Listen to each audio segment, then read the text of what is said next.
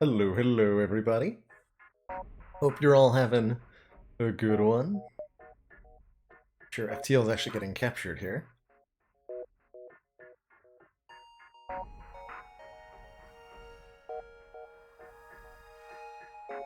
There we go. Over here. How's it going, Pearly Whirly and Bonfire of Hope? We've been playing a little bit of FTL on streamer recently. And I was watching Dolphin Chemist, I think, play some last night. And it's really starting to become an itch to play more of. Been a long time since I touched this game in any significant capacity, and it holds up really well upon a revisit here. How's it going, Regina 7? It goes, so it goes. I'm going pretty good. I am indeed also going. Let's see, what are all the ships? We have the Slug A unlocked. Ooh, that might be fun to run with. As well as the Lanius. Did not win with the Zoltan ship. Have not won with the NG ship either. Trying to see, what are our stats? We've actually only won a handful of ships. I can look at the individual ship best. So we've won with Kestrel A. Have not won with any stealth ship. Huh. Done a bunch of runs, but haven't won too many of them. Oh, that's right, I was playing hard no-pause on this save file for a little bit, so that would explain a lot of the dying, actually. Recently picked up FTL yourself? I think it is still $2.50 on Steam right now. And if you have any interest in this game whatsoever, and a spare $2.50, I highly encourage you to pick it up. It is well worth it. Let's click the random ship button until we get one we have not won with. Cool. That's one we haven't won with. The Man o' War, also known as the Slug Commander, A. one of our most valued supporters, says continued support of the XCOM project. King Sorsey, thank you so much for the 6 months of Twitch Prime. Enjoy that heckin' new shiny Ironclad energy badge. I like the Slug ship quite a bit. Let's see. Vision of every room of an enemy ship. So I'm looking at the achievements here. One of the ways that FTL is kind of a weird system for unlocking ships within it. And just simply getting a fresh save file to a position of having all the playable ships unlocked is a matter of hundreds of hours, probably. or at the very least quite a few dozen. The ships themselves are unlocked by either doing a specific quest during a run, or by winning a run of FTL with a previous ship, which was added in Advanced Edition. Previously, you just had to do the quest, and some of those were pretty difficult to do. Once you've unlocked the A variant, you have 3 in-run achievements to pick from, and achieving 2 of those 3 will give you the B variant of the ship.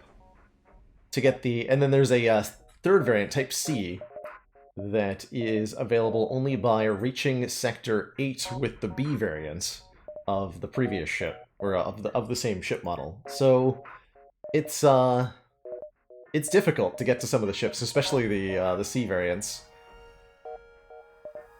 And for the most part, we're working with the basic stuff. Let's see. So, the achievements for this are Disintegration Ray.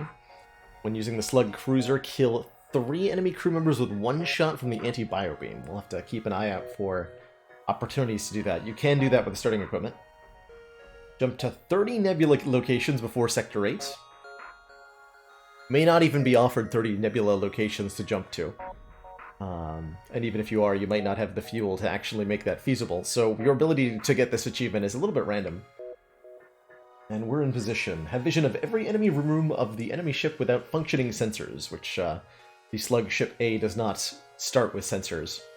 And to get vision of the enemy ship, you kind of need to board with a crew teleporter. There's a couple designs where that's not too hard to do.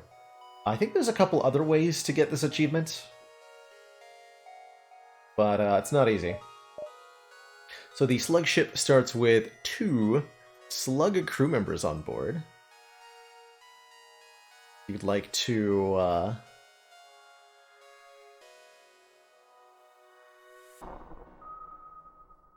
you'd like to have a slug named after yourself, you can do so with channel points. I think one of the cooler features is that I can like offer in-game names in exchange for people who watch regularly by enabling that in the channel points. Slugs can sort of see into the enemy ship.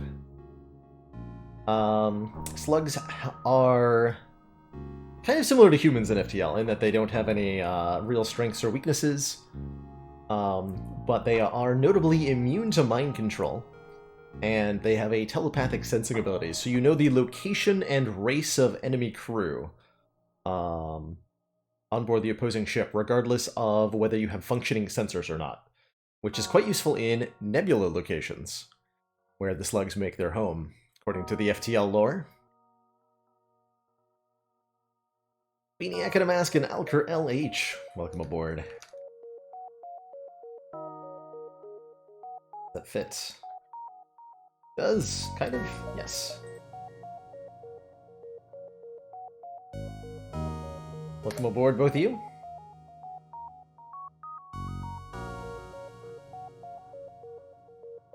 So the purpose of this run, achievement hunting to unlock further layouts. Our goal in this run is to win the run.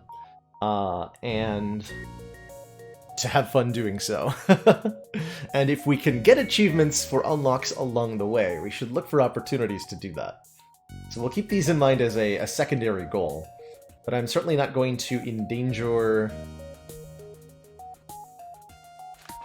the run in a significant way in order to do so. I might make a risk, though. And I would be okay if that didn't work out, but we got the achievements, you know? Secondary goal. Alright. Hard mode enabled, let's go. Let's go. So the Slug A has got a kind of a weird set of weapons. You've got a dual laser, which is good at bringing down small numbers of shields, which will allow your anti-bio beam to pick off any biological targets on board the enemy ship, which allows the Slug A to secure crew kills in the early game, which will give you additional combat rewards on any manned ships.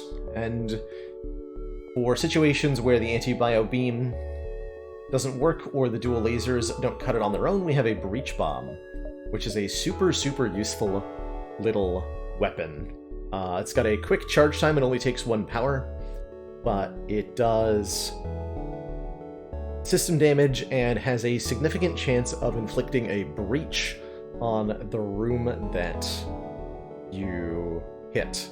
So this will make the room take longer to repair, and will also suck all the oxygen out of the room, which can be really deadly to enemy crews, and is also really effective against automated AI ships, because they cannot self-repair their systems if there is a breach in the system room. So by creating hull breaches, this weapon is reliably capable of dealing with AI-controlled vessels.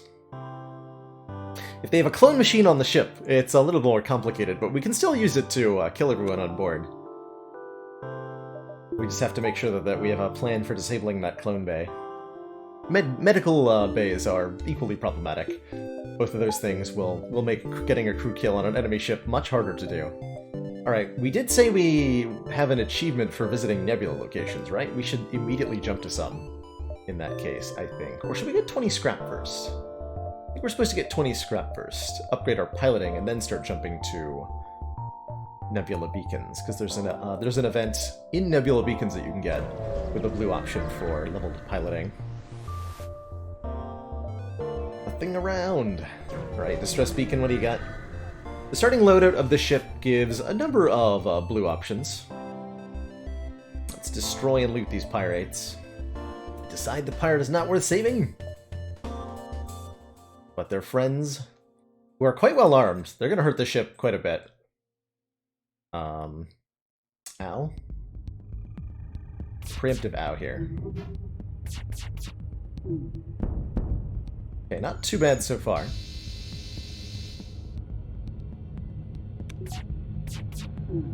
I probably want to charge the breach bomb now that, once the, gotta take out that weapon system. Woo! The dodges, though.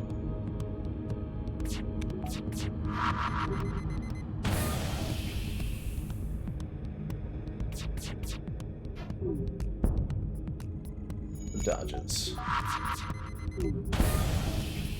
Okay. Should be good enough that we can stop firing missiles at them and start thinking about maybe trying to kill the crew.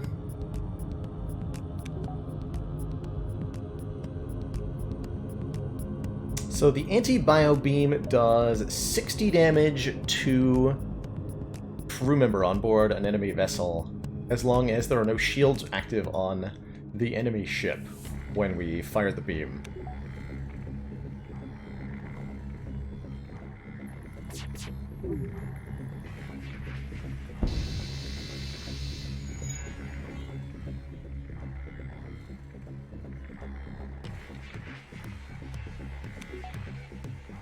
There's a fire in their weapons room. You can tell by the animation that Rockman is doing there.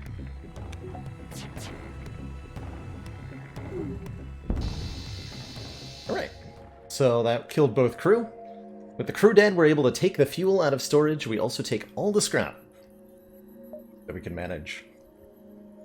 Yeah, I was just trying to kill the crew there, and we'll be able to do that against most manned vessels, hopefully, for a little while. We want to get that. We only got 19 scrap. I said I needed 20, right?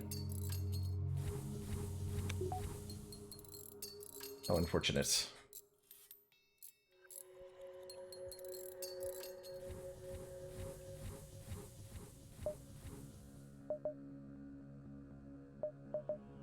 We are going to go to these nebula locations.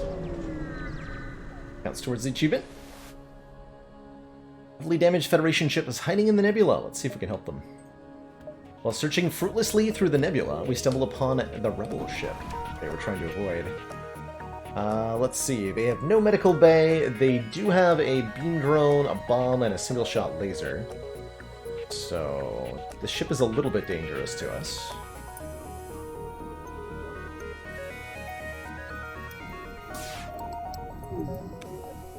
Yeah, because that can happen.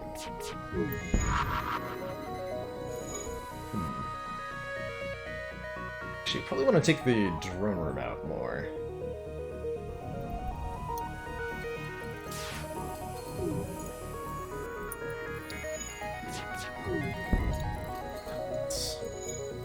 Most of the danger is at right now.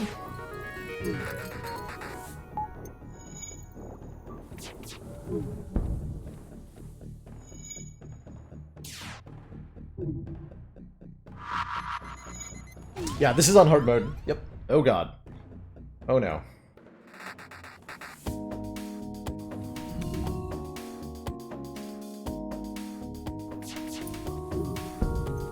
Red. Ah! Oh no! Get the shields back up immediately, please.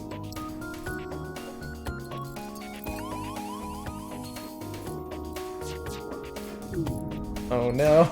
Oh no! Go, go, go! Oh, this is disastrous.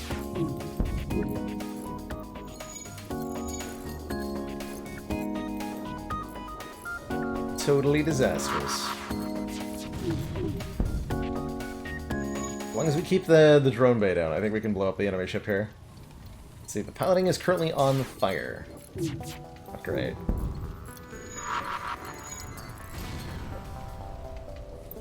Okay, I think we have some control over the situation currently.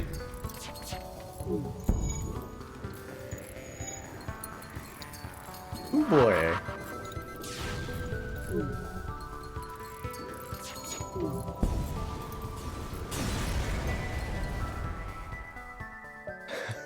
Ultimately not that bad. We didn't lose that much hull. Yeah, it's fine. Completely fine. Pretty standard, like, Sector 1 jump before you get your shields upgraded. That's gonna be a lot of experiences. So, yeah. All good. Everything's great. We'll just vent that, huh?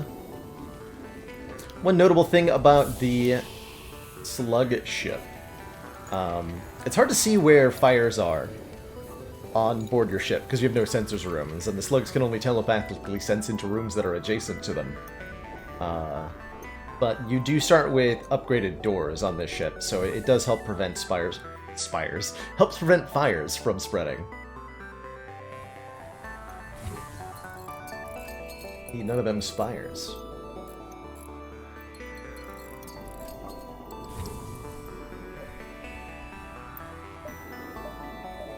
So do I want to upgrade piloting? I'm going to risk it. We want to get level 2 shields immediately. Can we buy sensors? Yes! It is possible for sensors to be a system that we can buy in a store. For this ship. They're like, kind of expensive though, and not really worth it. An advanced scout of the rebel fleet. We have another drone. Okay, so, like I said, in drones, we're actually pretty well matched up. As this breach bomb will allow us to permanently disable their systems. Gonna take one hit, maybe? No, we got lucky. So, a breach in the enemy's drone system means that the AI cannot repair the system. So this drone is offline for the rest of combat. And we're perfectly safe here now. So I don't need to use any more bombs on our breach bomb, we just pick the ship apart.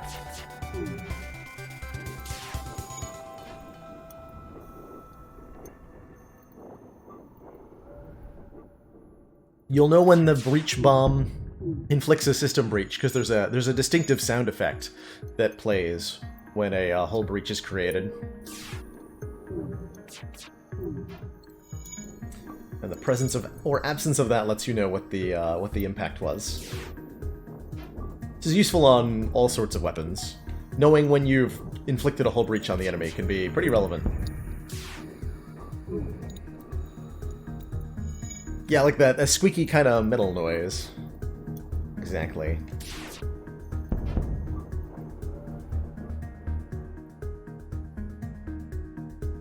We could sit here and train up our piloting and evasion if we wanted to. For as long as we wanted to. Until our 2 slugs were max ranked. I don't think I'm gonna do that though. Get them leveled up eventually anyway. There's enough scrap to upgrade shields, and oh, there's a store though. Okay, we're gonna jump here and then to the store.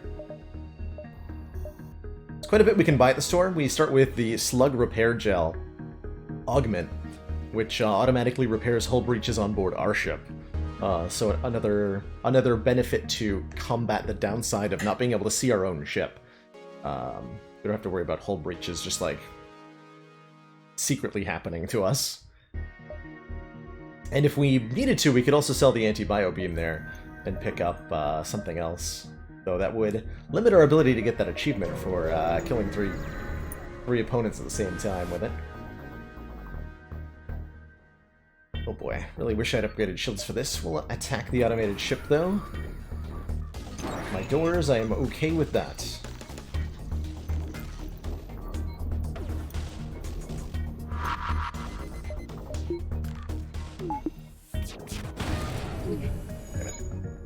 If I timed that shield dropping a little bit better, I could have avoided taking the damage there, but that's fine.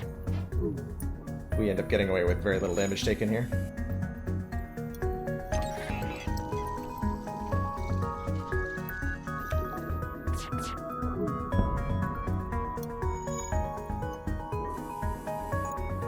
Let me repair the oxygen before we set the game.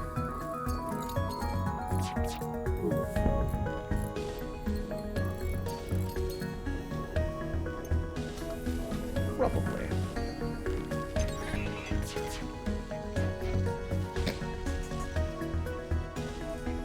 Okay. So again, because there's a whole breach in the weapons room, this ion blast will never come back online. And I'm completely non-threatened here. Let's go and check off the chemist. Hope you're having a good one today.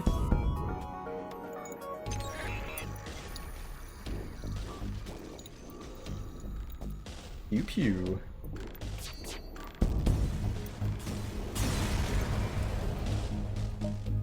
It's in the station! 4 fuel, 1 drone, 10 more scrap. Means we have quite a bit of effective scrap here, and we could afford something like hacking. Let's see what we got. Ooh. Oh my. I read that as Seth Rogen for a second, by the way. So there are crew and weapons available here. Like Apparel Gel sells for 30. The Anti-Bio Beam sells for 25. Third crew member would definitely be helpful. I'm eyeing the Pike Beam as well. As a powerful anti-ship weapon that pairs well with our dual lasers and can be powered in lieu of the Anti-Bio Beam if we want to.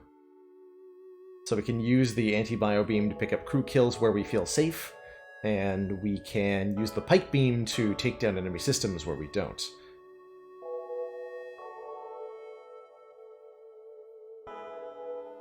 In either case, I think we sell the Slug Repair Gel, generally, as an early game choice. And we want to patch up the hull a bit, too. I could both buy a crew and a weapon, but then we're behind on the amount of scrap we need for shields, too.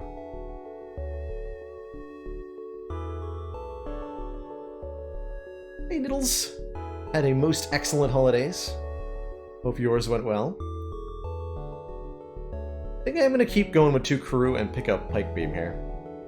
This is one of my favorite weapons in the game. And patch up the ship a fair bit here. Cool. So we have a fairly powerful weapons setup now. And we should be good for... Oh man, there was another store. Should be good for a while. I didn't even think to check for another store. Get a free combat drone Mark 1. Neat, we can sell that at a store. Hooray. Watch a ton of Star Wars, nice. I'm hoping to catch the new Star Wars kind of soonish. Okay, this is not safe to try to get a crew kill on. Let's go with dual lasers Pike Beam for the moment.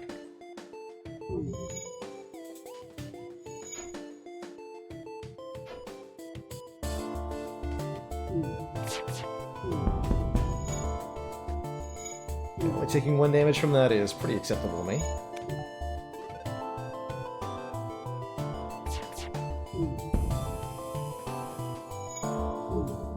Slice and dice, baby.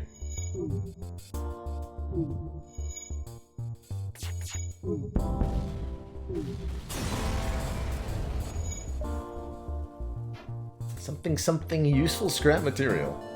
Of course, now I can't upgrade shields because I'm in a hazard zone. So I have to go another jump without them. It's okay. Federation encrypted signal being broadcast from nearby planet. Investigate! You approach the signal, you receive a message on a rebel channel. I knew we'd catch some Federation scum with that trap. I got to upgrade my...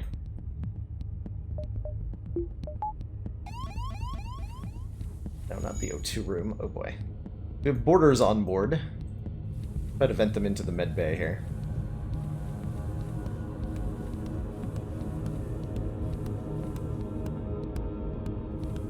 Or anywhere other than where they currently are. And more boarders. Great. Our opponent has one heavy laser, one missile. So we just want to disable their guns as quickly as possible. Probably means breach bombing, though.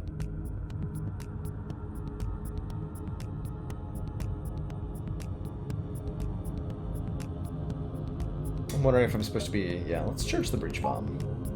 We get the dodge up, too. Don't break my stuff.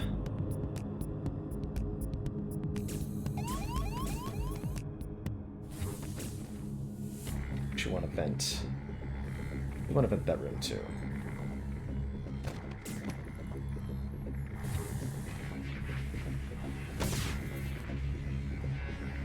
Okay, so where that missile lands is going to be really important.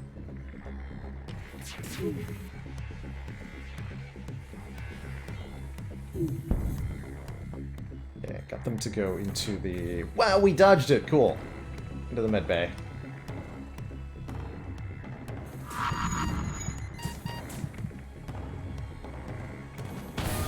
Okay, our slug is probably about to die.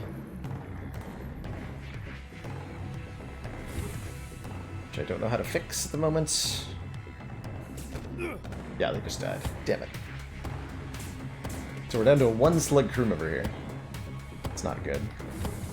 And that's... all of this just happened because I didn't repair my doors before I went into this jump.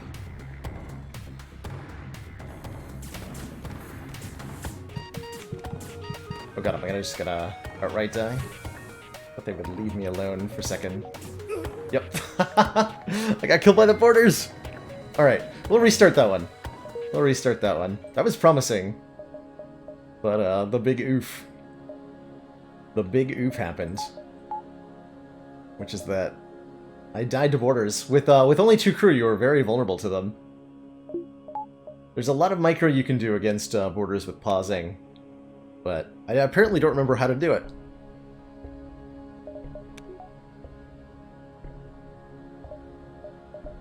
Yeah, the medbay being in vacuum did not help. As much as I thought it was going to help, it did not help. It did not help at all.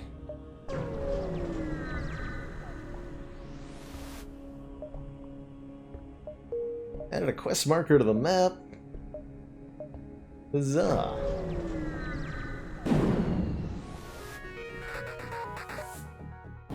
There's a rebel scout with a yikes drone. And a missile launcher. Trying to blow me up. The incredibly limited power available to the ship in the Ion Storm, it's unlikely that we're going to be able to... Oh, Jesus Christ, I'm gonna die. I really did not need that missile to hit my shields. At all.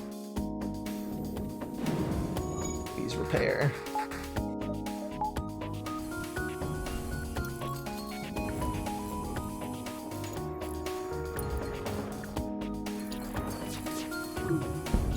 Okay, good.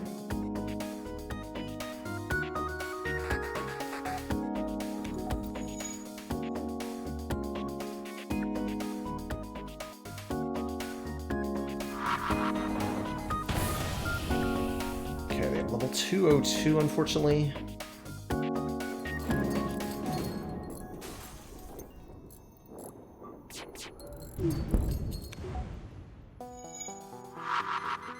breach bomb. No! Damn it.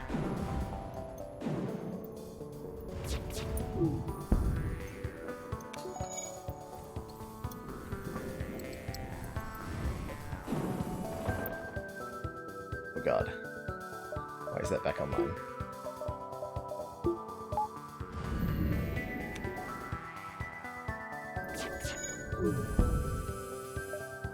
Not accept your flimsy surrender. Get out of here.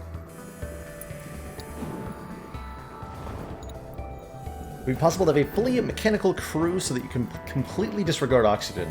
It's possible to get a complete crew that that doesn't need to breathe. Yes, with Lanius crew members.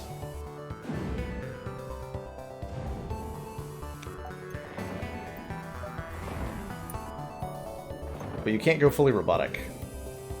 It's the quirk of this ship. It has no sensors. Is perhaps one of its biggest quirks.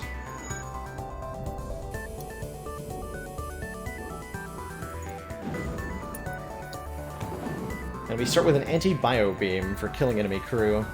Although this one's gonna die. This crew's gonna die to suffocation.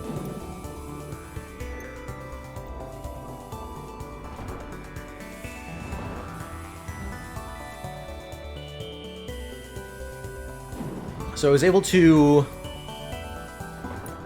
How am I seeing the enemy crew without sensors? Slug crew members can do that. They know the location and species of enemy crew on board the other ship. There are no more life signs on that ship, so we strip it of useful materials. Excellent. That's a bit of a scary jump. We got there. We got there. Very useful slug repair gel. I mean, it is very useful. It sells for 30 scrap, which is extremely useful in the early game.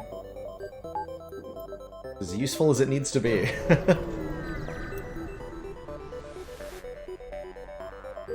Nothing here. Empty jumps in Sector 1. I think it's a little bit behind here. Ooh! Find the planet at the indicated coordinates. Our initial scans show the planet to be barren and devoid of life, but we get a prompt reply. We broadcast on Federation frequencies. Hello! Nice to see you, friends. We'll bring you up some supplies. We're given an anti-personnel drone, which is a boarding defense drone, basically. It's a robotic golem-like creature that repels boarders. And does a decent job of it. We're probably going to sell it at this store. Let's see what's at the store just to buy here. Hacking would be a great priority. Drone control, cloaking, and a clone bay. Ooh, heavy laser 1 and small bomb are both quite nice. Those for 17, so we have 88 scrap to work with. Going double bombs is a little bit overkill most of the time. I do like the heavy laser 1 as a weapon. It's just a solid anti-ship gun that fits into almost any weapons loadout. Any favorite weapon? Probably the pike beam, truthfully. I adore a pike beam. So if I had to pick one that I enjoyed most, I'd pick up this heavy laser 1. Let's top on the repairs here. Give us a little bit more oomph against ships that are threatening us. Like this one. Exactly like this one. We compare it alongside the dual lasers and the breach bomb, for when that's important. Okay, this is a... I'm going to preemptively vent most of the ship, because of this is a fire drone. So we'll start fires on the ship. I don't want to deal with it.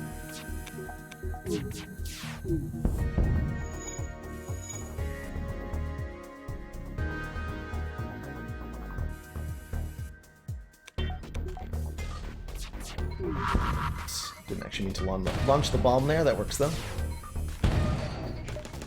Put these backwards on the hotkeys.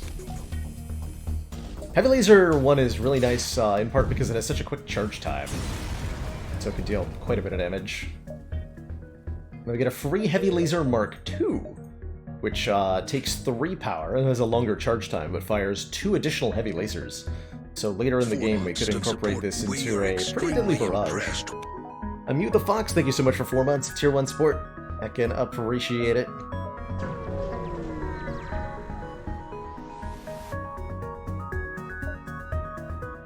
Something super giant. I forgot to upgrade my shields class 1 star.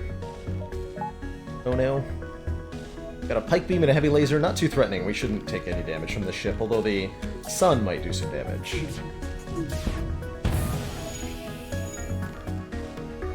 Probably get a crew kill on this one.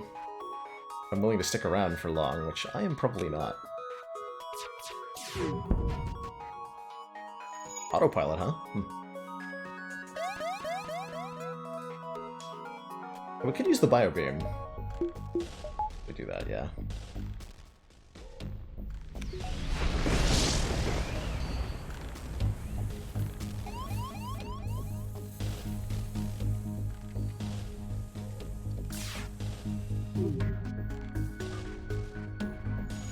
Back on, right? Okay, good.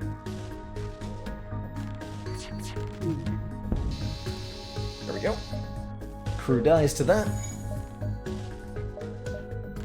I can't upgrade the ship here. Let's go to the distress beacon. A trap! Trap with a missile launcher.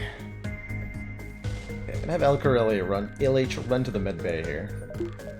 While we charge... do dual heavy. Don't think I need any breach bomb shots on this one. That might be wrong, though.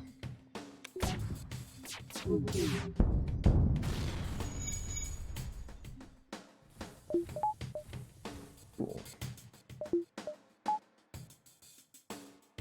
Remember to swap my weapon charging more immediately.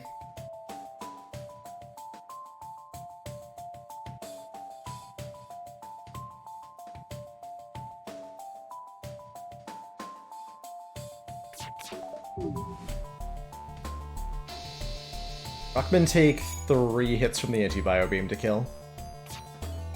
They're a little bit more threatening.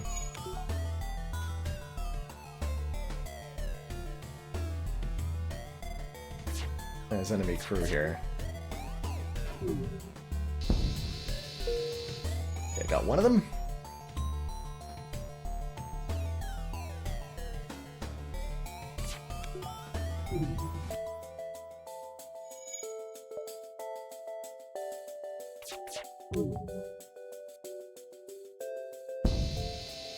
Two of them. Okay, here we can actually upgrade our shields. Times. Second shield bar is one of the most useful early game upgrades you can get on most ships. Takes your risk in the early game encounters from significant to way, way lower.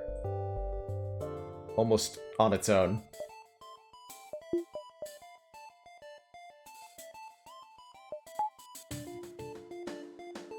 Use a breach missile on these nerds. Just one.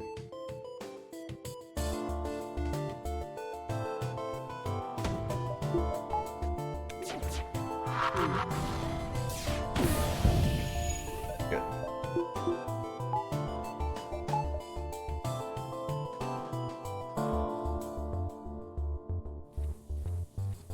Fix them shields.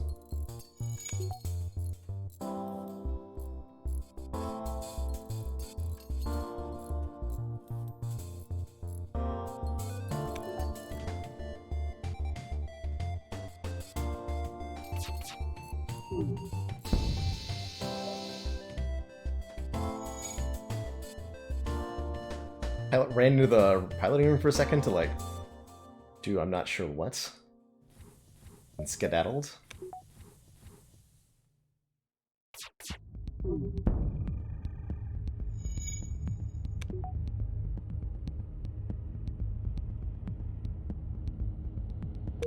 Okay, because there was a fire in the room.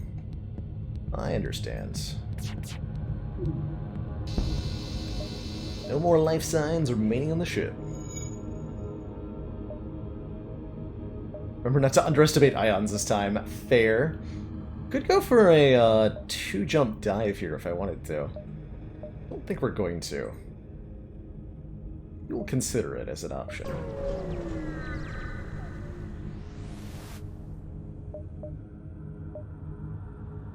I'm gonna scrap some of the debris. Boarding the station is risking a crew member, and with only 2 crew, we really can't afford to take event options that are chance to lose crew. Abandoned sector. Lanius are terrifying, but abandoned sectors give tons of scrap. The anti-bio beam is one of the few weapons that's actually good at getting crew kills on Lanius as well. Normally they're really hard to kill because you can't suffocate them, and since their ships have no oxygen on it, you can't burn them out or board them either.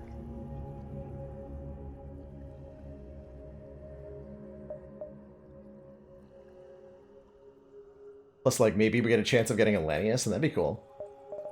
I like abandoned sectors. They are risky, but they are very rewarding. Let's go.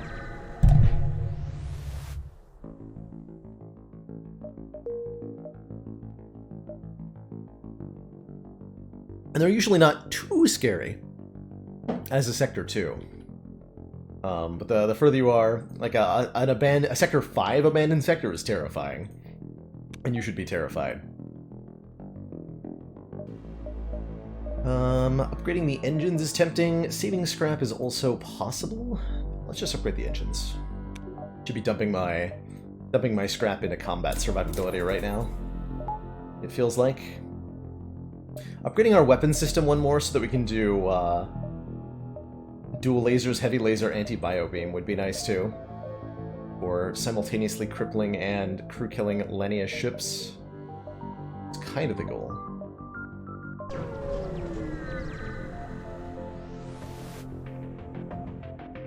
I think it'd be possible to learn the game without pausing. I think it would be possible, but I think choosing not to pause would be a significant barrier to picking up the game. It's shocking at how much it takes away from the player. There are some truly cheesy things you can do with the pause function, which is part of the reason the no pause challenge does exist, is to provide a top level of difficulty in play where there's an upper limit on how skillful the player is allowed to be. Best overlooked weapon in this game. Overlooked, but good.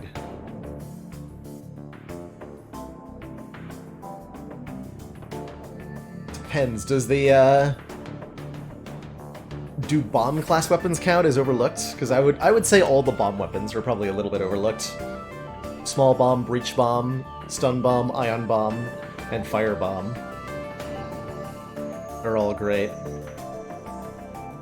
Hey, so then, Grifflins, we did win the last run. There's only 2 of the 5 days implemented for the second character. I would expect me to check it out again when the game gets a Steam release. Probably about 4 months from. I think that's in like June or July or something in the summer. We'll probably look at it again, but for the moment, it's still really early on in the alpha stage of development.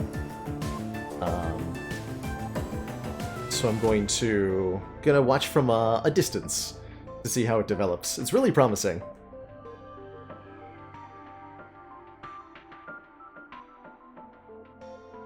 Something to strive for once you're good, or something you can try as a baseline? I would at least try it. My recommendation would be to learn with pause. Once you feel comfortable, you've gotten a couple of wins, see what it feels like to try playing without pausing. And if you find that an enjoyable challenge, then maybe it's for you. If you find it a frustrating experience, then you already know a way to play the game that works for you in pausing.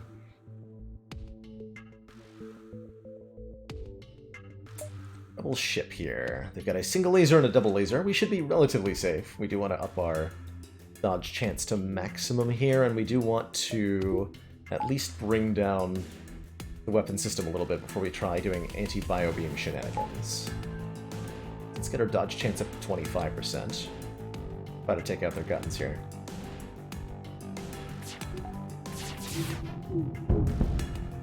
Took one little hit. I'm gonna remember to fix this time before I go to the next frickin' jump and I don't die, maybe, hopefully. There's a fire in the weapons room. One that's out of control. So these two crew are likely to... Oh, they called in backup. All of them are in there now. I get all three of them with one beam. Oops, I completely timed that wrong. A little bit of a brain fart there.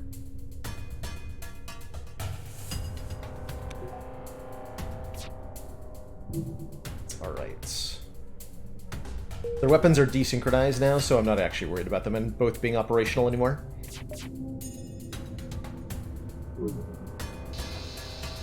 Okay, that took out one of the crew. Excellent work, Commander. Spoke too soon, This they council is resynchronized. pleased to see our continued support of this project has been Insidians, worthwhile. thanks so much for the 2 months. Glad you enjoy the relaxing content, be it Spire or otherwise.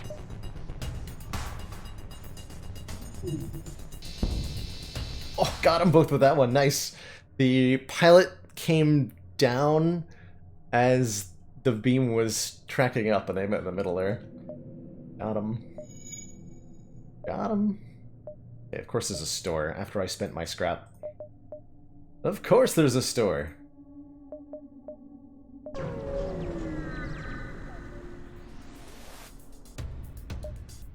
Image of some weak and hungry humans come onto your screen.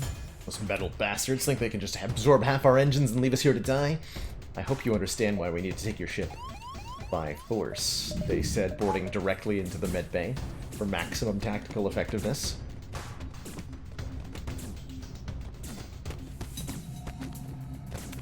Pretty much always the room you want to fight in, being passively healed. Just something about that makes it much easier to win fights. And yeah, I did forget to fix the doors, and I could have died here because I forgot to do that. Hmm.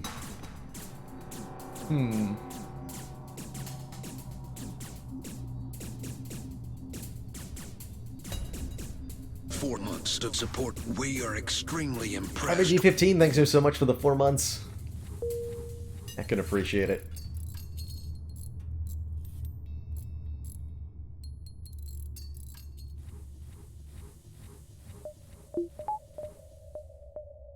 Another store. Okay, so we might actually be able to visit this one with a decent amount of scrap. Still have that heavy laser mark too. Your scans have picked up a Lanius vessel in the system. It appears to be navigating a rich debris field, harvesting the minerals. I think we can get a tremendous amount of scrap from this if we attack the vessel. So, these are the dreaded Lanius ships, and here's a prime example of why they're dreaded. Weapons loadouts like Flak 1 and a laser are going to be really good at getting through our shields and doing damage to us.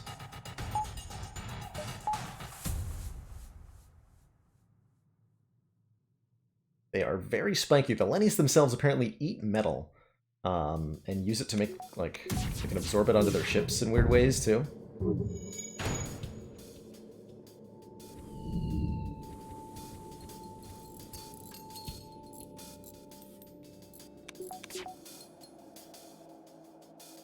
A little bit more damage to the guns here.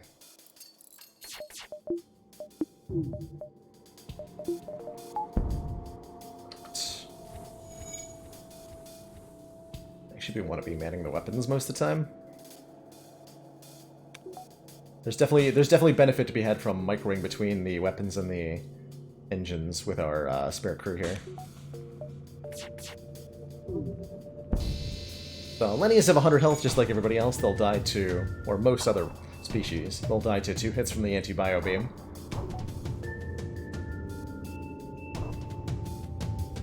I can't quite adequately express how much of a rarity it is to crew kill a Lanius ship. It is hard to do. Strip the ship of useful materials, a little bit of scrap, missiles, fuel, and more scrap, missiles, drone part from the debris field. Excellent, excellent. So more than 20 scrap there.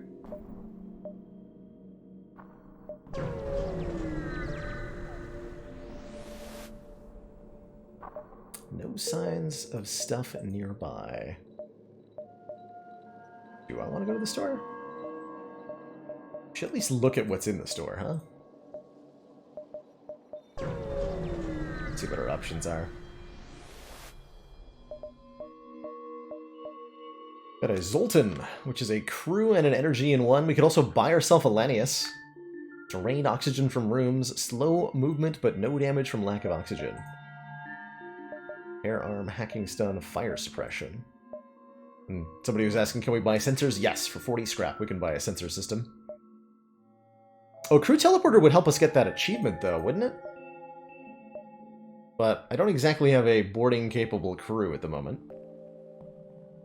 I could afford teleporter if I sell the heavy laser too.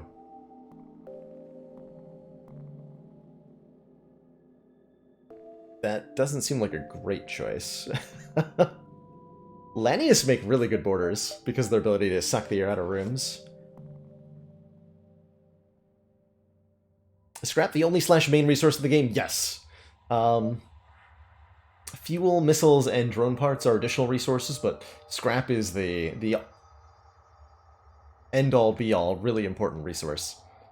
And the one you always want more of.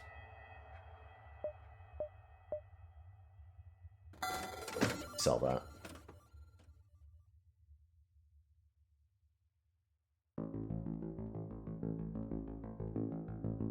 Thinking about achievements. This crew teleporter is the key to the B variant. Let's try to make it work. I'm buying it. I'm buying it.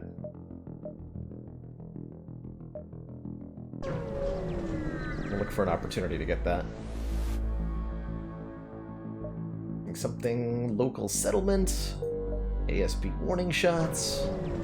Not had as rich a abandoned sector as I usually encounter. Greetings, we've been attempting to understand our region's newest visitors, the Lanius, but we've had little headway in deciphering their language. Don't have anything that can help them, so several dead jumps in a row here. No bueno. Here we go, combat position. Yikes. Combat yikes. The ship has a clone bay, which doesn't mean that we can't crew kill them. Oh god. Okay, hold on. That's not cool to have our shields hacked here. We have an allied ASB helping us as well, which I failed to realize. Nice. Okay, let's try to breach bomb the clone bay. I can do this quickly enough. Good.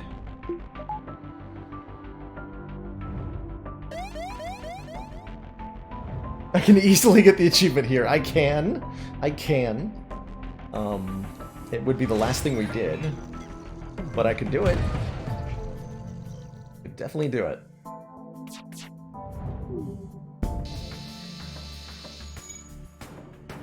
I managed to start a fire in there. Looks like they're gonna die to the ASB just before the anti-bio beam takes them out. Or they? Yeah, they will, right?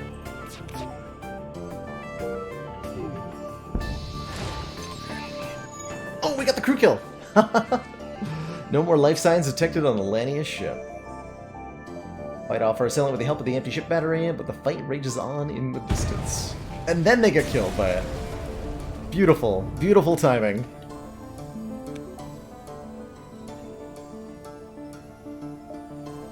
That was great. Absolutely beautiful.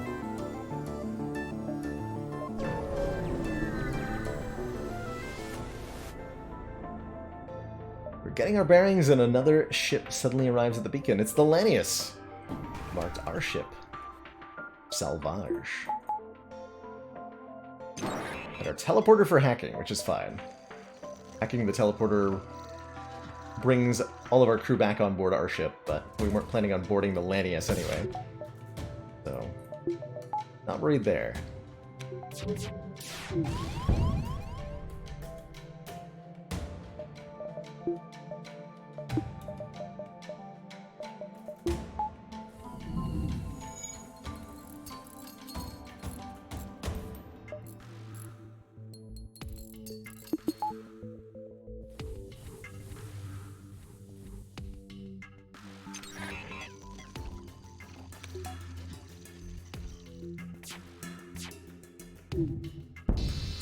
Oh, I might have missed one there.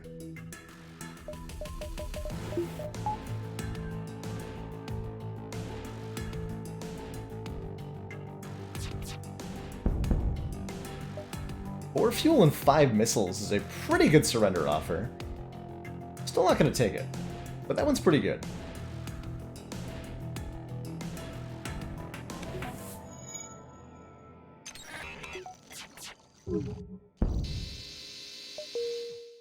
So we got 4 fuel and 22 scrap instead, and I'll take that much better. Much better.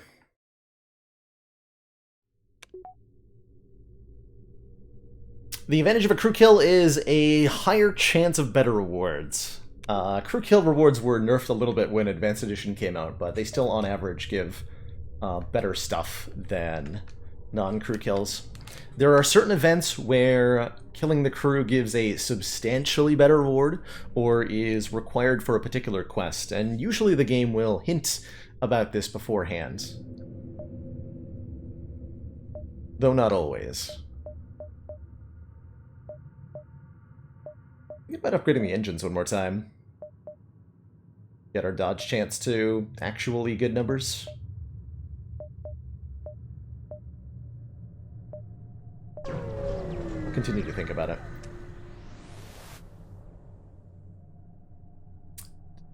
Arrive at the beacon to discover a civilian ship fleeing from a lone Lanius craft. Help! The metal monsters are coming to melt down our ship. We will attack the Lanius ship. Like the good space pirates that we are. Attacking everybody in sight.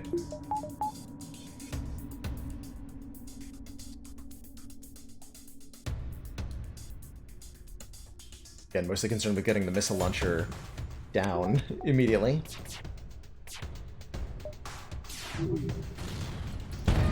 Okay, already a full breach there. We'll breach bomb that too.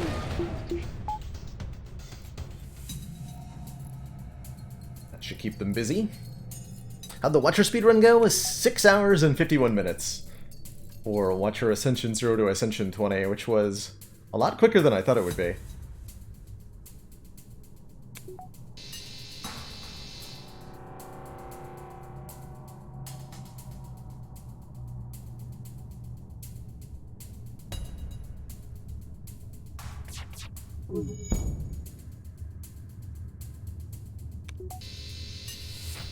Easy peasy. We've been getting tons of fuel from these crew kills. Tons. Oh, didn't full heal. Does a bomb weapon give a blue option here? I actually don't remember.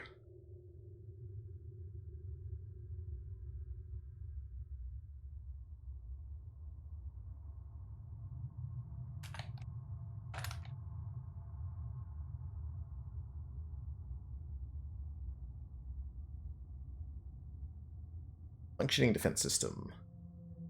Ion weapon, cloaking, improved cloaking, advanced cloaking, MG crew. Okay, bomb weapons do not give a blue option here. So I either take damage or I get a little bit of a reward if I try to help without a blue option. Do I plan on trying the lettering challenge? Absolutely, Amadeus. We have an attempt at Ascension 6 right now. We played like 6 or 7 hours of ladder streak on Christmas. And we'll be back to that probably tomorrow. I plan on doing some more Spire, and it's highly likely that we'll be doing ladder streaking. So that is not going anywhere as far as channel content goes. Biobeam count as a beam. Bomb is a blue? Let's find out. Nope. Simply fire on the defense system from a distance. You fire a few volleys but aren't able to penetrate the defense system shields. Station will need to find help elsewhere. And we will need to find hull elsewhere. Probably worth the gamble anyway, given that we were high on hull.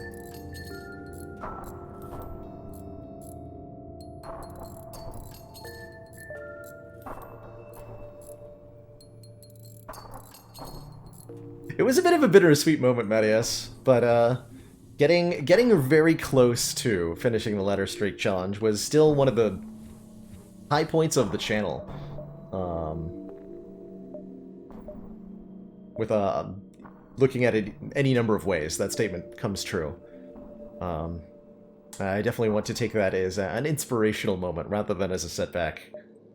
Because damn if that wasn't an awesome streak, and I'm hoping we can rival it. Or even exceed it. Moving forward here. That mean not enough power. Plenty of power. Yeah, let's actually upgrade the engines one more time then. Cool. Alrighty.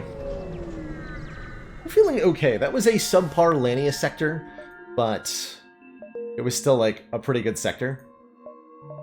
So I'm pretty happy. NG Homeworld. We don't have an MG crew to actually give us the quest there, so let's go to the pirate-controlled sector. I don't often think it's worth going to the NG Homeworlds if you don't have NG crew. It could be. Just not often. Oh, I probably wanted to, like... There's no way to look at the overall sector map, right? I want to head towards purple stuff. For that achievement.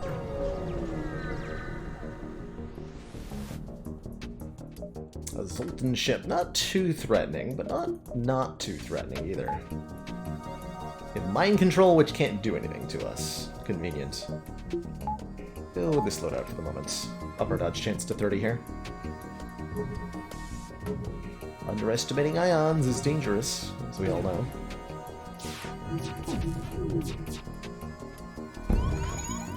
Yeah, exactly.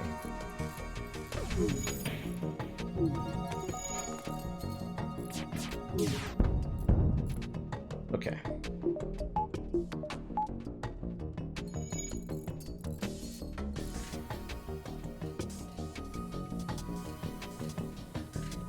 I got a fire.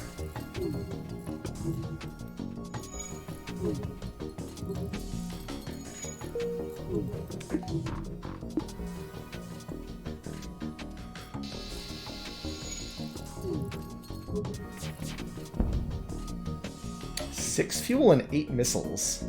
Nope. Take the higher scrap number. Okay. Oops. Nope. Not like that. Like that. There we go. Oh yeah, we also have a crew teleporter. That I should be remembering here.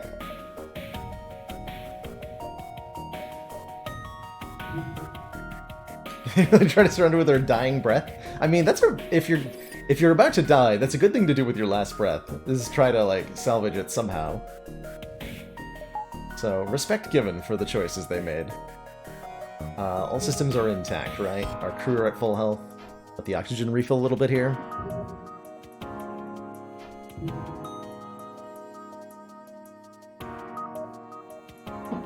The oxygen refill a little bit there.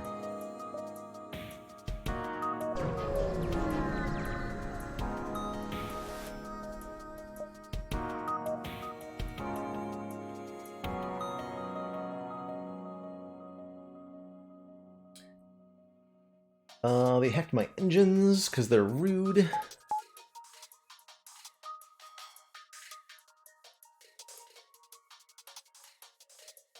I'm probably taking one missile hit here.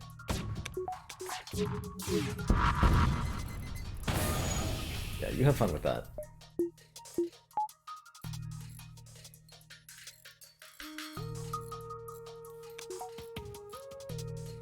I have a med bay, which makes this a lot more difficult.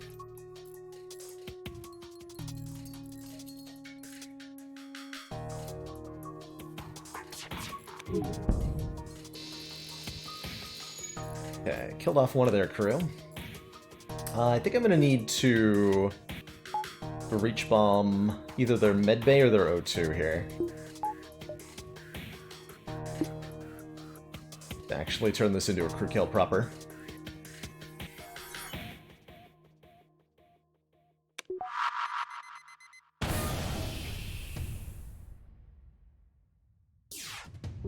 Oops. Let's do the dual lasers. That are charged now. So with the O2 down, the O2 room will quickly run out of O2, because there's a breach in there. And that'll make it really hard for them to repair.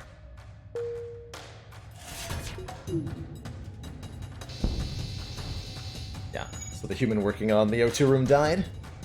Just the Mantis left. Any recommendations on when to start the Advanced Edition content?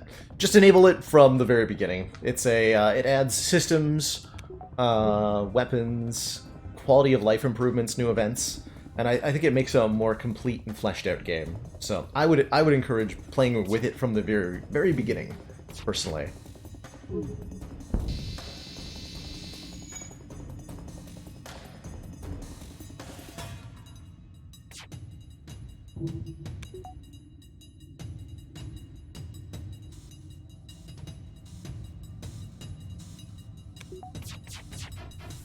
What? Just completely missed. Wasn't prepared for that. I was not prepared for that.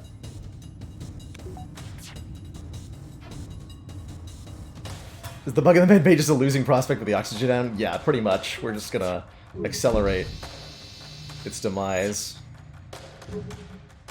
with our weapons fire here. But that is one doomed Mantis. It could reach an equilibrium state where it's sustained by the medbay with the ship out of oxygen, but it would be unable to repair any other systems. So our opponent is hopeless. Hopelessly dead.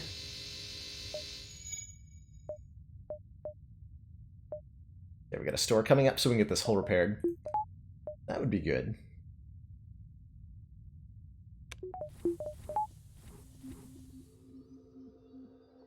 Ship layout didn't let me... I don't think that one let me get vision on all the rooms, did it?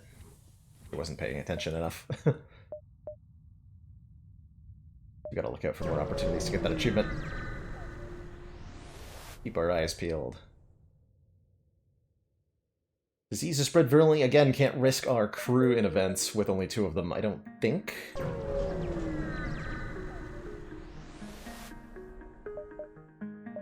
See, a couple crew member here. Wouldn't mind a Rockman.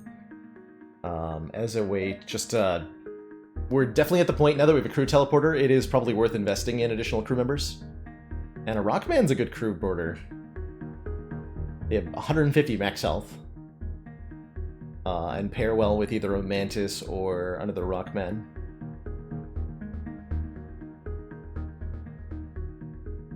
And I can still afford hull repair. Yeah, let's pick up a Rockman here. Do you have to be careful about boarding? Absolutely, yes. Boarding is very dangerous, especially when you can't see exactly what's going on the enemy ship without our sensors. It is definitely possible to blow up the enemy ship, and any crew members of yours on board the enemy ship are destroyed or killed if when the ship is destroyed. It's also possible to be forced into a situation where you have to jump away, but your own crew can't get back online. The enemy can destroy your teleporter while your crew are on board the enemy ship in a losing situation, and you can lose crew like that. It's definitely risky. There's a lot of ways for it to go wrong. A double store.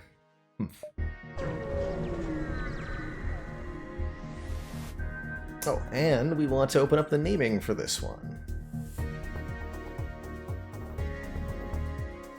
So if you'd like to be a Rockman, that's your chance to turn in some channel points to make it happen. Faley is ready! Welcome aboard, Faley. Oh, I can't do that now? Cool. Well, as soon as we're done with this combat, Faley will join the ranks.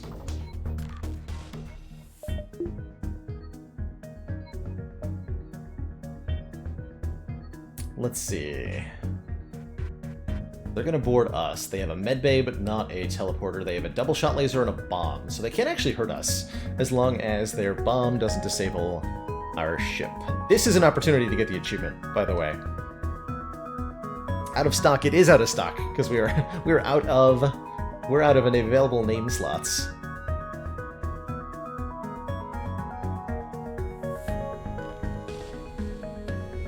So let's charge up the breach bomb here. in case we need to shut down their offenses, but I should be able to get some achievements here. At least one, rather. Unless that happens.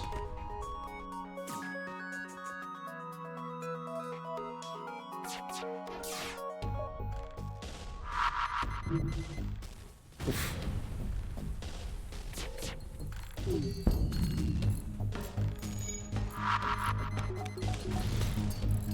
Please do not break all of my systems. Thanks.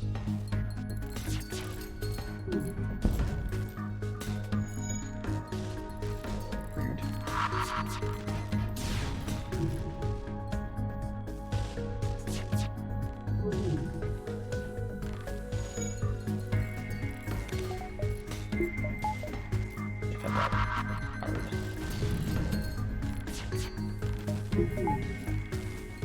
So much going on here. The enemy ship will eventually run out of bombs, at which point we'll be a little bit safer here.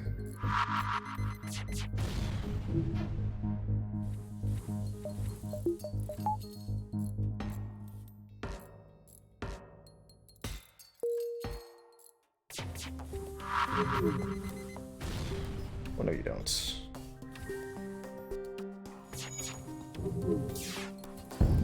There we go. Put that nonsense to an end.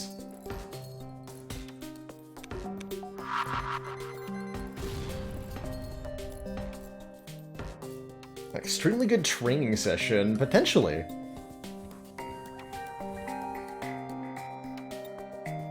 Not what I'm looking to use it as, but it definitely could work as that. I'm certainly gonna wait for them to run out of bombs so I can get the achievement here.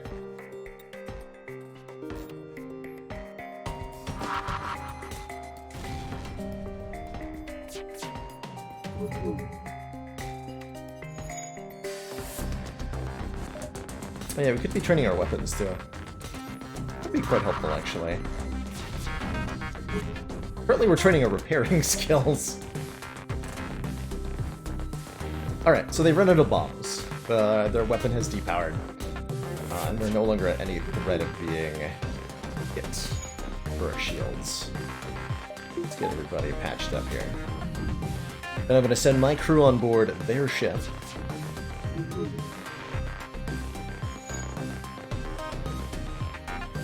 And we're going to see how that goes.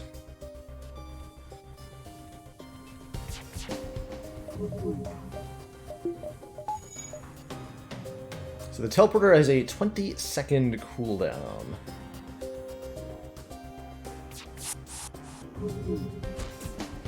That's where we want to be. They're actually gonna beat us one-on-one is the current problem.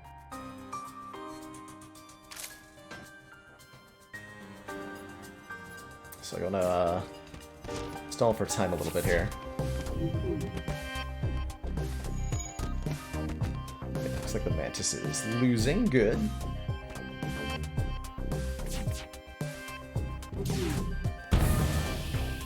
Okay, breach created in the medbay.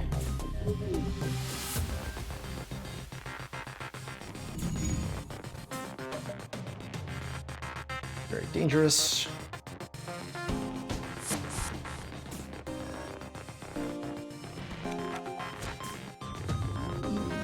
Okay, achievement gets.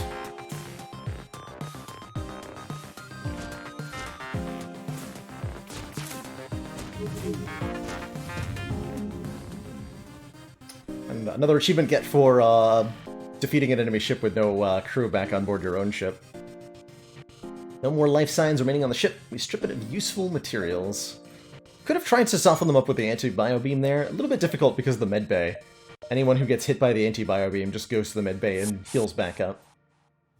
But I probably could have improved my odds with some sort of maneuver. There's usually something you can do in FTL to up the odds.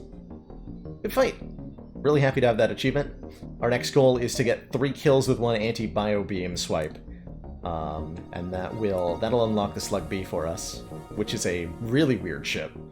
That one starts without a med bay, but is also super cool.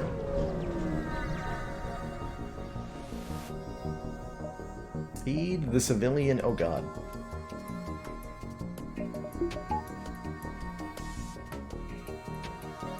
Definitely want to take down the weapons on this opposing ship pretty much immediately. Before it fires that thing at me.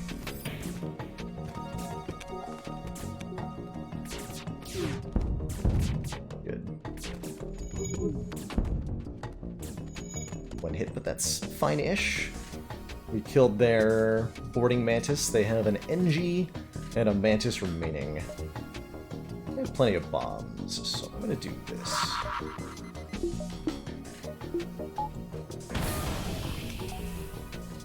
Okay, they're trying to repair their weapons, their shield breach with a mantis. Not the greatest idea. We can board them. Instead of going for the bio beam kill, right? We'd have to heal up first. Be wise. It's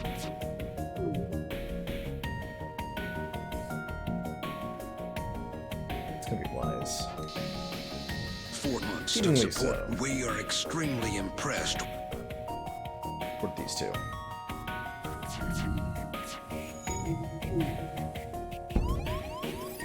I'm gonna take a hit from that missile launcher, though.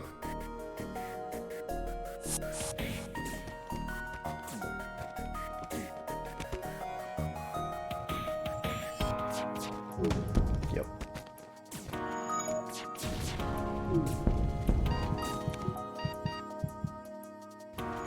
Oh god, they have upgraded... Oh no. They have upgraded doors! And there's a breach there. Hopefully this room becomes breathable in a second. No, I'm gonna die. Yeah, we died. We got locked into a room that had no air in it. I didn't think about that. Well, that's an awkward way to die. That is an awkward way to die indeed. GG. Although we're not actually dead. We can keep going here. We're just almost entirely dead. What do they have on their oh, I have no slugs, so I don't know who's alive on the enemy ship. Cool. Welcome aboard! Okay, hold on. All is not lost. All is not lost. We can repair the O2, we can survive. Name Faley, hold on. I'll welcome her back aboard.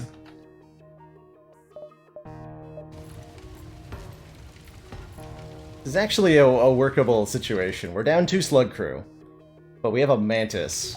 That changes things quite a bit. Ship is also very on fire.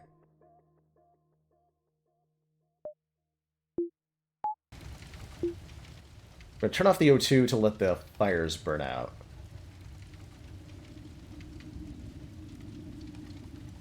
We also have a new crew member. Hold on. Before I open up naming for this one, we'll see if we can survive the current encounter.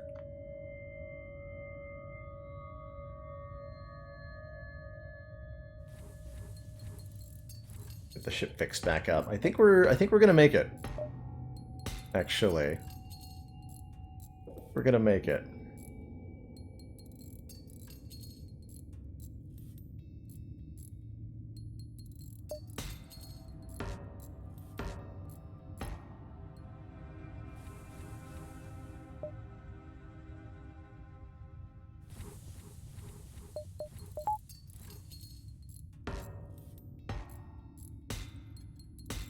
In FTL, just like Inspire, there's almost always a chance to recover from just about any situation. I let myself forget that for a second there. No matter how bad or bleak things are, there are ways to recover.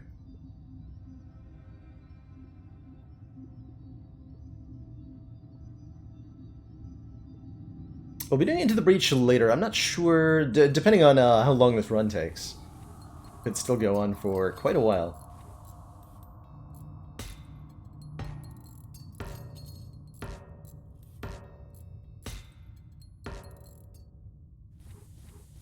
We're learning some hard lessons about Thinking more carefully about where we send our crew on board with the teleporter. I said it was dangerous when we picked it up, or somebody asked earlier, is boarding the enemy ship dangerous? Yes, it is. Very much so. We're gonna put the Rockman in the weapons. Okay, we're gonna drop the, or try not to use the anti-bio beam too much, because we're in a dire situation. We do have a store that we can repair at least. Which is very nice. Very, very nice. Without sensors or slug crew members, though, we have no idea, unfortunately, how many crew are on board enemy ships. So that's going to be fun. Going to be fun indeed.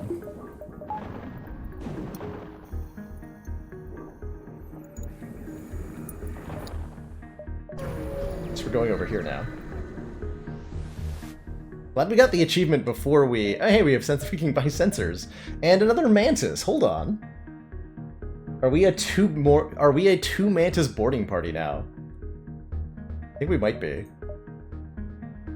Might even be time to... I don't want to sell the anti-bio beam because there's still the achievement for that.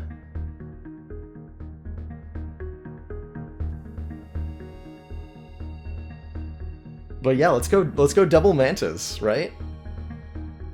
Mantises deal additional damage in combat, so they're excellent at boarding enemy ships. Which can be supported really well with Breach Bomb. I only wish that we had enough money to also pick up Mind Control. Actually, can I do that if I sell enough stuff? Just be exactly 75, so I have to pull 55 scrap out of my butt. I would have to sell a lot to do that. More than is reasonable.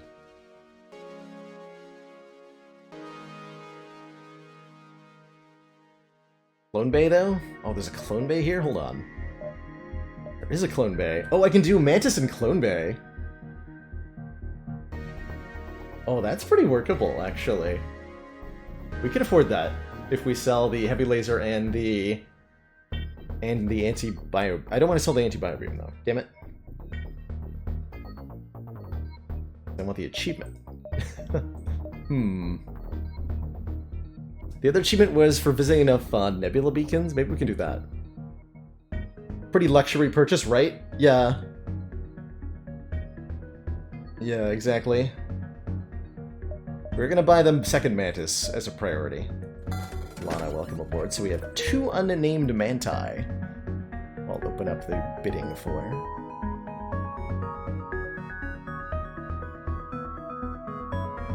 Okay, there should be 2 purchasable crew slots available.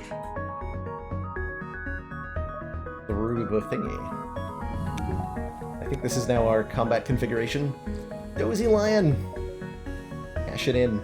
Mantises move faster and do more damage in combat. But repair at half speed. So they're not very good at maintaining your ship.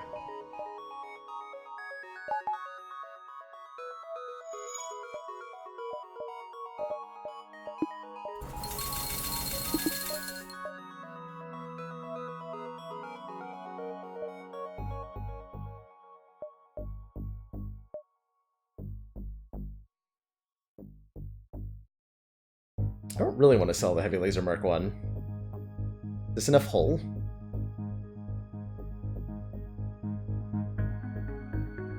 Tea time!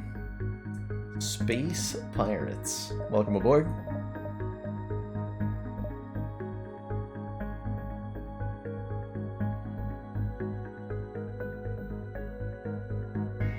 Welcome aboard.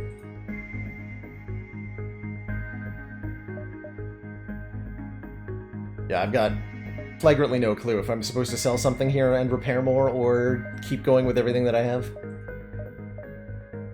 Flagrantly no idea. Be greedy, because we are in a position to do that, right? Yes, exactly. We are in a position to do that. We've got fuel to spare. Here, have some fuel. They give us a fire beam. Are you serious? Give us a fire beam? This terrifying beam does no physical damage, but does ignite fires. If only I'd bought the second Rockman, we could have done double Rockman boarding Fire Beam. How unfortunate. All the fun toys.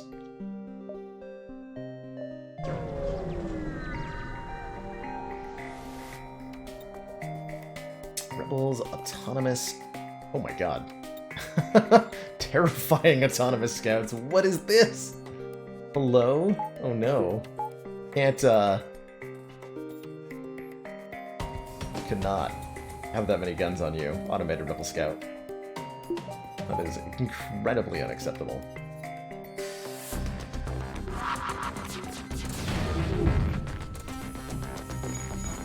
Okay, we took a little bit, but not too much.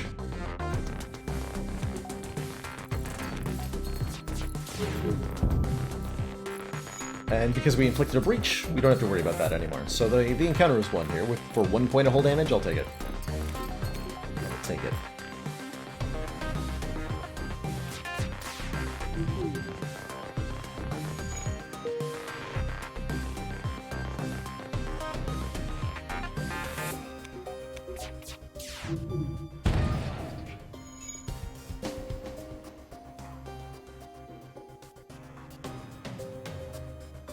I only want to have something in weapons when I do this, but whatever.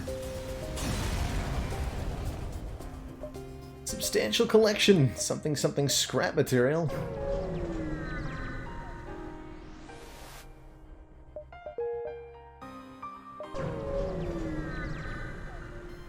Do we have here? I forgot to turn on my oxygen. Fix that. Please don't suffocate. Everybody on board. Thanks.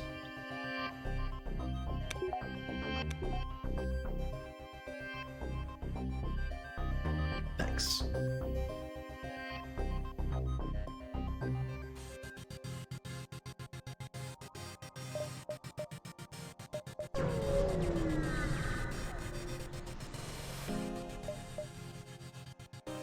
More free stuff. Okay, so that's a good amount of scrap we just got.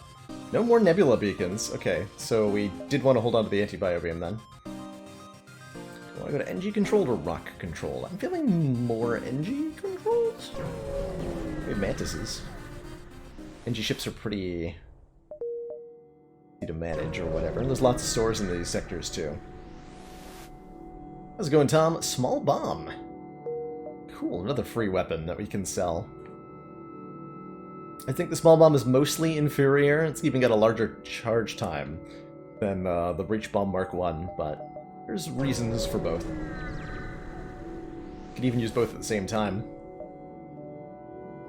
Find a small ship struggling to maneuver through the field. We have a teleporter. Hey, do you want to be on board our ship? They reluctantly agree. Once aboard, we watch as their ship crashes against a massive rock. Don't know what we'll do without your help. As the captain, I feel obligated to help you with your mission.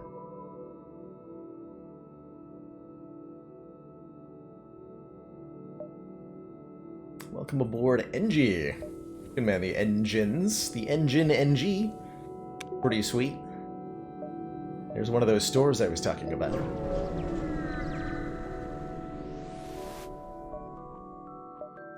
They're just pirates. Blow up the ship. Decide the pirate is not worth saving and fire a few volleys into their hull. These guys have mind control, which is going to be a problem. It is level 1 mind control, so it doesn't last too long, fortunately. Their weapons loadout is a little bit scary. It's enough to take down both levels of our shields, and that's a highly damaging heavy laser Mark II. That's also terrifying.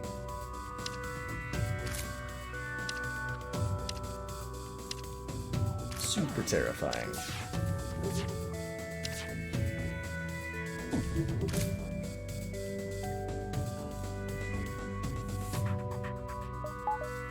Stop my dodge before I did that.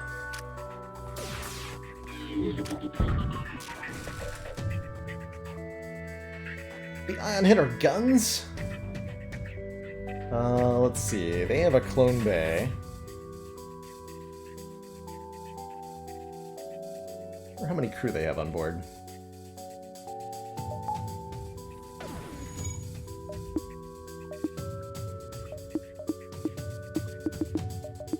change which weapons are powered? That's right.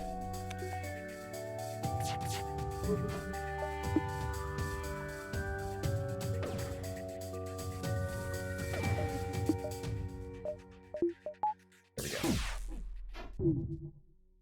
Okay, bit of luck there, so we're gonna breach the... Fuck. We're in trouble here. We're in really big trouble here. Welcome aboard, Frey Wolf, or you will be welcome aboard once we survive this encounter. Okay, that ought to help a little bit.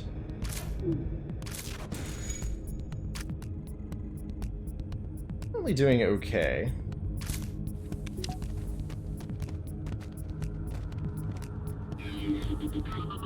Mantis is to be ready aboard momentarily here.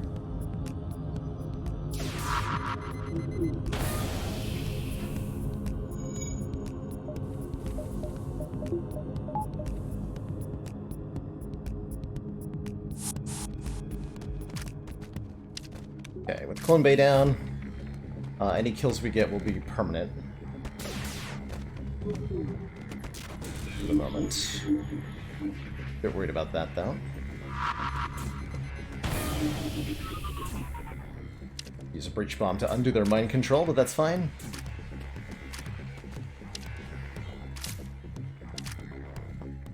Now that their ship has been emptied of hostiles, we search it. Eventually, we find a prisoner who offers to join our crew. We get a Zoltan named Vincent.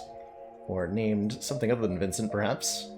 Zoltans provide 1 power to the room that they're in. We're actually going to make them the new engine person. That's pretty hype as heck.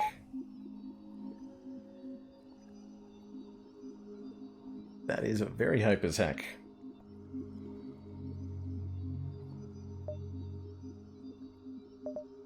Grey Wolf, welcome aboard, by the way.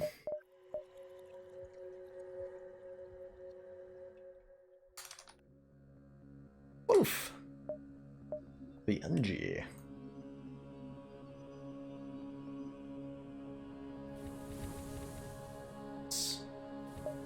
Okay, so station's saved. We have stuff actually manned. I have money to go to this store if I want to. We're in Sector 4. What I'd really like at this point is cloaking. I could afford cloaking in theory. It would be easier with like 1 more jump. We're not going to get 1 more jump. It's an NG-controlled sector, right? There's multiple stores here. Go to the next one. An excellent decision and had no negative repercussions whatsoever. Alright. These jerks have hacked our engines. They have a teleporter and a clone bay. Means they're going to be giant jerks to us. They boarded me with an NG? Why?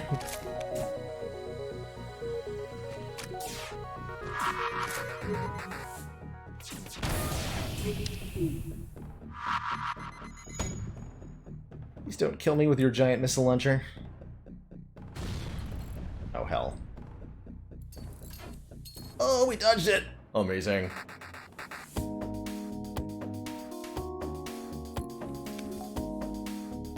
Okay, we're just gonna go on board. Hopefully.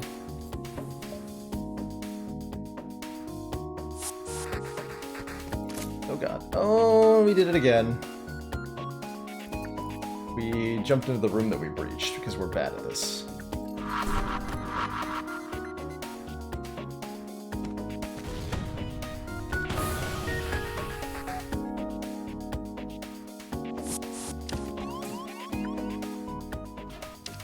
And we're dodging missiles that are huge, like champions.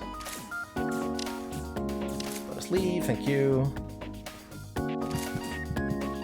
Let's see, Zoltan does 15 damage to everybody in the room when it fuck. And the doors. I completely forgetting to check for the existence of doors on the enemy ship and forgetting the consequences thereof is, oh, that actually worked out fine. Never mind. Everything's great. Everything is great. Nothing is wrong. Definitely not giant bombs going off constantly.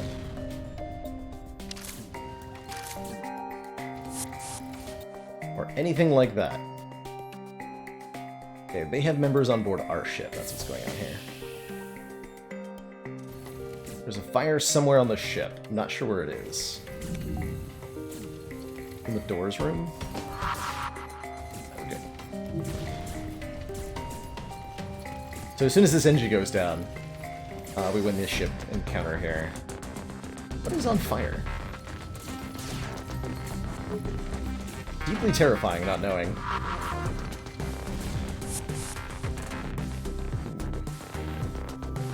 It's not good.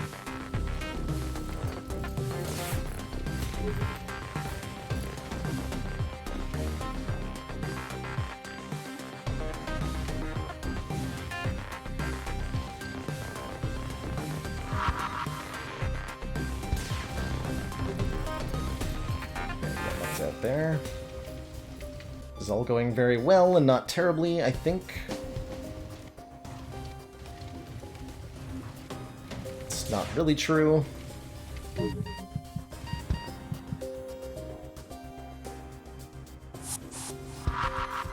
Still reaches there. Not sure why I'm surprised by this. Oh god.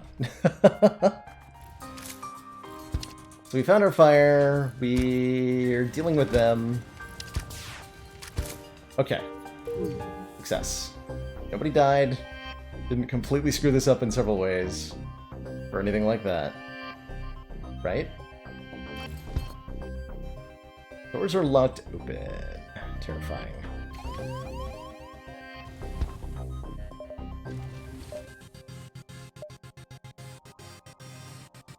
That should be fine over there. We can turn off the O2 to try to suffocate this fire. I think we're going to take 1 point of hull damage here. Yeah, just one.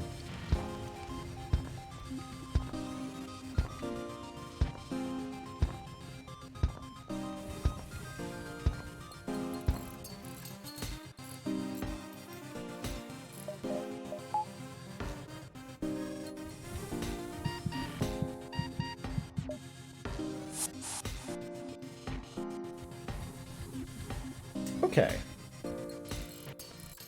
Everything is fixed. Nothing is wrong. No one died. And we have, like... I'm going to describe this as excess hull. That is the description I'm going to use here.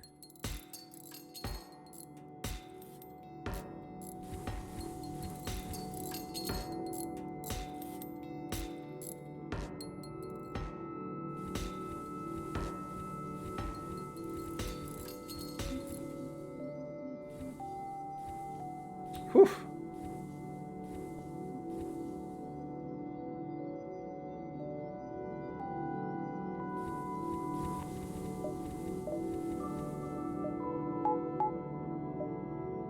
Hey! There's that second store I wanted. I think we can go there now. We have enough money for cloaking. Yeah.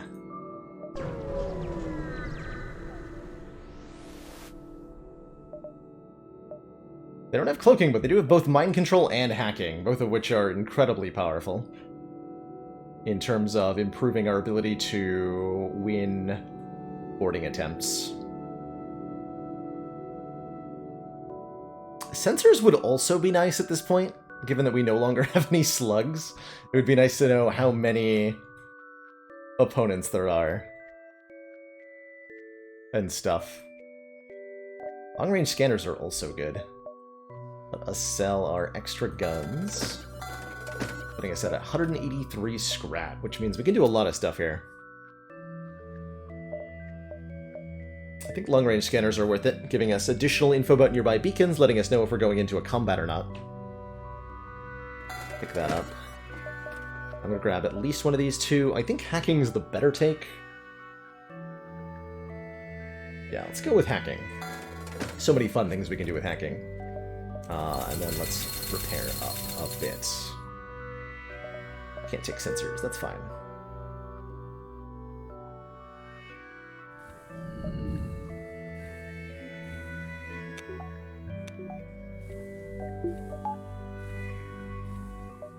Okay, feeling better-ish. Pulsars are terrifying. Mind control is definitely helpful. I don't think it was a wrong pick there. Without, I would have, in order for that to feel good, I would have also had to purchase sensors. Because you need to be able to see enemy crew to mind control them. Otherwise, I have to mind control only after I'm already engaged in melee with them. Which is a little bit awkward, mainly. Not an unavoidable or unmanageable problem, just kind of annoying. Do I really want to go to a pulsar? Probably not, right? Honestly, with hacking, it's fine. What's the worst that could happen?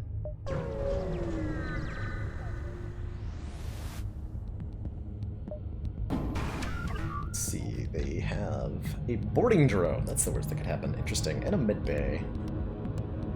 I'm gonna go for weapons hack here.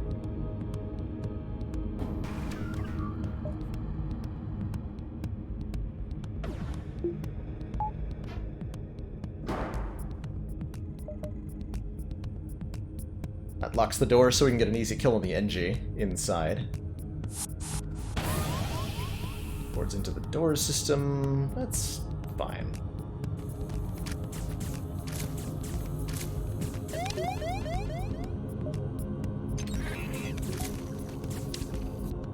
Hack their weapons there.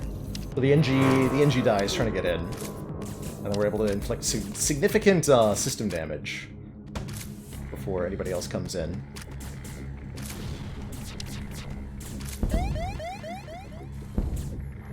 Ow.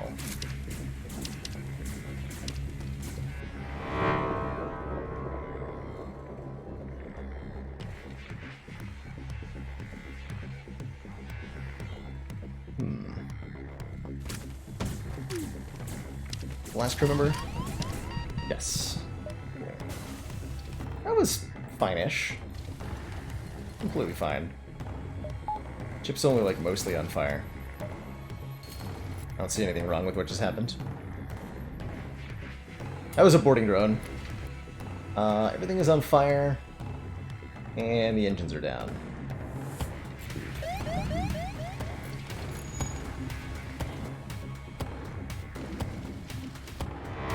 So we're gonna lose one more put on here. Okay, next step is to fix the doors. Actually, no, stop the weapons from burning down. Then fix the doors. Or while fixing the doors? Even better.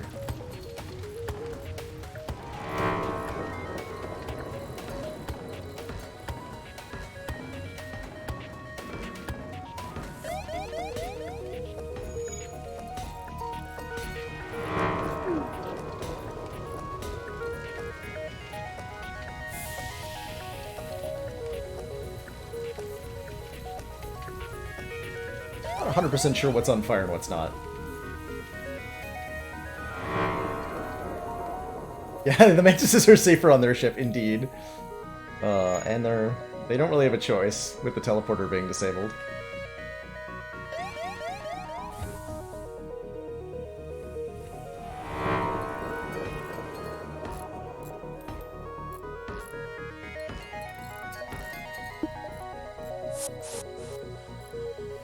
Don't really get a choice.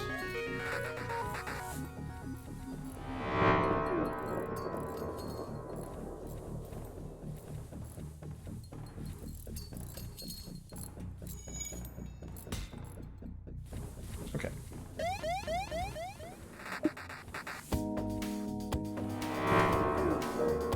So we wait for all systems to come back online before we leave the jump here.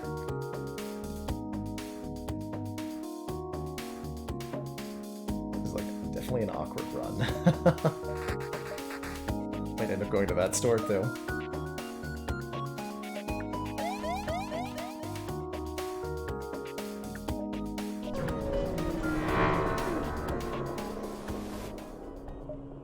Aid the civilian ship. Okay, an enemy that's not actually that dangerous. Very fortuitous.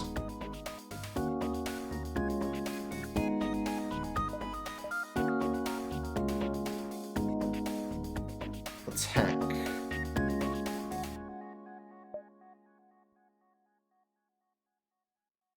Firstly, he's not too dangerous with 2 shields and 25 evade, or 30 evade more accurately. I'm just trying to figure out what to hack and board into here.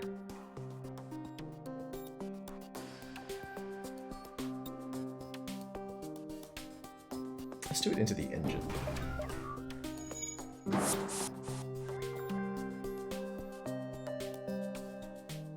Am I allowed to enter the... Wait, did they just board me? They did. Or mid bay. That'll be an easy cleanup.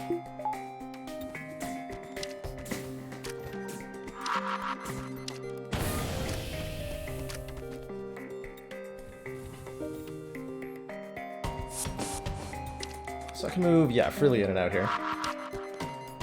We've got an NG and another Mantis. Works for me.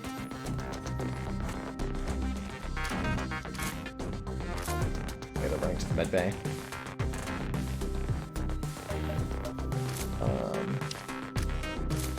How are we supposed to board into the weapons? Retrospect. So we want to get the combat happening in the locked room. I guess we can do that by depowering it. That's right. That's how we do that. Remembering how to tricks and stuff.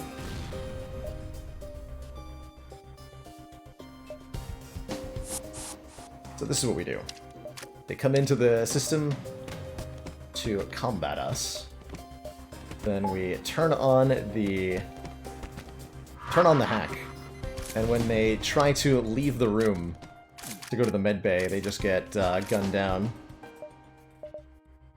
Hey, free weapon and a bunch of scrap. Thank you. Super thank you.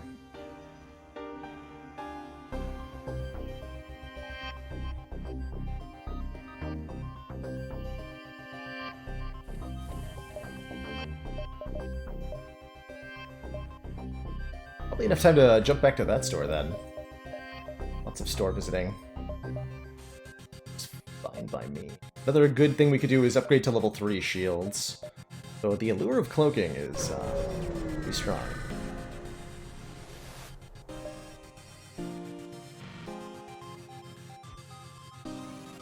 As soon as we jump into the system, we receive a hail from a nearby civilian NG vessel. Captain appears on our screen. The strange bug. Can you assist in debugging? What's your problem? Found malfunctioning Mantis. Believes it is human. Will receive input only from human. Danger. Evaluation extremely high. Please provide assistance. We'll send our Mantis crew member to communicate with the other Mantis. Strange bug, yeah. The Mantis is terrified at the sight of our crew member. He immediately attacks his NG rescuers, and our crew member is forced to kill him. The NG are grateful for your help and offer a small reward. So that wasn't the virus event, which I also thought it was at first, but a different kind of bug problem for the NG to be having.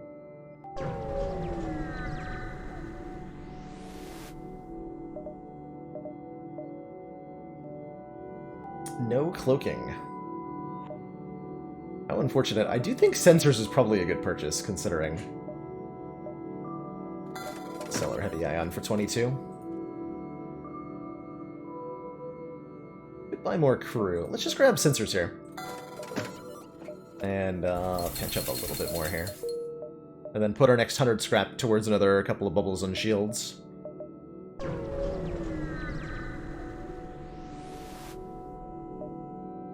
For once, we see the Mantis.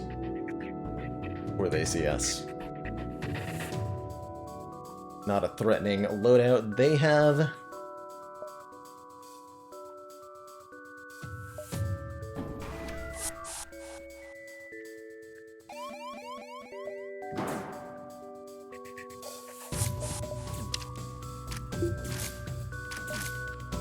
allow one NG in to fight our Mantises.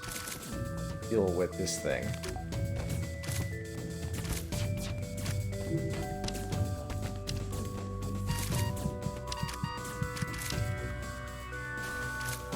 That's the way to do this.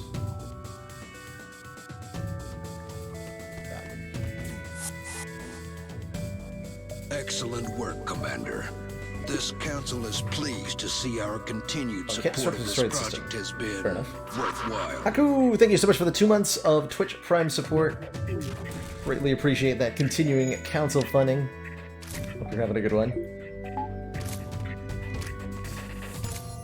Ding. We get Bars, the NG.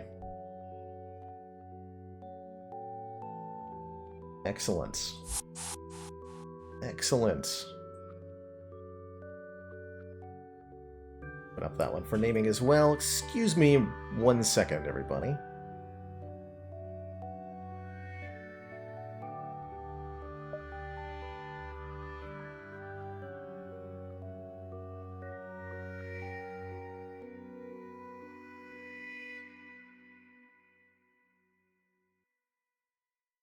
Regina 7, welcome aboard. Be the NG. Still a Zoltan available for name as well.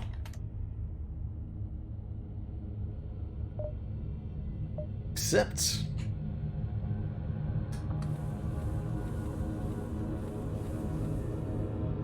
morning is going better than expected, quite frankly.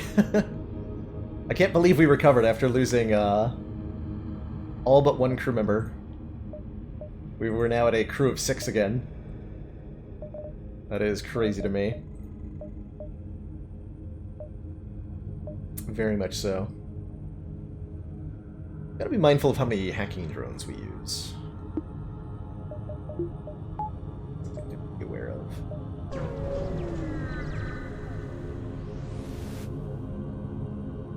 Buy fuels for scrap. We'll pay up. We're a little bit low here.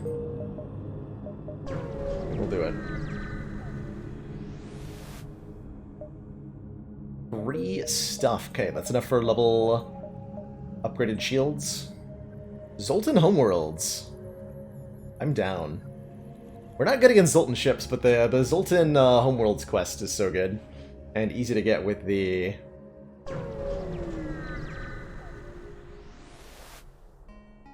long-range scanners. Not necessarily a good decision to come here, but I like it. Alright, we got 3 shields. A lot of shields.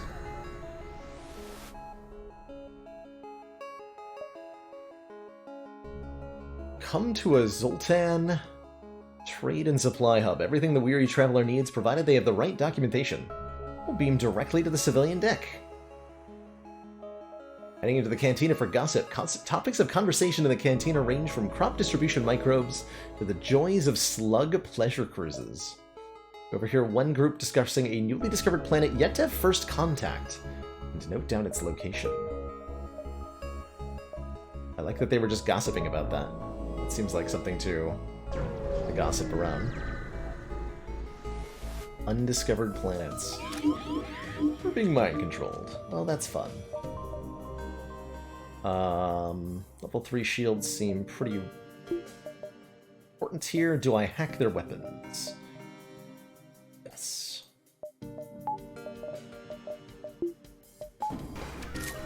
See, that is level 2 mind control. Fine by me. Maybe I'm supposed to hack piloting, actually. Oh, I'm also supposed to hack a little bit quicker than that. Miss? Damn.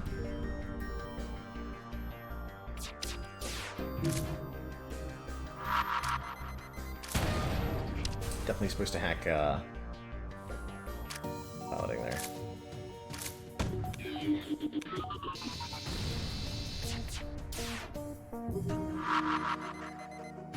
Well, at least I know they can't repair the system anymore.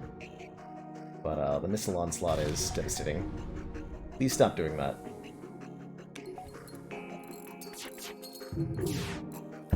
There we go.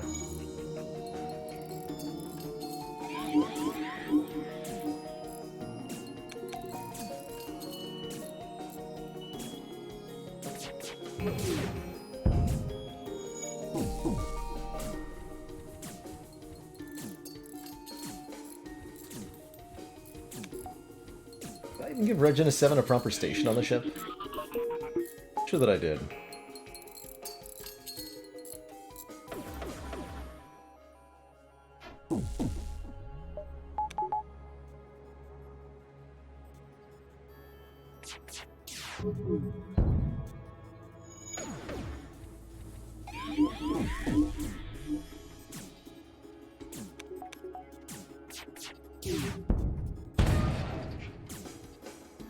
That's the sound of hull breach, that one.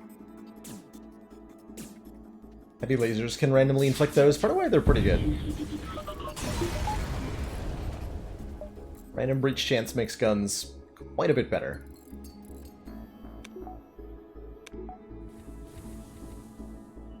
Okay, you're gonna go to the shield room. Or even maybe main the sensors. Though I think I can just upgrade those. Just upgrade those.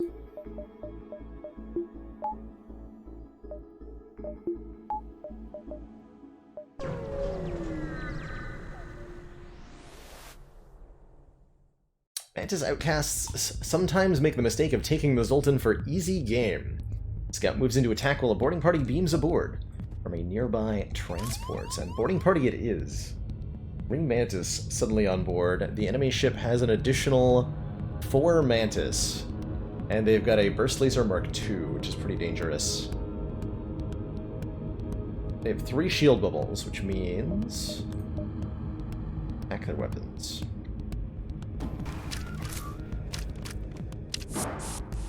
And they have a teleporter. Okay, so let's try to get these nerds into the med bay here.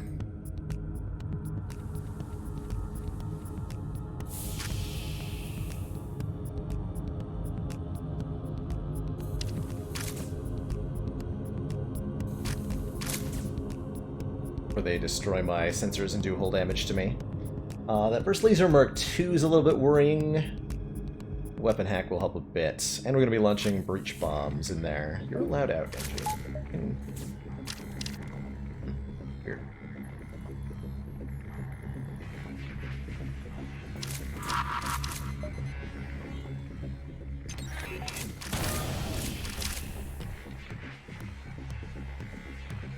We're going to lose a whole point. No, we barely saved it. So close.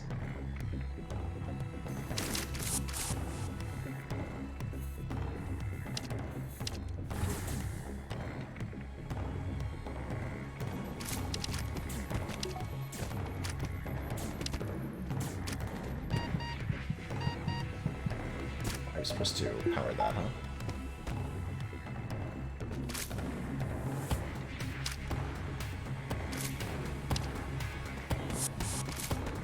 So many mantises.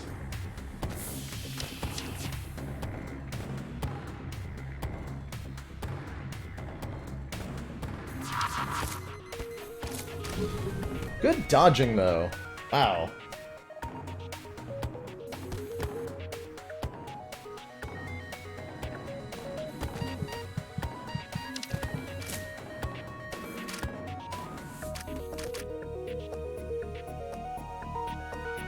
Getting a little close there. It's a little bit.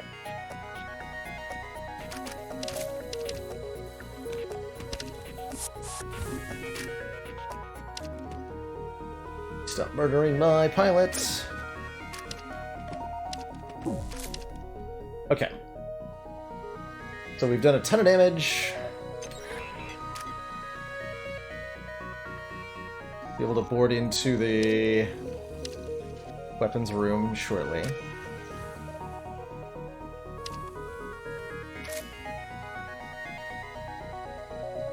Right, one more breach bomb there. Missing, okay.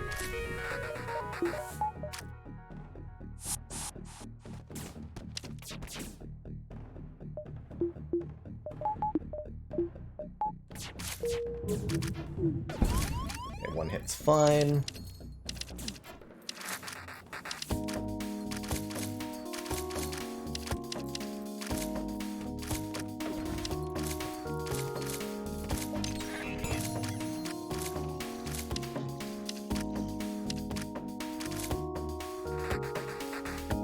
Before that laser fires. Good.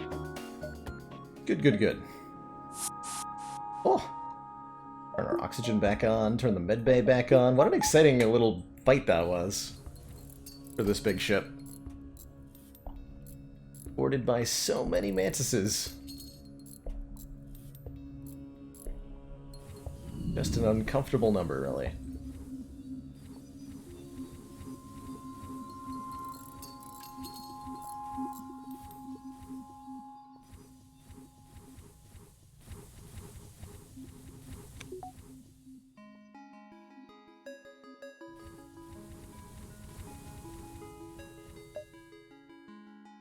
Stress store quest.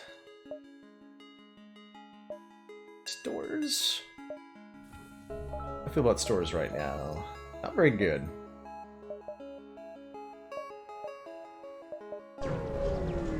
What's the quest got for me?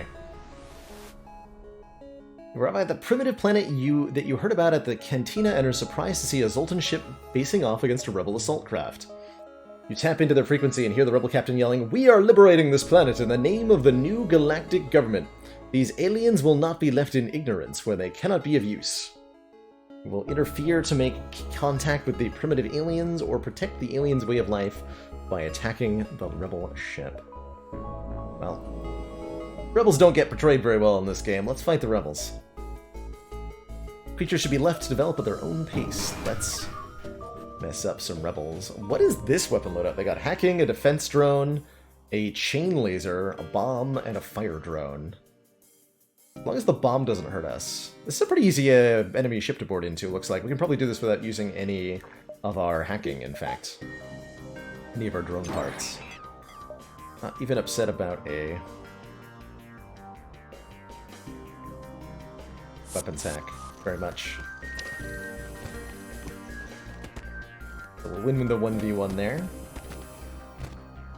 Do need NGs on standby, just in case the bomb hits teleporter. That would be bad. Get our NG out of the...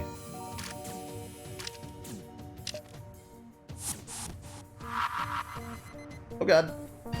Ooh, 3 hit points. Nice bomb timing. Jerks.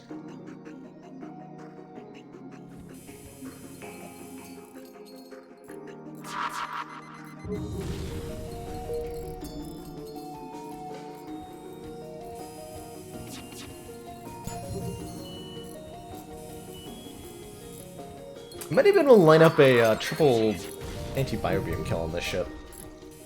Too late now.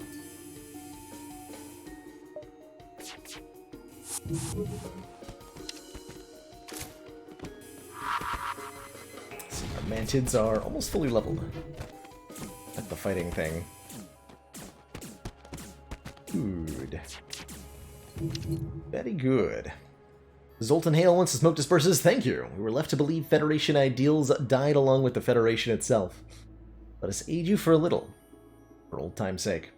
They give us a 35 scrap and an Ion Blast Mark II, which is pretty sweet. Very powerful weapon at stripping enemy shields.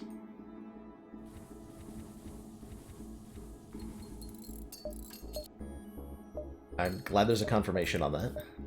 The reminder. Not going nowhere yet, but I did want to look at the ship layout.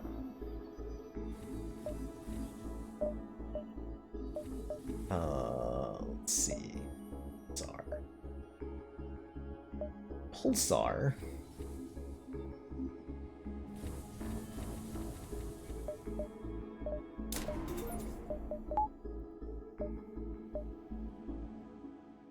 I haven't found the Zoltan Peace Envoy yet, so we do want to look for that. I think it's not possible ship detected locations that can have the Peace Envoy. I think. The Mantis, they're here! They have a Charge Ion and a Regular Ion and a Halberd Beam. That's kind of spooky. They have Medbay, Teleporter. We're gonna hack their weapons. Teleport in there.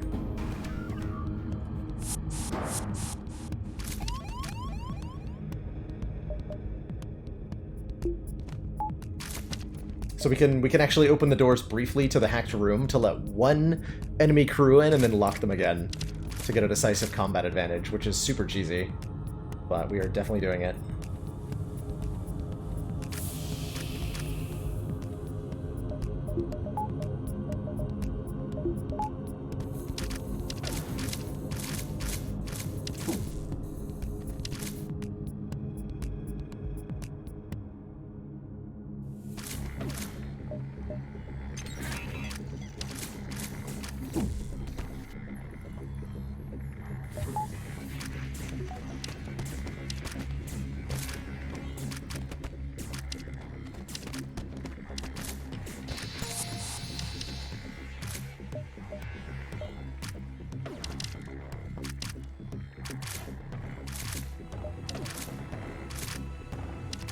do some damage to their weapon systems here. Teleport out at any time.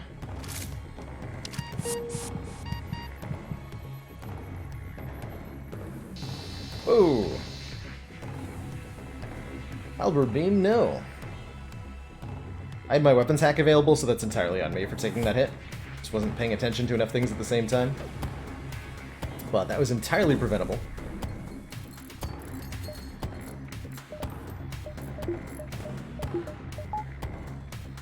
Only missing out on power management. The Zoltan moving around is part of that.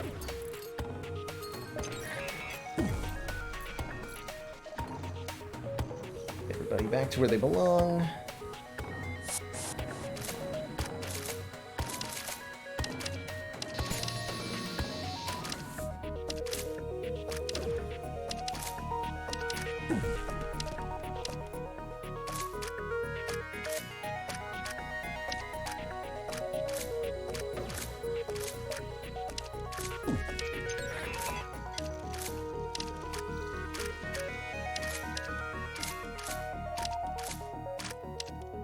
Maxed out, good.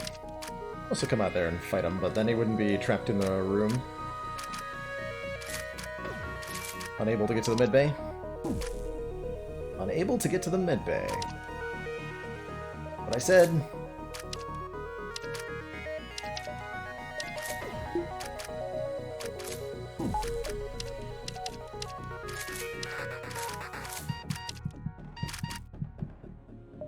Good.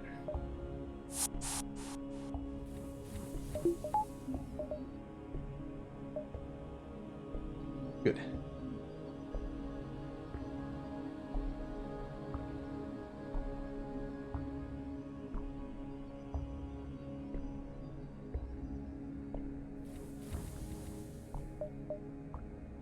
That one was another potential candidate for getting 3 crew killed with the bio beam, but that they had a teleporter of their own makes it complicated.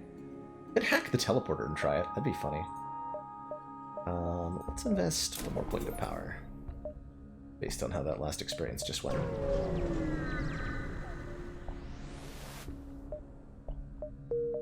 So we're deliberately heading to places that might contain a particular event.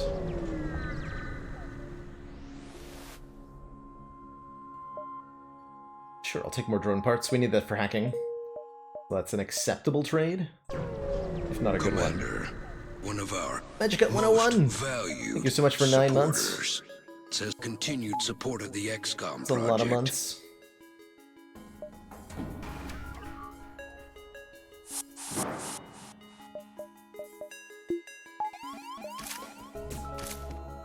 Okay, onboarded here. We dealt with.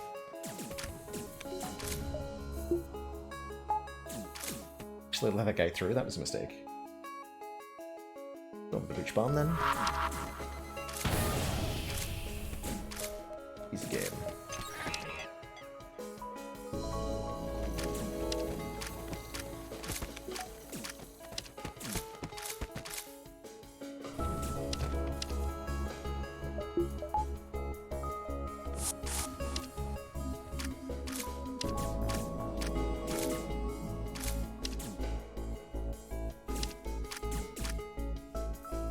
Seen that wasn't going to do it. So try to dodge the giant missile then. Cool.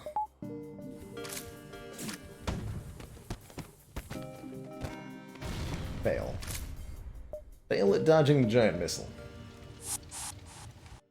Ow.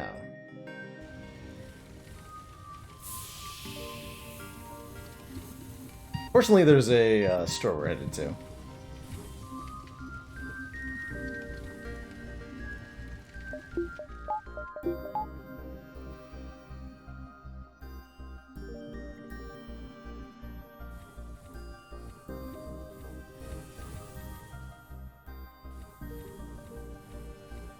Suffocate. Close the doors, huh? That helps. It helps a little bit when you close the doors. Cool. So we go to a store, we get to... Oh. Those don't connect, and I didn't check that. Oh, dear. Well, that's a big goof. How unfortunate. I was operating under the assumption that these beacons connected, or that there was a path here. But we actually have to dive now to get back to the exit. That's not cool. Okay, so I guess we want to dive here. And then this is going to be safe. Does mean we don't get to do some other important things. Let's upgrade these systems then. Yikes. Well, this is going to be a little bit sketchy. But with highly upgraded engines, good dodge chances, it'll be alright. Not even a dive, it's going to be a dive on, I think, on this jump. We go here, here, and then to the exit, hopefully.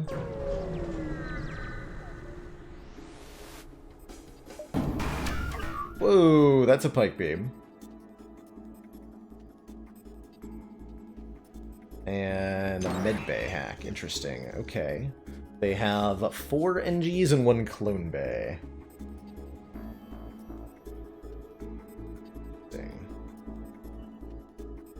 Or glaive beam, yes. What did I say? Pike beam? Glaive beam. The most dangerous beam.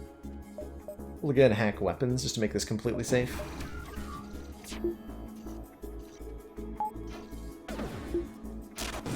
Oh, they hit it. Oh! They did not hit it. Sneaks.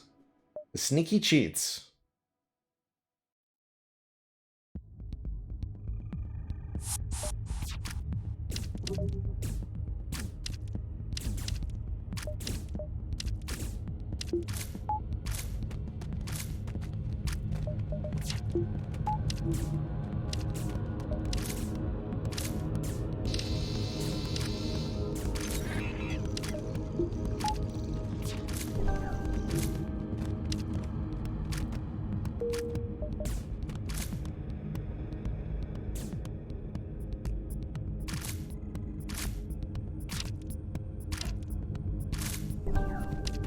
Goes. I think they can throw enough at me. But I can't keep any system damage except for the weapons? Let's try that.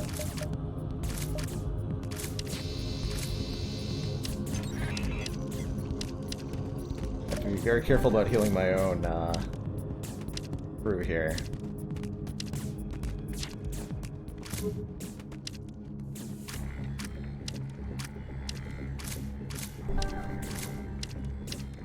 But it's kind of a meat grinder at the moment.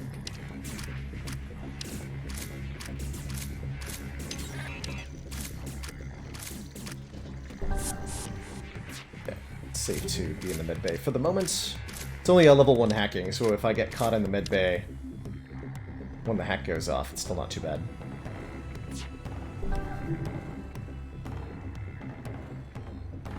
Could send more crew in. Yeah, that's probably the play here, right? Get caught in it, that's fine. Doesn't kill you from full.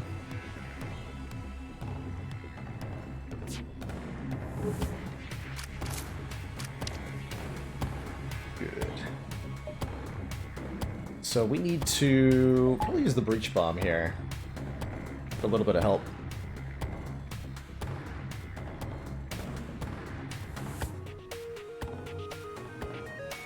I'm wondering if there's a way to get the anti-bio beam achievement here.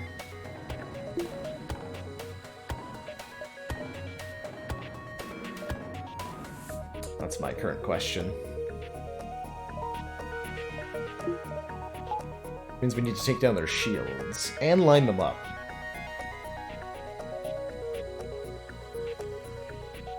Yeah, I can win this fight without expending resources. Got the achievement on my mind. This is probably a difficult one to do. Let's try a second boarding crew.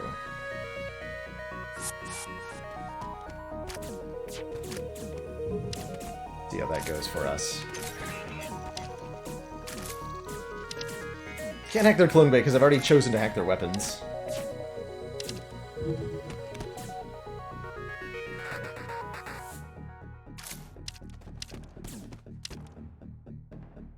Teleporter's almost ready. Let's get some more meat on board here.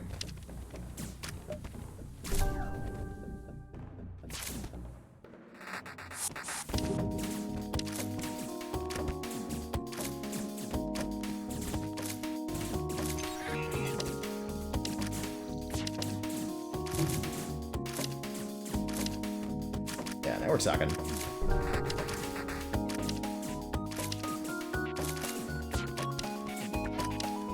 Very little damage from each new crew member coming in, and we inflict damage on the shields quicker than the NGs are coming in.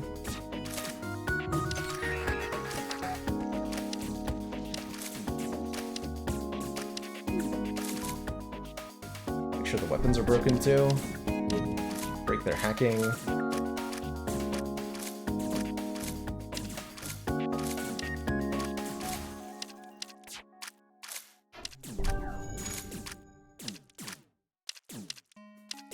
So I want to create both a bunch of broken systems, including especially the shields here. And I want to lower the health of all the crew on board.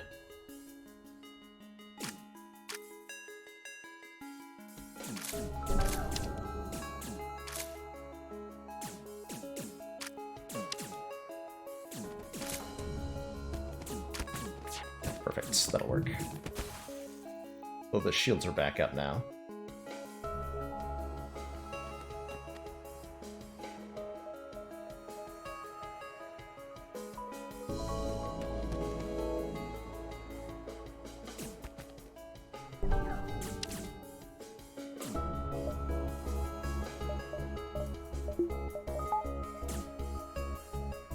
Comes a game of how many of them could I get into a small space at the same time?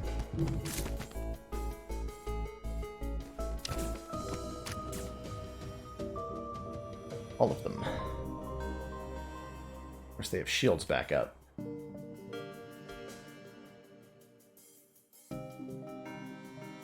So what's the right way to proceed from here? I think I have to kill them again. If only they have one less shields, I could try for a triple kill here. I think we can pull this off.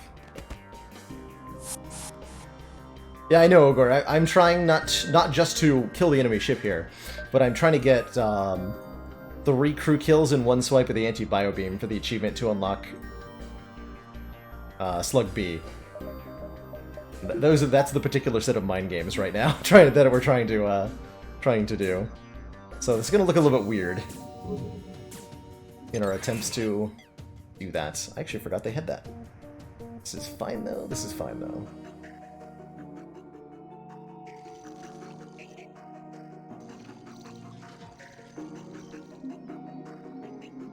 Please don't do that again.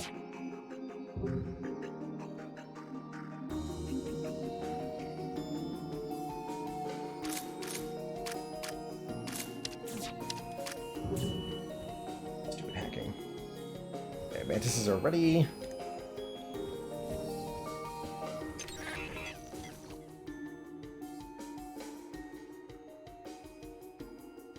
Do it like this.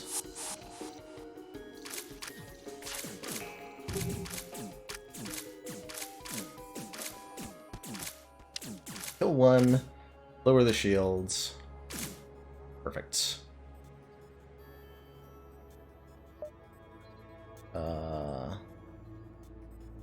This is still fine.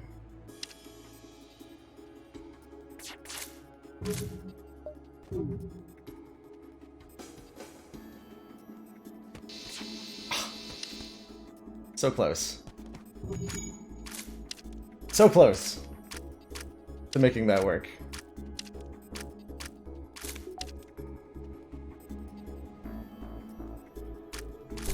But that was proof of concept, though. We can definitely do it. Lower the systems down again.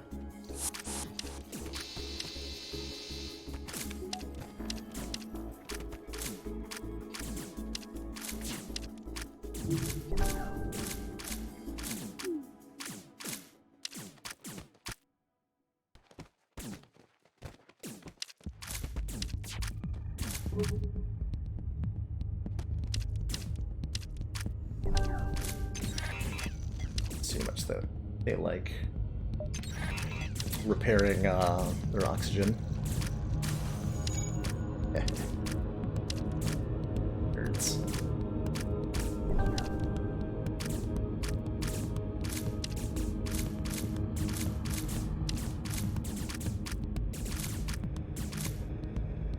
Okay, so that's 1 lowered health. 2 lowered health.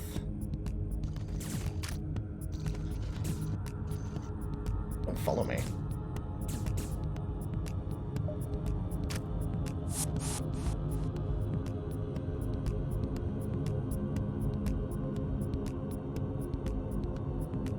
Okay.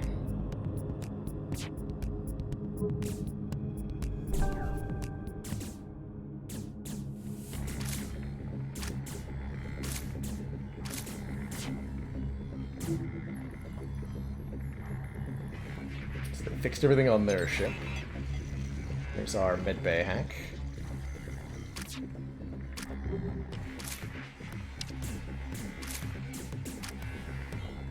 Get ourselves healed up.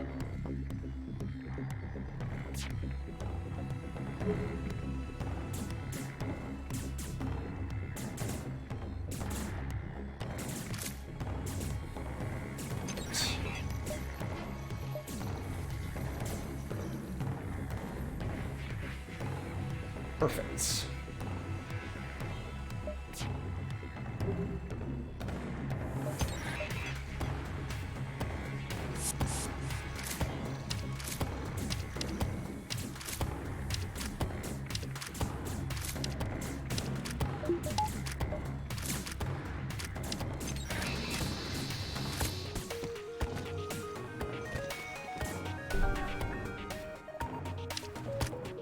Be nice if I could just, like, pause the cloning for a little bit.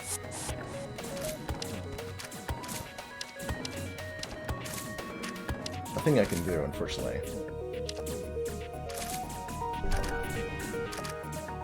They seem very confused about where they're going.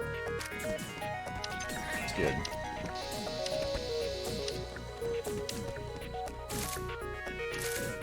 Am I a Baylor who is a lord or a lord of Baylors? I'm a lord of Baylors, or at least my namesake is.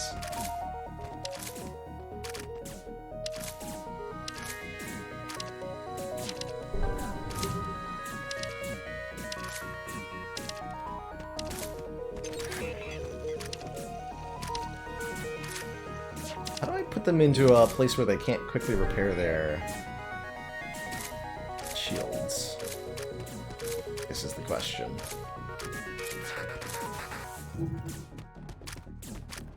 Oh, don't break that.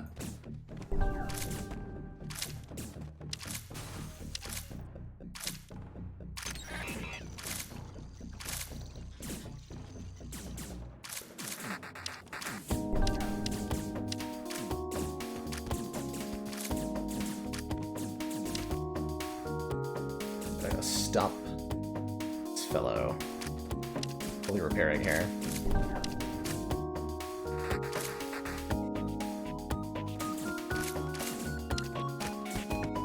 Then murder them all, which is not quite what I had in mind.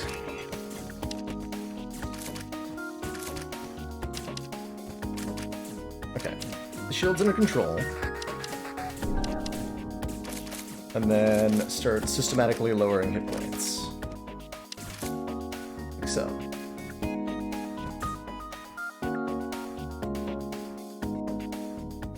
We fight new ones in the clone bay, if possible.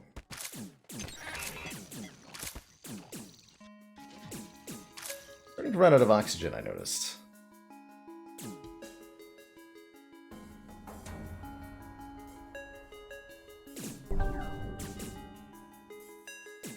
Okay, good. So now we need to reposition in such a way we can get them all in the same place. They have 3 shield bubbles! No! So close! Repair the shields just in time. I think I can do this with the breach bomb. Maybe? Just need 1 more power of weapons, huh? Red. If I do this, if I lock them all inside and go for the shield room.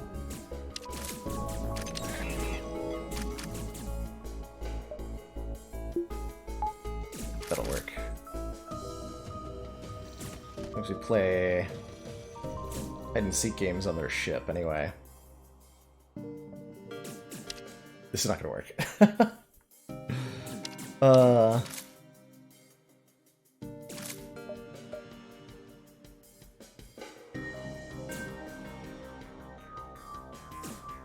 Play fun games. Damn it. That, like, almost works? Comes so close to, Wait, that did damage. Hold on. That was enough.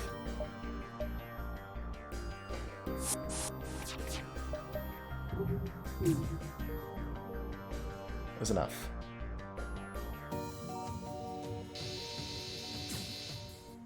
Only got one?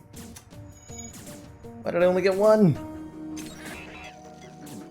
Alright, well, I think I put enough time into this. We'll go for the full crew kill. Turn that on, please.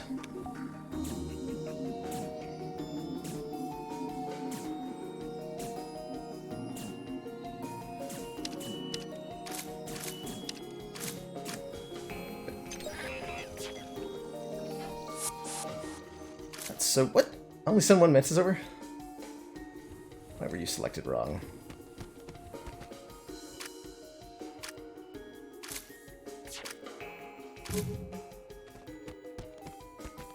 So much murder occurred.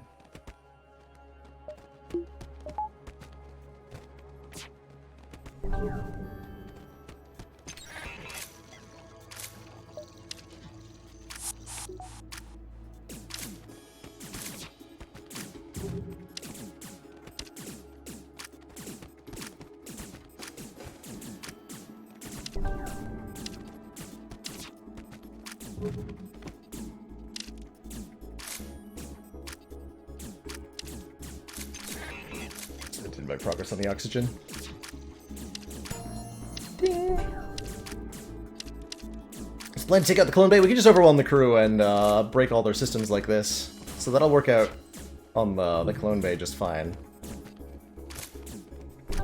One last plan for this to properly work.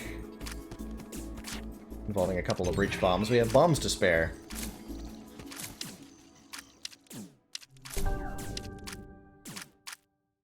I can suck all the oxygen out of the room. They might not be able to fix it.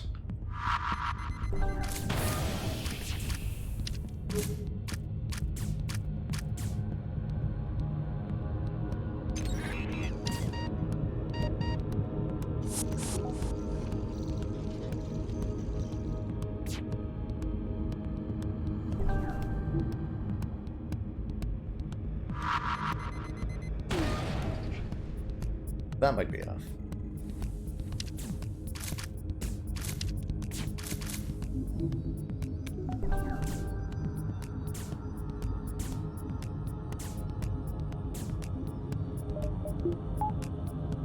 Especially if I use the anti-bio beam to keep them low.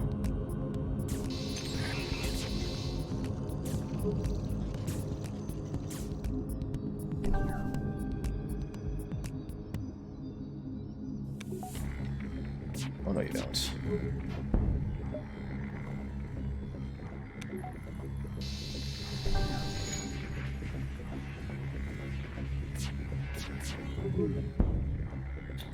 Get back on board, huh? Oh! Yeah, we just need one more weapon power, I think, for this to work. Ugh. It's so close to functioning.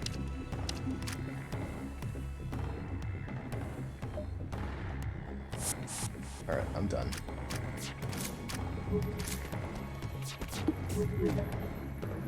Actually, wait, did I just do it? Oh, that was only two of them, right?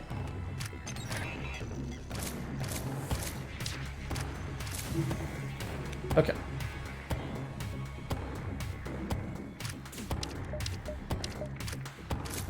We're out of here. That fight was an eternity, and I have apologies to everybody for putting you through that. Yeah, that was a dive indeed. Can't upgrade our engines anymore. Let's upgrade the piloting. Make sure that doesn't go down in one hit. Good luck to us.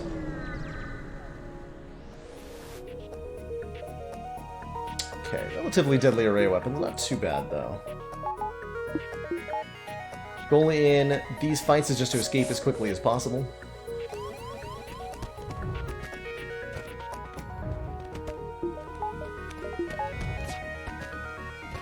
What should we do by charging the FTL? We'll have to dodge one anti-ship battery shot. Hopefully it's not a problem. Not too bad. Take 3 hull damage and a whole breach, but we're out of here.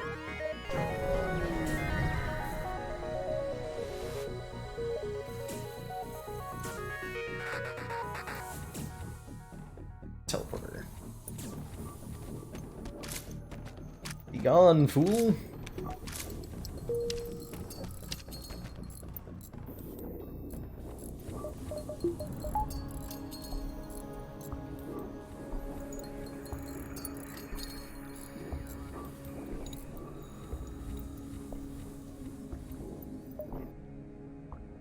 So I could try to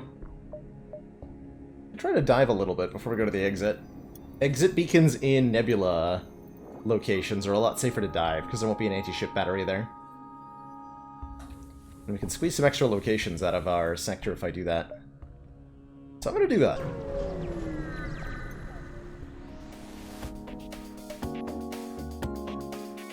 Slightly terrifying.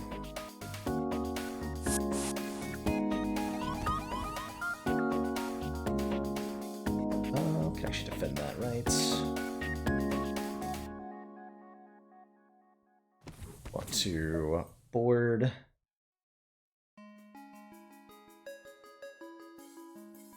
Lone Bay.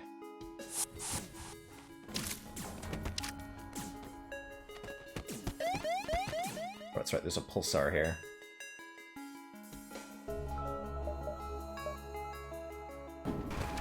We need to hack weapons.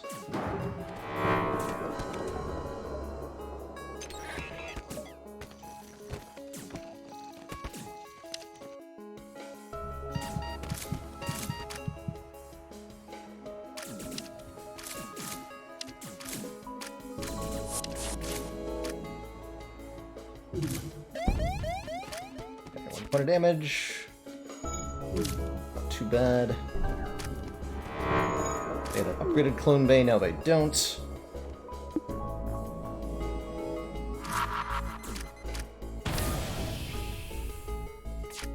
Now their clone bay is non-functioning, but our shields are not functioning. I'm in grave danger. I have to kill the remaining crew members as quickly as I can. Good. It's gonna hurt. Terrifying. Okay, we have 2 hull. Pulsars are dangerous, kids. Do not forget this. We might end up unavoidably dying to the next ship we encounter. But that's okay. Sometimes that's how life is.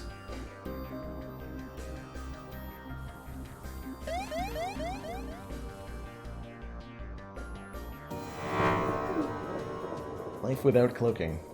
Anyway.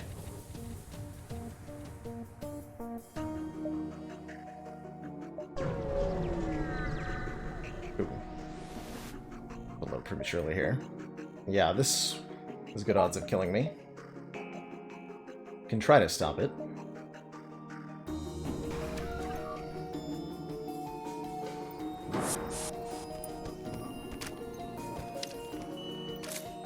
Okay, we only need 2 shields, right? Yeah. So it's that missile I have to stop at all costs.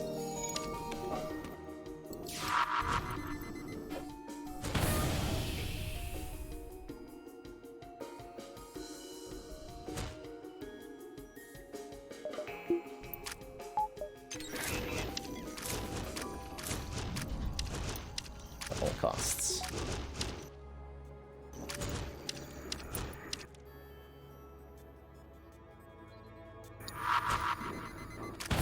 Whew, okay. Brought it offline. All is well.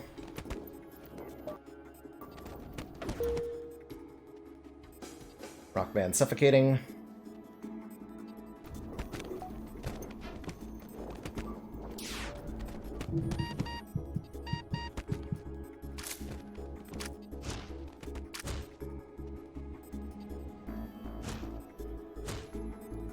I'll try to catch this one as he escapes. Okay. Oof, spicy. Yeah, we got spare hull. We have one hull to spare. Works for me pretty well.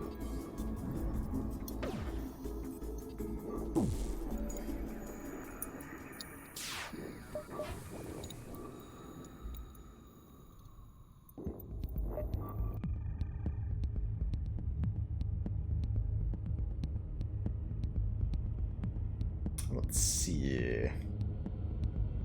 How do I do this without using any more resources?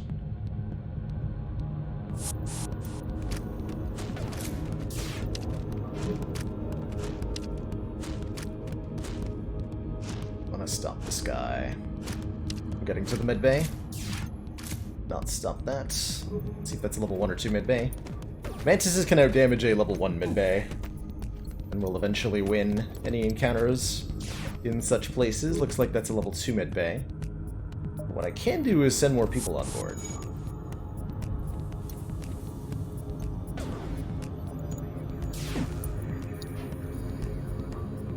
We also want to make sure we go back into the weapons room and, oh, we can actually just trap them in there. What am I talking about? Of course, just let them in. And then board back in there.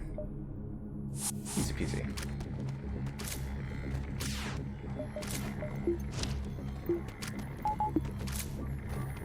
The death trap.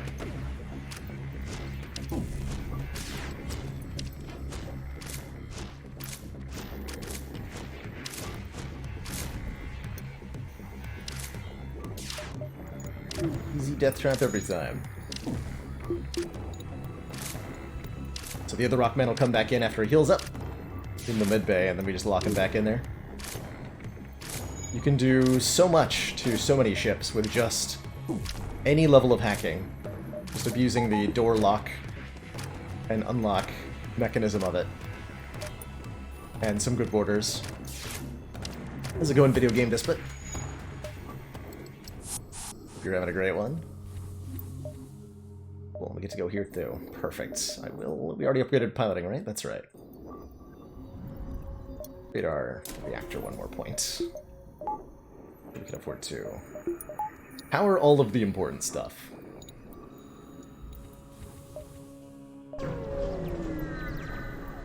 Don't do unforced hull damage or anything. Pull the ship in closer. You approach the planet carefully, trying to keep your ship from breaking up in orbit. The monolith, whatever it is, must sense as much, because the next thing you know, you have enough scrap to patch up your damage, and more besides.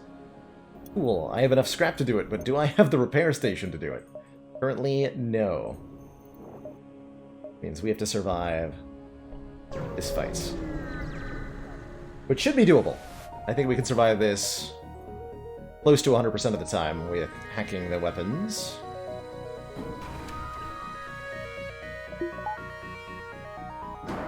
This could be a 2-damage missile launcher, so if it lands, we die.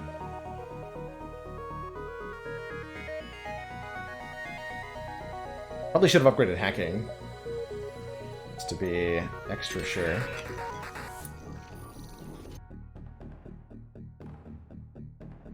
I don't think that's going to be quite long enough to let us get away.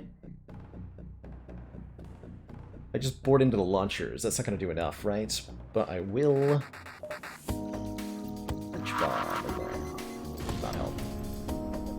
Okay, that's not good, actually.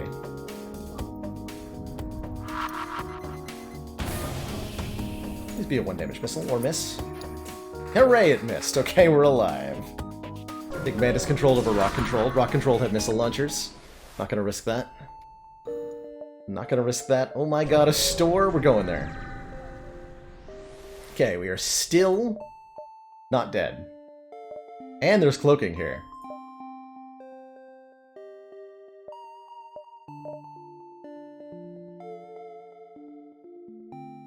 Isn't it better to hack as soon as possible so you have much time as possible to let the hack recharge? Recharge time starts the moment your hack ends, and for weapons hacks specifically, hacking the weapons reverses the charge time on the enemy ships. So if I wait a little bit, I get to allow them some charge time, then hack, and have that charge time be undone. So the bonus you're getting compared to hacking immediately is the small amount of weapons charge time that they end up losing. And when it comes to escaping before they fire their weapon, that helps quite a bit. I think cloaking's really good. Mind control is also really good here. Cloaking's gonna be better. And I can afford it if I sell my Ion Blast Mark II, which I'm currently considering doing. I think we can sell the Heavy Laser 1 as well at this point. And go with literally our starting guns, and then some decent additional systems. I want to be able to buy some amount of hull repair.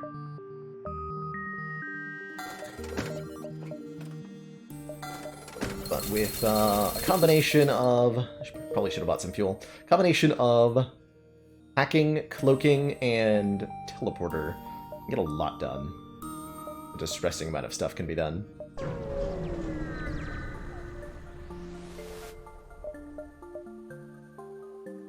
Attempt to download the data stores. We do! So we get a full view of the sector map. 2 nearby suns, huh? Interesting. I want to go there? Maybe?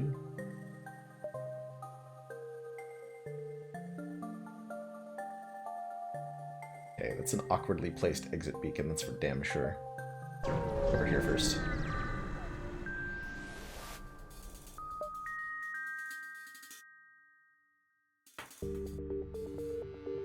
Okay, this is a fairly non-threatening vessel.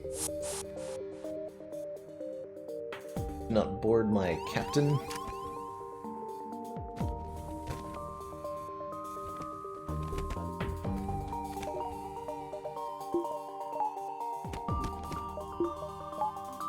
So cloaking allows us basically 5 seconds of invulnerability with level 1 cloaking, and that increases with more investment. Really ought to upgrade our teleporter, I think, at this point.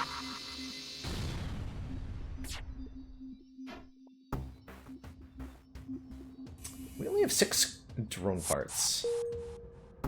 I could do this without,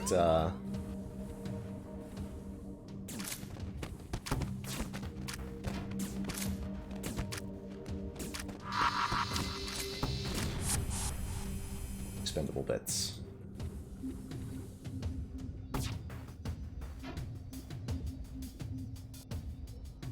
So I'm going to send another boarding crew over. Let's see what they choose to send.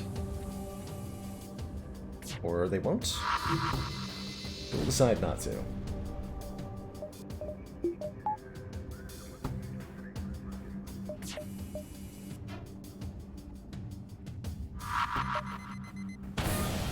Okay, it's not a level 1 mid bay, unfortunately.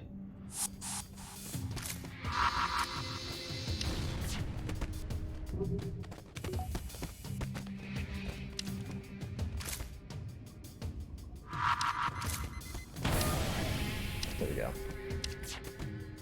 2 missiles instead of 1 drone part, I'll take that.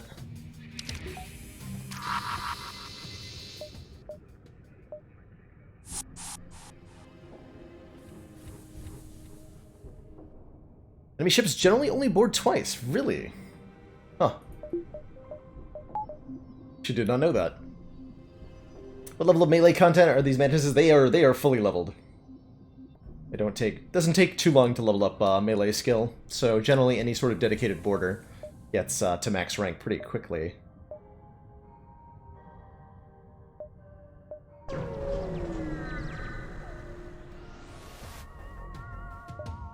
Yeah, but the combination of hacking and cloaking is definitely extremely safe in almost any situation.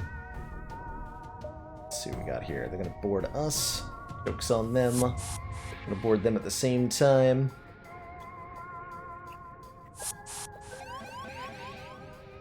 Gonna rely on the cloak for the moment.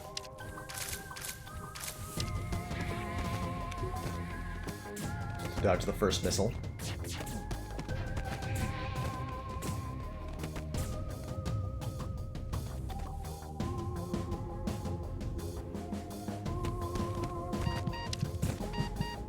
Ooh.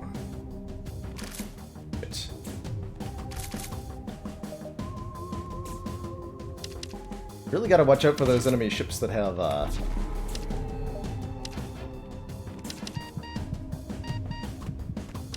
doors on them.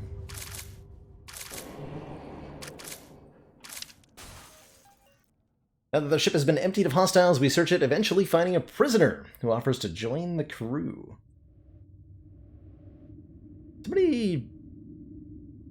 BB Tech, I'm so sorry. By the way, I completely forgot to name your character. I thought I forgot somebody. So BB Tech, you're a man. You're the, Zoltan. And we'll open up channel points to this new Mantis.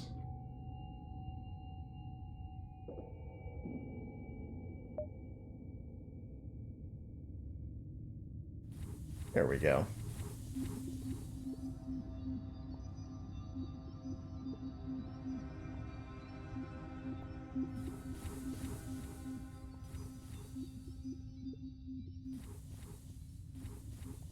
Bojangles.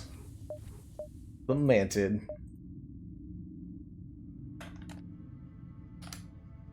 Welcome aboard.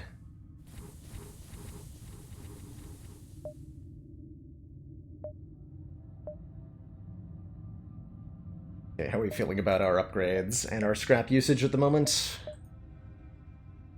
feel like there's definitely decisions I could have made better to get where we are, but we're alive. We are currently alive.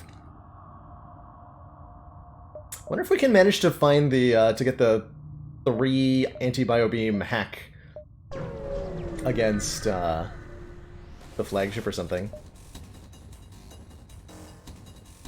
Chain ion is not safe. No med bay on this one, though.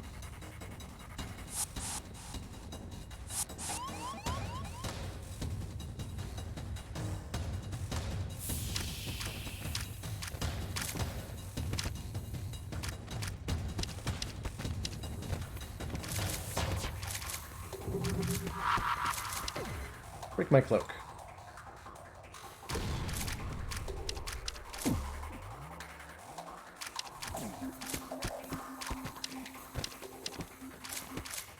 One thing you can do with enemy boarders on board your ship is if you cloak, they cannot teleport back on board their ship until your cloaking is over. You can kind of trap them a little bit like that. Find a weapon system on their ship with no crew to stop us. We can install it on our own. This is some of the higher rewards that you'll see by crew killing enemy ships. Is you'll more often find free weapons and augments and stuff.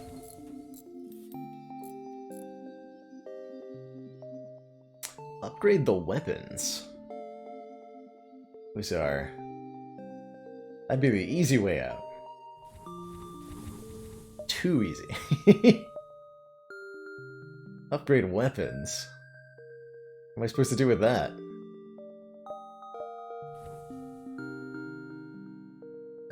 Yeah, so the swarm missiles can fire 3 bad missiles for the cost of 1 regular missile.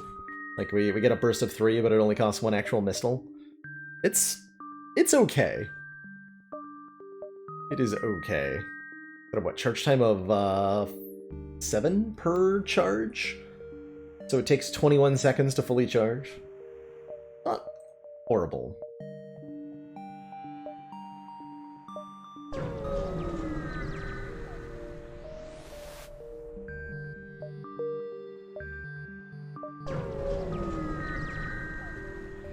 It is definitely not horrible. Your ship would make a fine prize.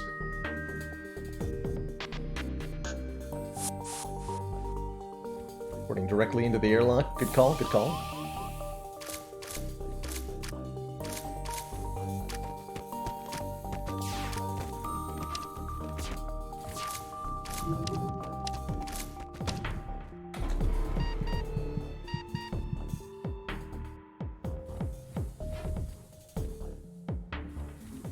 Okay, I'm gonna try not to let that missile launcher fire at me again.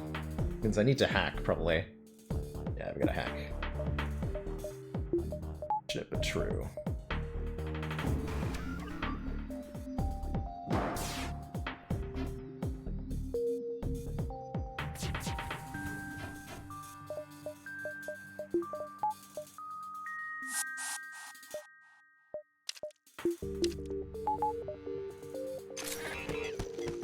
Is the charge time on the missile launchers quicker than the charge time on our cloaking?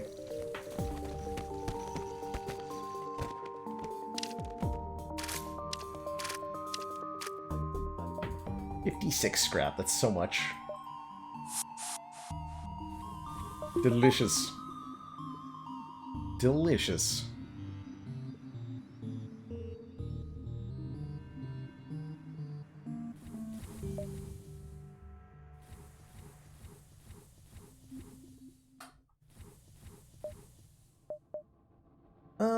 Nearby sun. If we upgrade to level 4 shields, that's not so dangerous. And I have exactly enough to do that. I think that's our next investment here.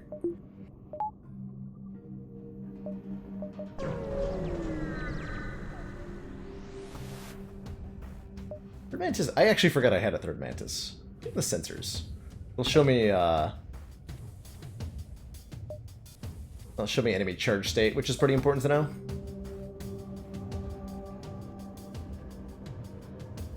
A bit risky. I'm not also hacking. Probably also hack. Not gonna risk it in a...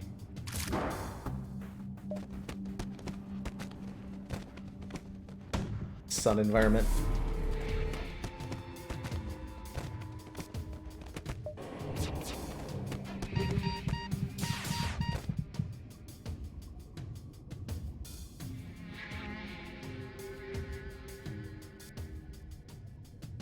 I think I'm about to get used for the spare mantis. Am I to lose? Okay, good. That was closer than that needed to be. It was definitely needlessly risky. Don't hit the mid bay. Okay, good.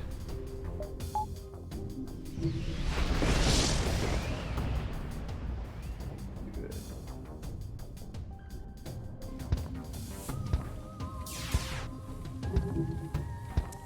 Look, coming back online. Good. Wait, a mantis spawned another clone bay? What? Oh. They didn't finish hacking both of their clones.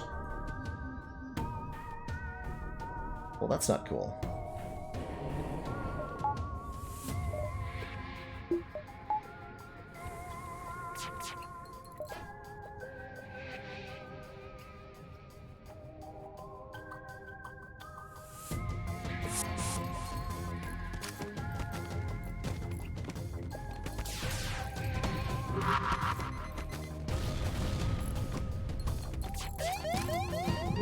Dude.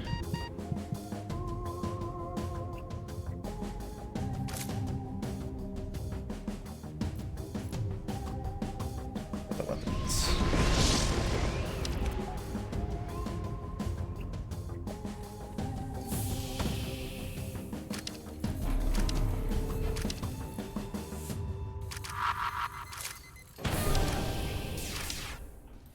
It was nice timing.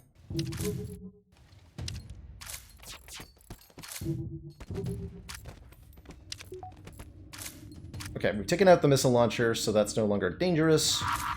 Take one more bomb on that. Good. Get me out of here. Now. Taking enough hull damage. Thank you very much. We can go...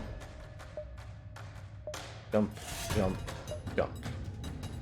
Hopefully. Hope that works.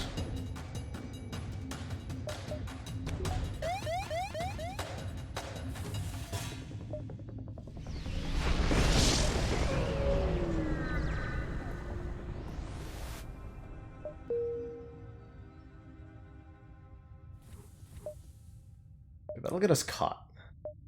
Sector 6, not 7, so I do want to patch up more. So we'll make that a dive. Hopefully it's not a sun dive. I don't think that's a thing. We're gonna find out though. I suppose.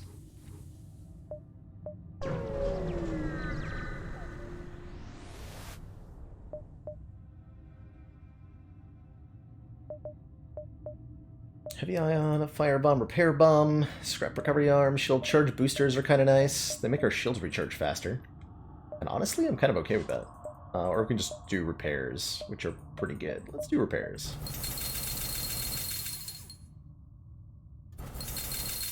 Yeah, that feels way more comfortable. Oh, it's definitely supposed to sell the Swarm Launcher, yeah. That's fine. Okay, the sun is gone, thankfully. The rebels removed it for us. I think that's how that works. With cloaking, this should be completely safe. Make sure the engines are actually fully powered.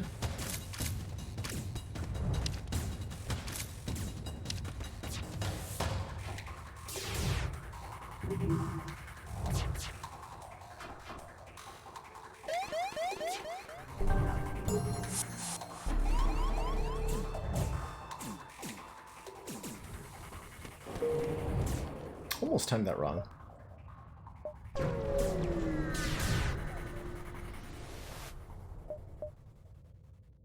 Attack the slaver scum. Okay, we currently have borders, which complicates this a little bit. They have a big old missile launcher.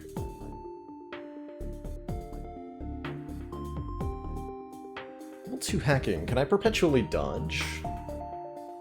Might be a candidate for getting a biobeam kill. They're so numerous they blot out the sun. They sure do.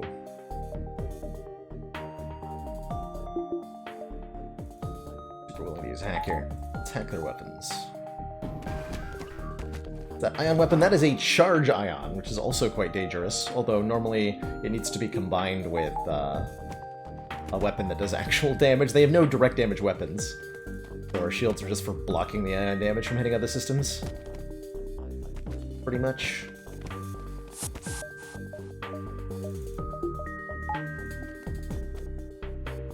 Oh, they're also boarding the crap out of us. Rude.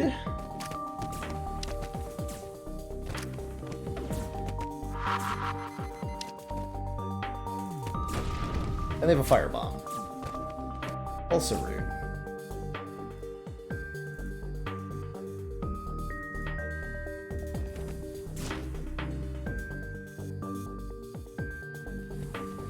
There's two in there.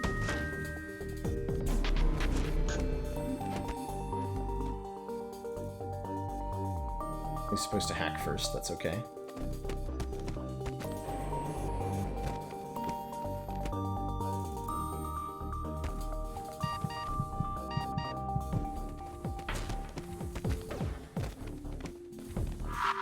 Somebody in the piloting, I don't really care who at the moment. Cool. Buddy, back to normal spots, except for everybody who's hurt.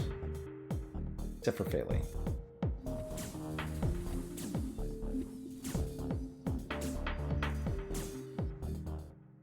Okay, we have... Hello, Safety Orange.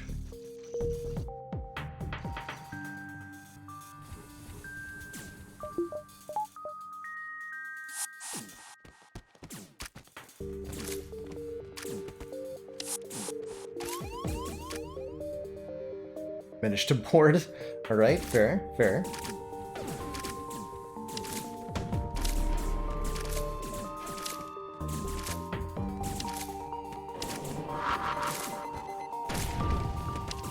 Good work.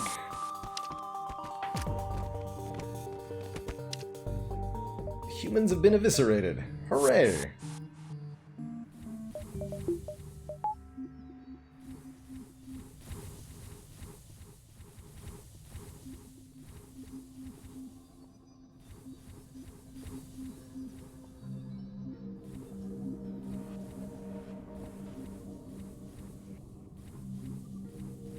A pretty good example of how higher upgrades on the midbay and teleporter are luxuries more than necessities most of the time. Mantis Homeworld. Hey, we haven't done the Kazakh Killik quest on this save file yet. I don't believe. I don't even think we have the meta ship unlocked. What is FTL? FTL is a roguelite from, I want to say 2014, 2012, something like that. Where you take on the role of a spaceship captain, and the main gameplay is comprised of ship-to-ship combat, where you're diverting power, targeting enemy systems, defending your own systems, and in a roguelite style, traversing through randomly generated combats, finding random weapons, and trying to make it all work. while upgrading your ship and preparing for the final boss. It's got an excellent core gameplay loop, super fantastic soundtrack, fairly easy to get into but very difficult to master, surprisingly skill-based when you get into it, and all around just a really good game. Yeah, we do want the upgraded mid-bay, that's right. Upgraded mid-bay and I think also upgraded teleporter? Just gonna upgrade them both.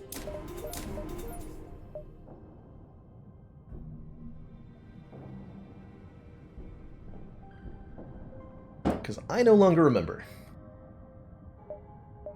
So what we're looking for here, should be easy to find with the long-range scanners, is a beacon containing an enemy ship. That happens to be the legendary Mantis Captain Kazak Plethkillik. And I will sell 10 missiles for scrap, but not all of them. Not in a pulsar, though. I don't believe Kazak can spawn in a pulsar, right? Seems very unlikely. We're low on fuel. Pry open the pod! The Mantis inside is furious! He cuts Reginus in half with a single swipe. Must kill it before anybody is hurt. Rip Reginus.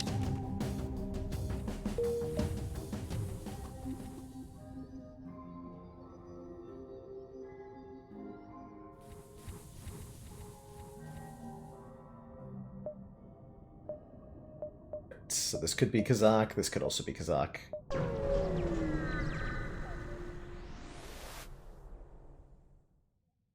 Download the day stores. Find ourselves in a fight.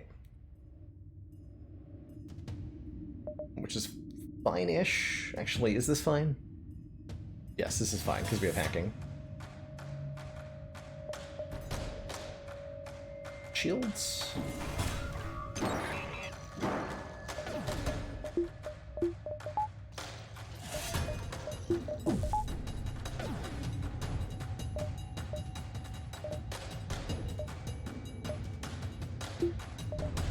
We have to power up at least the dual lasers.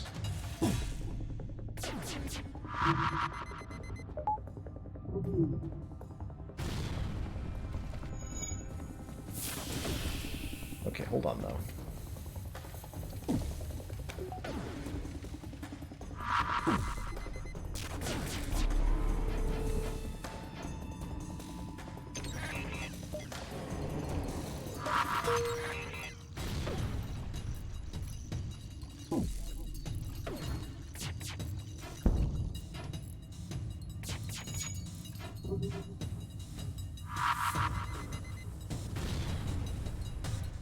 Those bombs will eventually run out, and then we'll be okay here.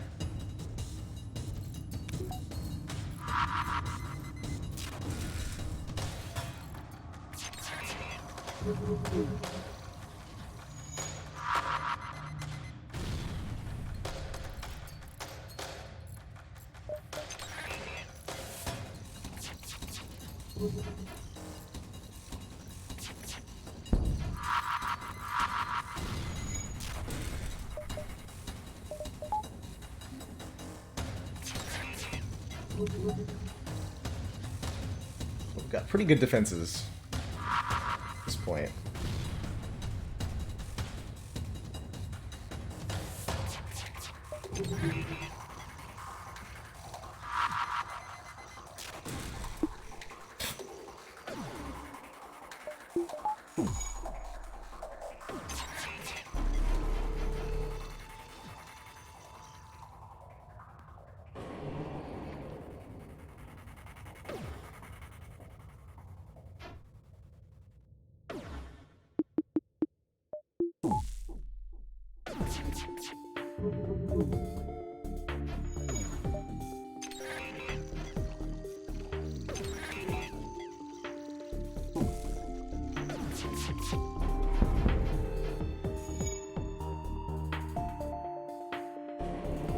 Slowly doing damage. If we can get ahead on systems damage, this will be a lot easier. A lot easier. Could use the heavy laser. I sold it. We don't have it anymore. I've got Swarm Missiles, Breach Bomb, and the Anti-Bio Beam. I think this is the best weapons loadout I have for this encounter.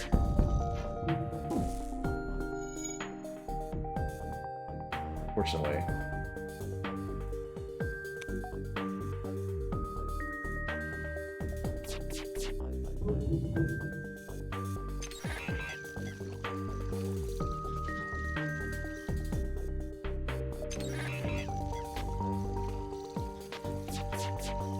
Better take out the piloting. Nice.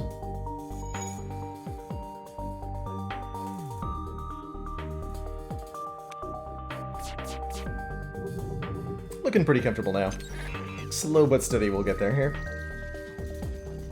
Glad I chose to hack shields. I think that was the best choice. Only a little low on these resources. Can buy more at the shop that's coming up, though.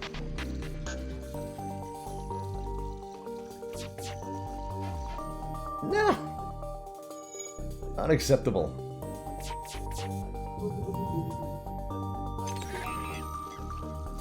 Unacceptable. We're definitely lacking on offense when it comes to anything that isn't boarding. Zoltan shield bypass would be pretty good. We just plumb don't have a way to deal with automated ships very well. There we go. Okay, so we can't miss next time, so we can target the shields now. And feel pretty comfortable about it.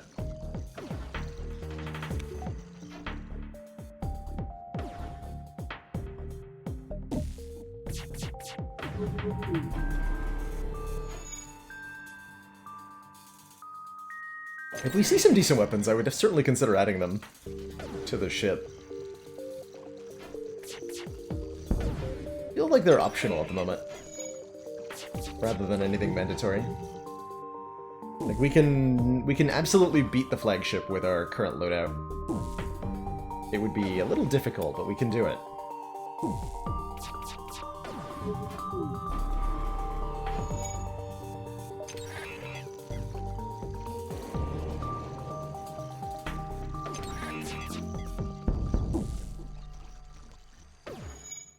One more volley.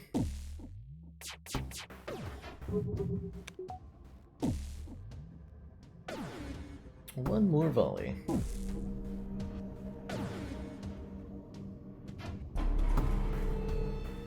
The concern is figuring out how we don't run out of fuel.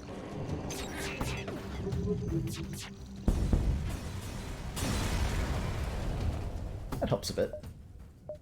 Something collection of useful scrap material. Does at least get us to the store. Intruders on board. Easy game. Oh my god, they do so much damage to the Zoltan. Zoltans have a reduced max health, so when they get into close combat, it's pretty scary. Especially against mantises.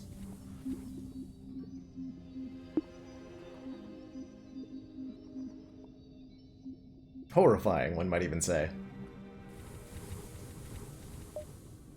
Kazak?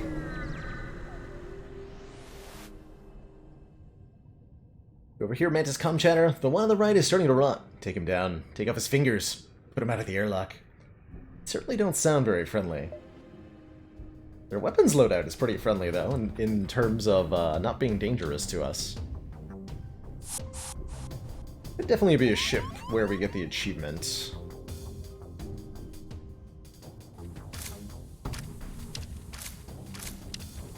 Well, the medbay is going to make that complicated.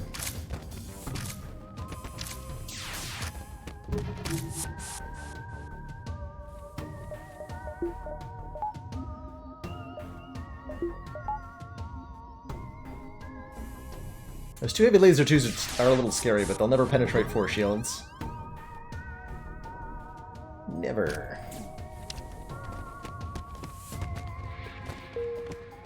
Never, ever, never.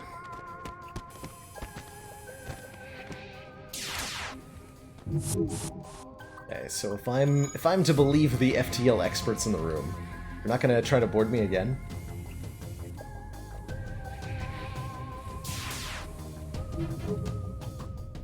And that is correct. Fair enough. Okay, so what is the hack we want to do? To make this work. I feel like I need to shield hack to make the anti-bio beam actually connect.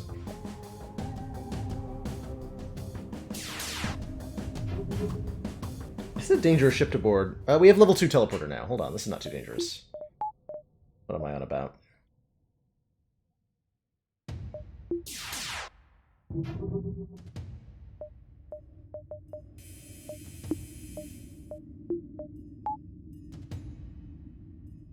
Don't have enough spare power for stuff, though. Not like that. Let's see.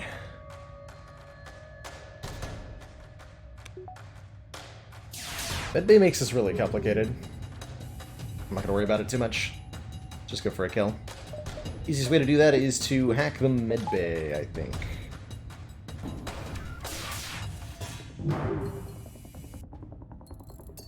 Oh, they can hurt us. If they do exactly that and only exactly that, they can hurt us a little bit. Don't do that. Please do not do that.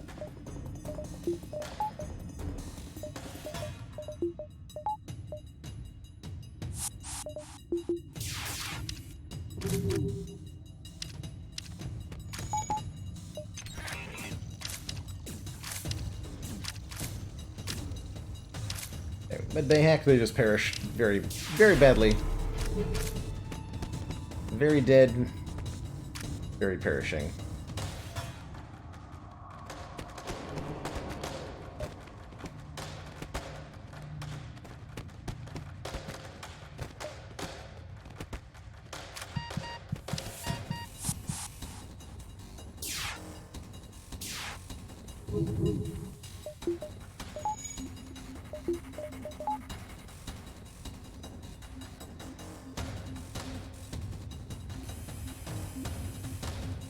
Easy game.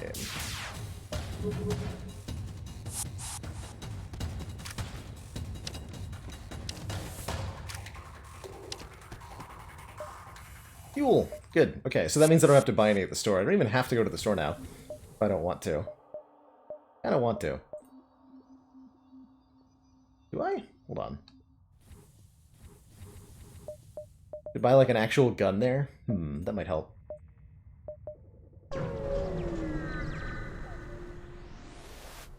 What do you got? Backup battery, and that's about it. Alrighty then. Take yet another crew member. Could be useful. 4 Mantis is 2 full boarding crews.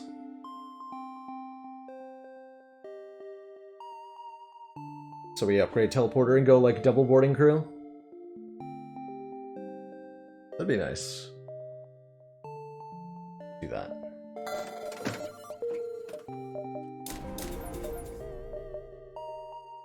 Let's do that.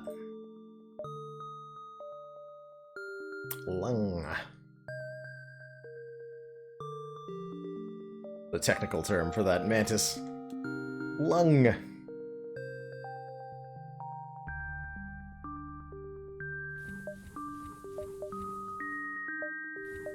Teleporter to level 3 is 60.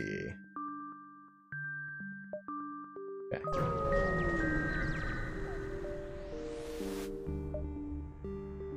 Find a number of ships fleeing from a small space station. Help! We're being overrun by giant alien spiders. Use the beam to pick off the spiders. Instruct them to drop their shield and you're able to kill the creatures without damaging the station. Monsters just started bursting into flame as we watched. What a terrifying weapon.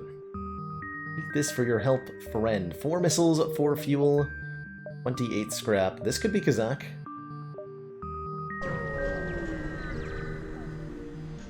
Like our last chance. The rebel ship. That's not what we wanted, unfortunately. They have a medbay, they have blah blah blah.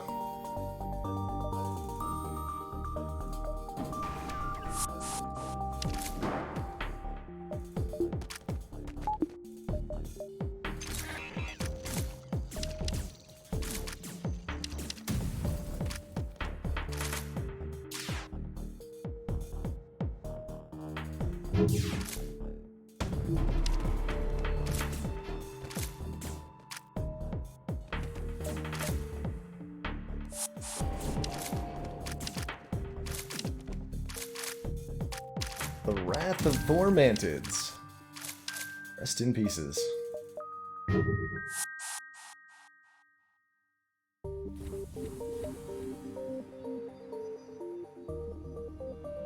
I considered playing Captain's Edition on stream? I tried Captain's Edition out a long time ago and found it not to my liking so much. I prefer the vanilla experience more, so I don't think I would be likely to revisit that.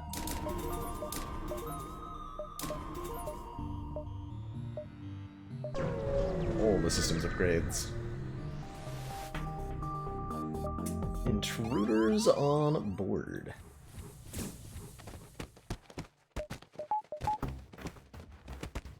Intruders about to be dead on board.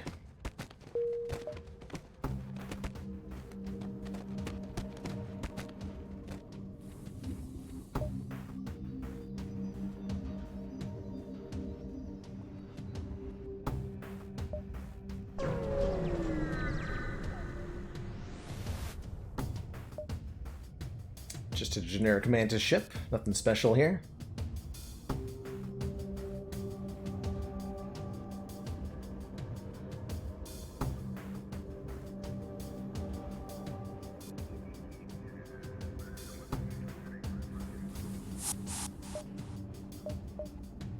We're gonna get some more drone parts, so I'm okay with a hack. Not necessary, but I'm gonna do it.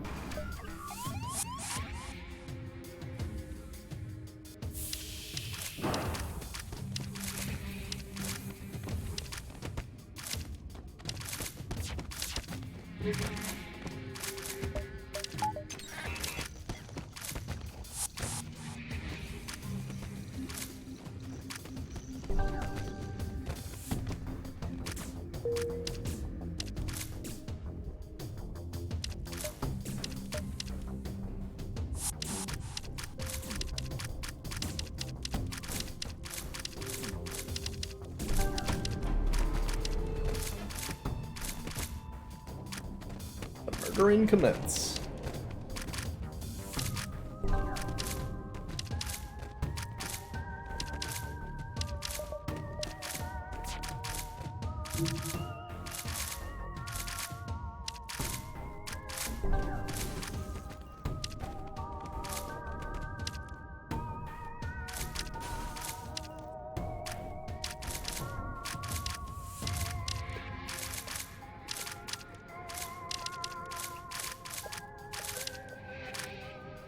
Good.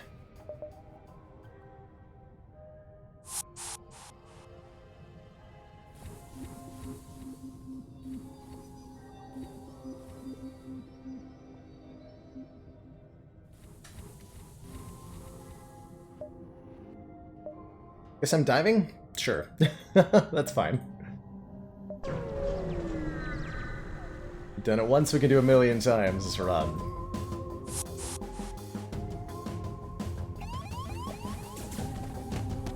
The enemy ship wouldn't know a spooky weapons loadout if it smacked it in the face.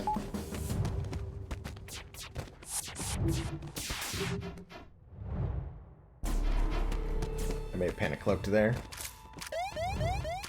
It's fine. Should be a long enough cloak that we can either dodge the ASB or get out of here. Neither of those. Cool.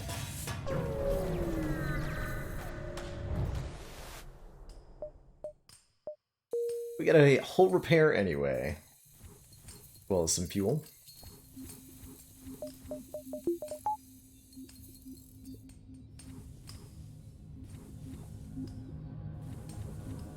Here in the last stand, we have to gear up to fight the ginormous Rebel flagship. Which is going to blow up the Rebel base if we don't get there in time. Along the way, we can visit repair stations, which will supply us with drone parts that we desperately need. So let's head over that way.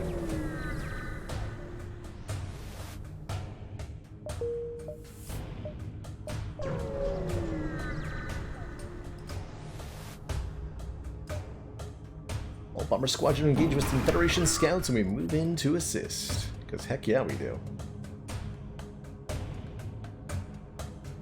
Can I do this without...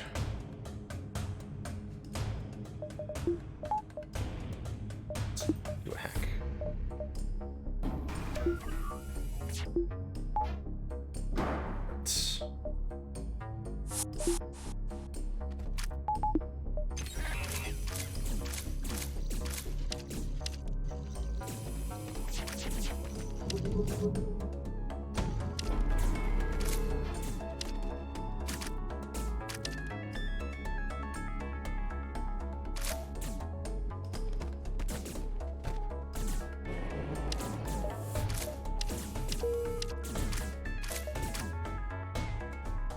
more on board. Let's do that.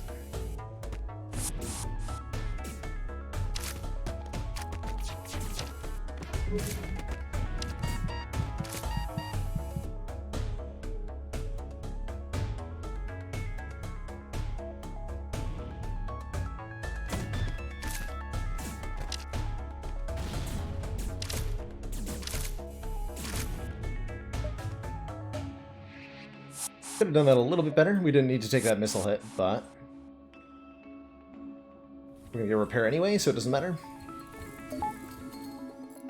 The logic I'm gonna use, and I'm sticking to it. Is it possible to one-phase the last boss by taking out the crew? It is not. As, there's a backup AI installed, as it turns out, on that behemoth. Alright, so here's the 5 drone parts is the reason I came here, really. Not about the repair, but just enough that we can use hacking indiscriminately.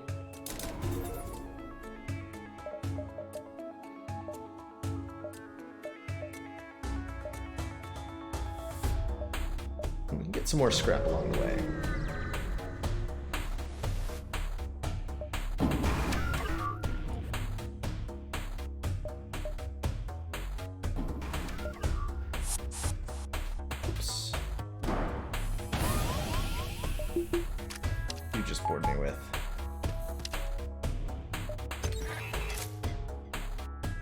An intruder hitting the cloaking. That's fine, I think.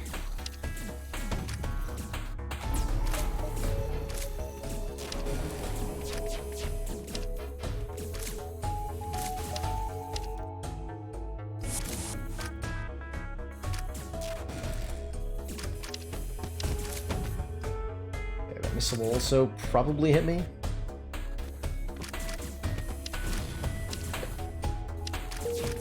It's alright.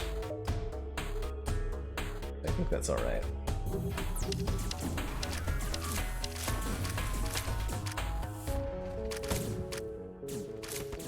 Ooh. Second one will also get me, though?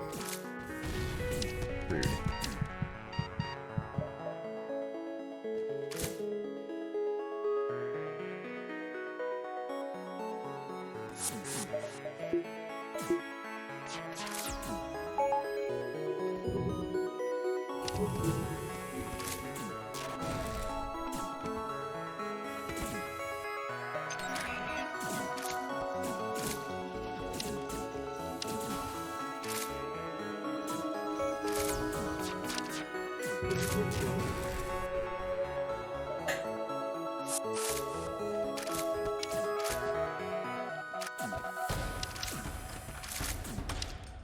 There we go.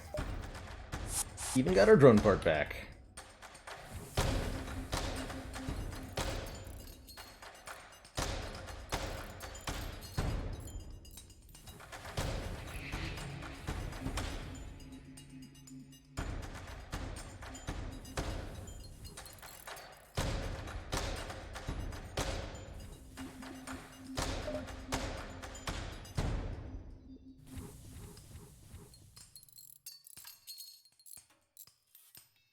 I think I can get control during the first part of the flagship fight. At least I hope that's true. Control of the situation, such that the flagship can't damage us. I'm gonna try to do that.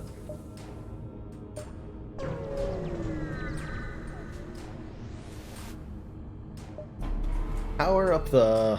Oh my god. It's terrifying. I'm sorry, it's armed with a what now?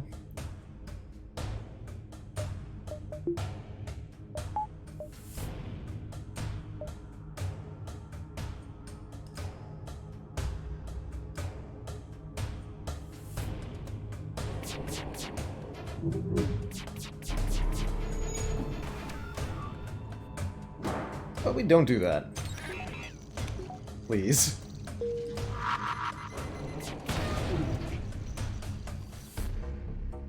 Okay, so it'll never be able to repair the guns anymore. I'll use one more breach bomb on this thing.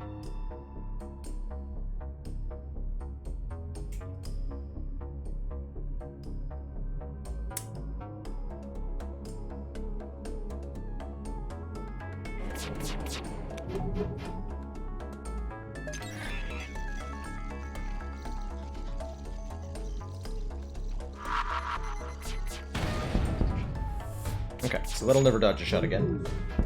Ow! Unlike me.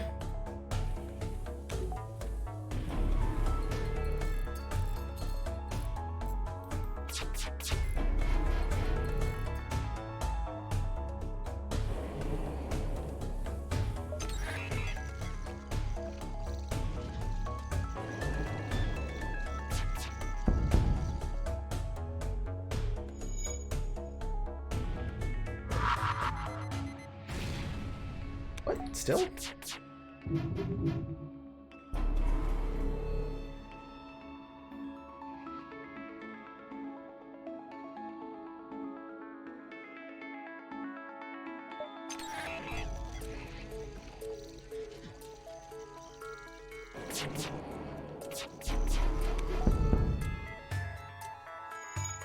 Alright, now it actually can't hurt us. Good.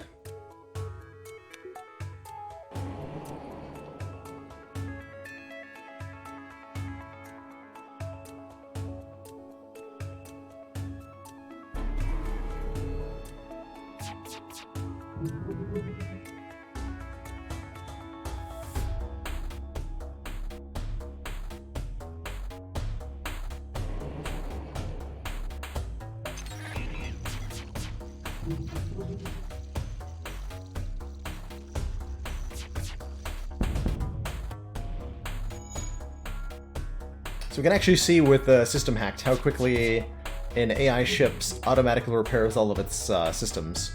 Not very quickly here, that little yellow progress on the damage there.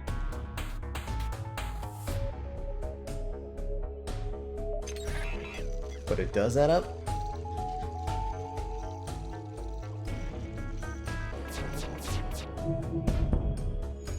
Does add up.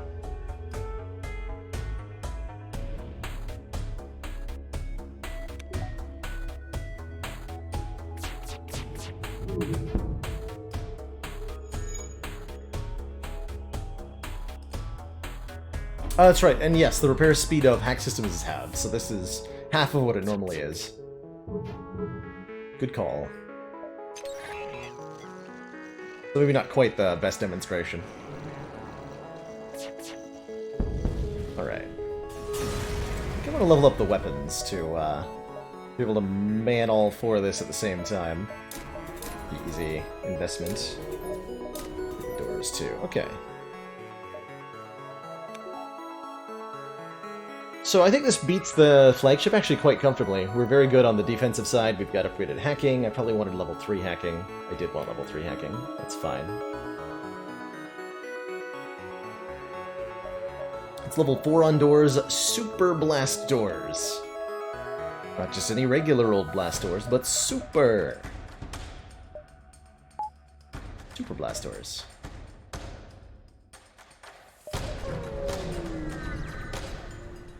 Alright, so the real question is, what do I hack during the first phase? This is it, the Rebel flagship. If we're able to destroy this monstrosity, the Federation fleet will have a chance of surviving. No turning back.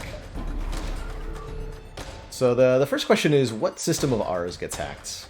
I did not upgrade O2. Cool, they hacked the doors. Good job. If they'd hacked O2, I would have had to leave, or hack their hacking. This will be a mild annoyance sometimes. But for the most part, not too bad. Not my super blast doors. By board medbay, that's probably the easiest way to get a lot of kills.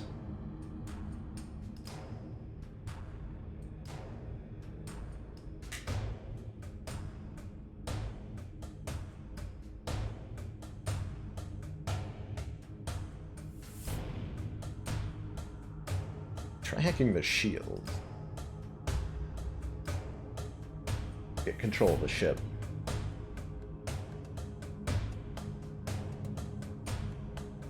I'm gonna try hacking shields. I'm gonna see how that goes for us.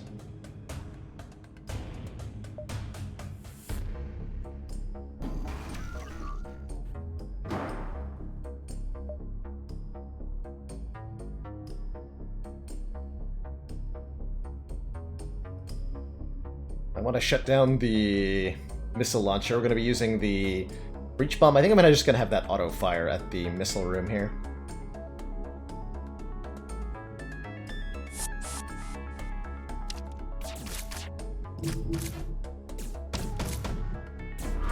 So our cloaking is mostly reserved in this phase of the fight for avoiding incoming missile barrages.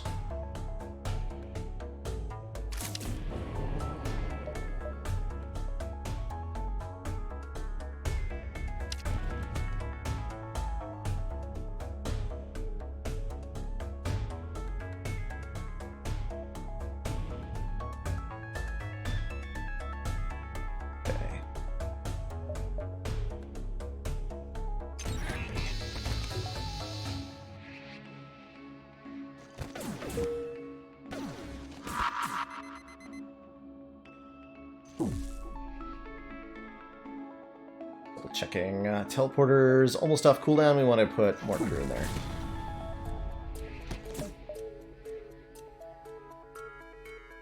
Pretty much immediately. Right in here, actually. Turn this into a winning fight. Ooh, was not expecting the ship to cloak right now, though.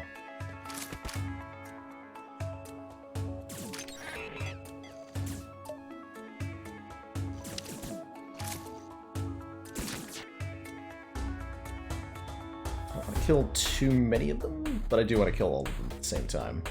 Complicated.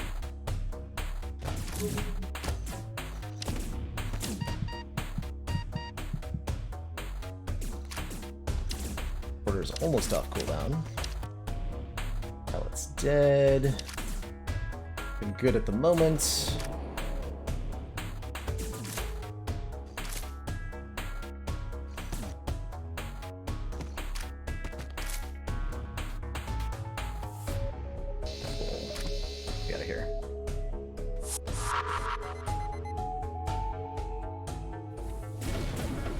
Don't need to have the medbay powered all the time, but we have extra power at the moment. Works out pretty well. Okay. Do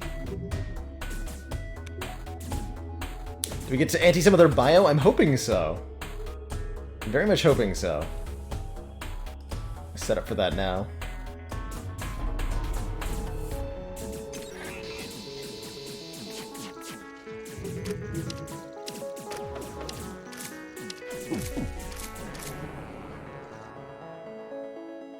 Yeah, the missile launcher is still on lockdown. We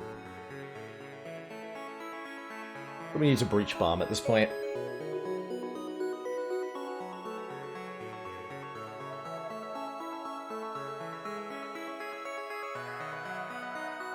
Breach into shields is potentially good. We want to keep that place devoid of enemy crew. Yeah, let's try that. I am going to board in there, but at least I have the freedom to leave when the room becomes evacuated of air.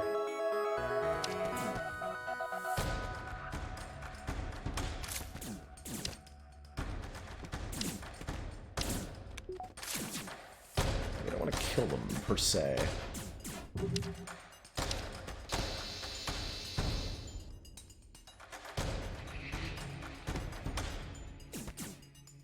Get in there, okay.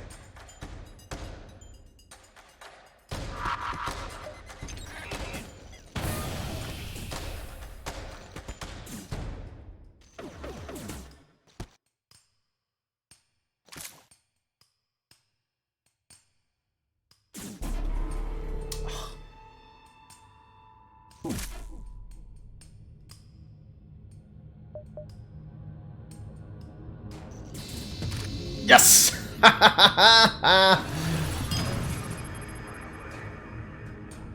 Yes.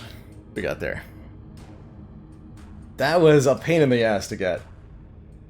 Very much so. But we have it. Excellent. Most excellent.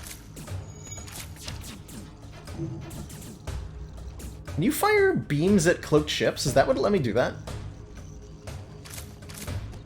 Wasn't actually where I was allowed to do that.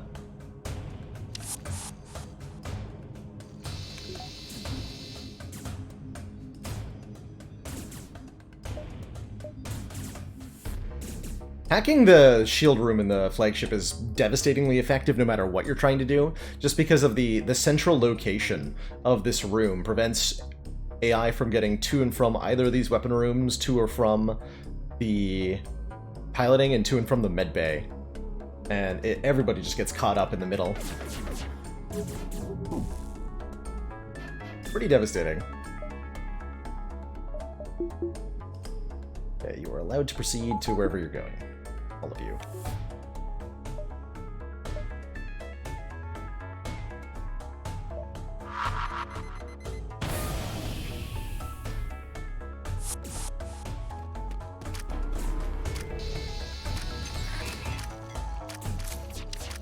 Yeah, beams take off Zoltan shields per room hit, that's right. And we can use the anti-bio beam to punch through the Zoltan shield in the flagship third phase if we have to. If we have to.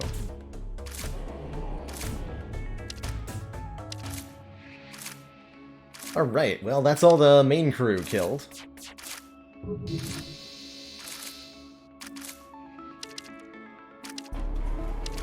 So now we can just pick this thing apart. Easy game.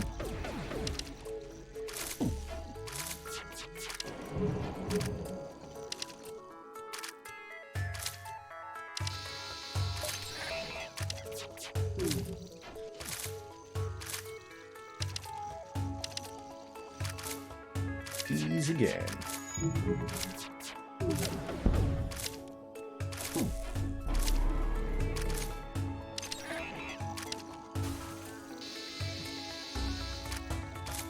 Oh yeah, we can break all their stuff. Just gotta remember to leave before I blow it up.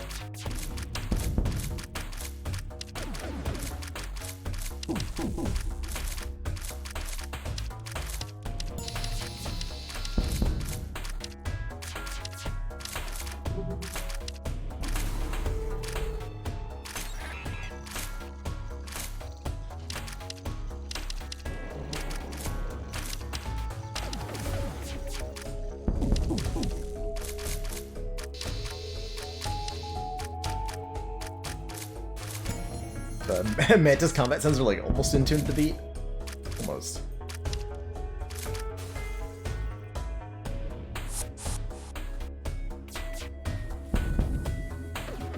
Almost flawless. So I could pick off these nerds with the anti-bio beam. No real benefit to doing so at the moment. Alright, good first phase. Very good first phase.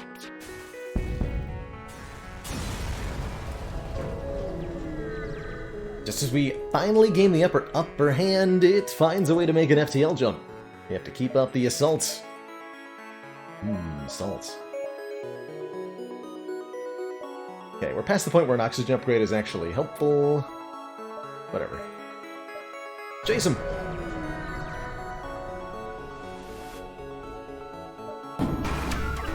So it's diverted considerable power to drones. I don't actually care about that.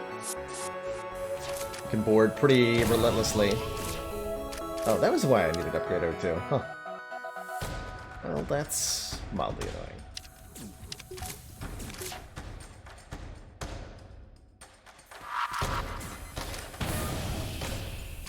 So putting a breach in there will prevent the AI. Actually, we don't have an AI. Well, prevent that from being repaired a little more effectively. Let me focus my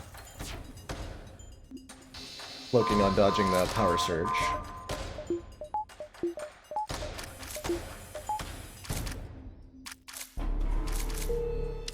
So occasionally you'll get a power surge warning followed by a ton of drones. Cloaking is one of the best ways to prevent that, but anything that just keeps your shields up is good.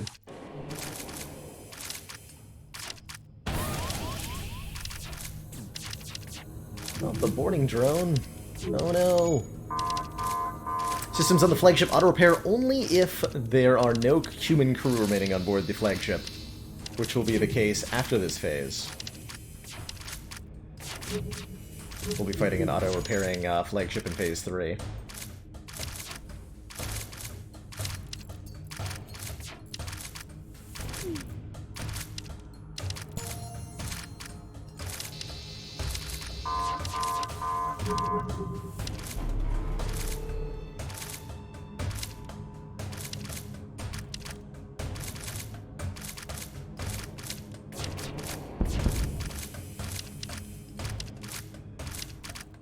break all the systems. And just like an AI ship, it can once it starts automated repairing, it can't do so if there's a hull breach. At that point, it's just SOL.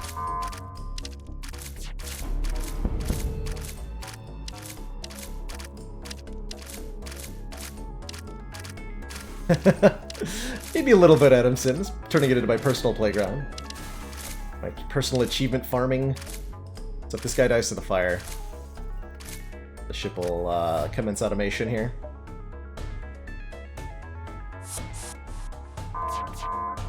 He did not, but the oxygen will go out.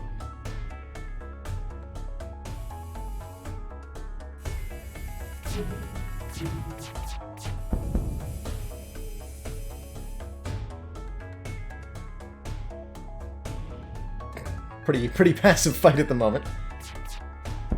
You know how it goes. Good time for a relaxing drink of water.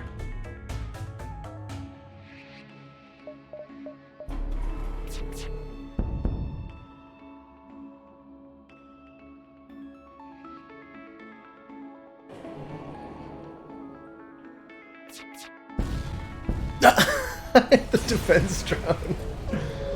Pretty funny. Pretty funny. We want to upgrade, I think, hacking for the third phase. That seems fine or whatever.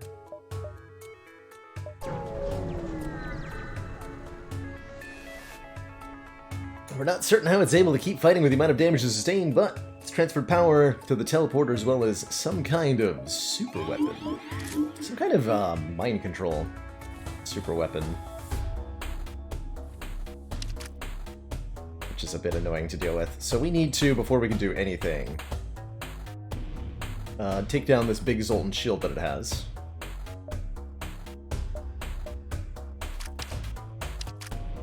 While contending with mind control, which is not easy to do. Level 3 mind control is serious business.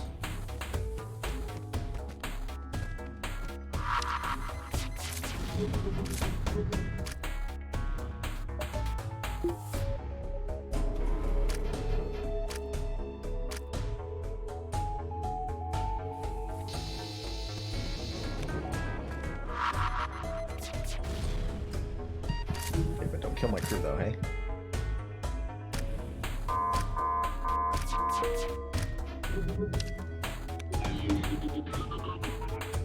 Uh-oh.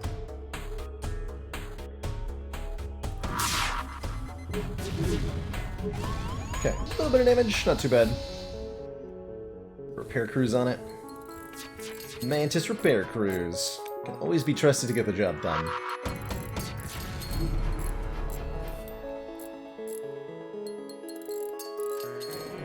Yeah, I can't teleport on board or use bombs until the Zoltan shield is gone, which is now.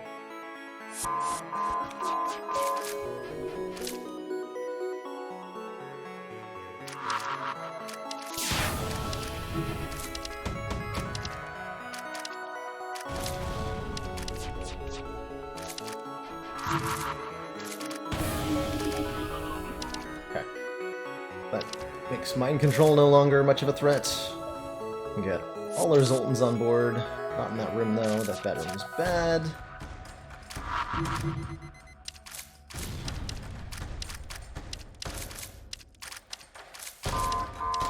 I can permanently disable any system I want with the breach bomb. Example, this one. There, we're talking.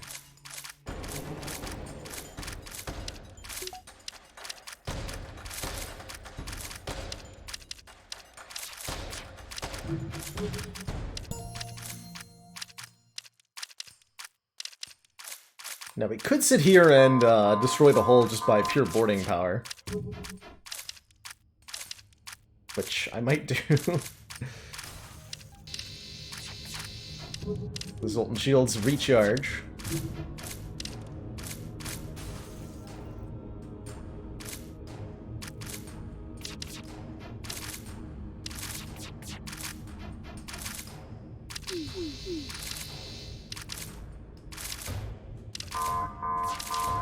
But we can kill it exactly like this if we need to. Every time we break a system room, we inflict a point of hull damage. So allowing it to continually repair itself is kind of beneficial.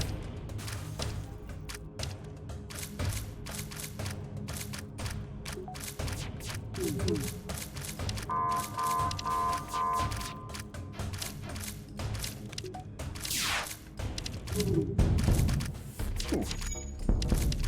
A little bit rude.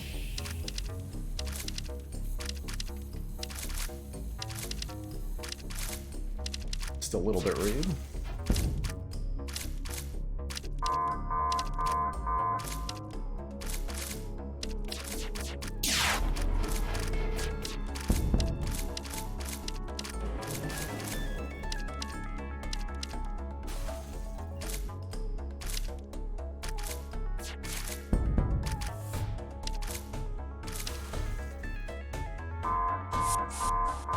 No need to lose our valiant crew, right?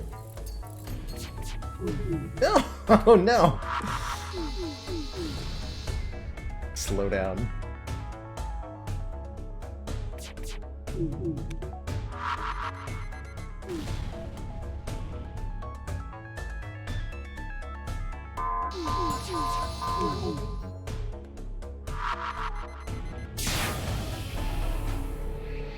GG.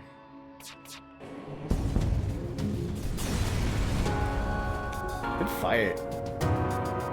That's a pretty sweet run. We went into an unusual strategy. Picking up the teleporter on the slug ship was entirely for that one achievement, and then it proceeded to almost get us killed, and then it proceeded to save us. And we unlocked Slug B at the same time, so that was awesome. That was awesome.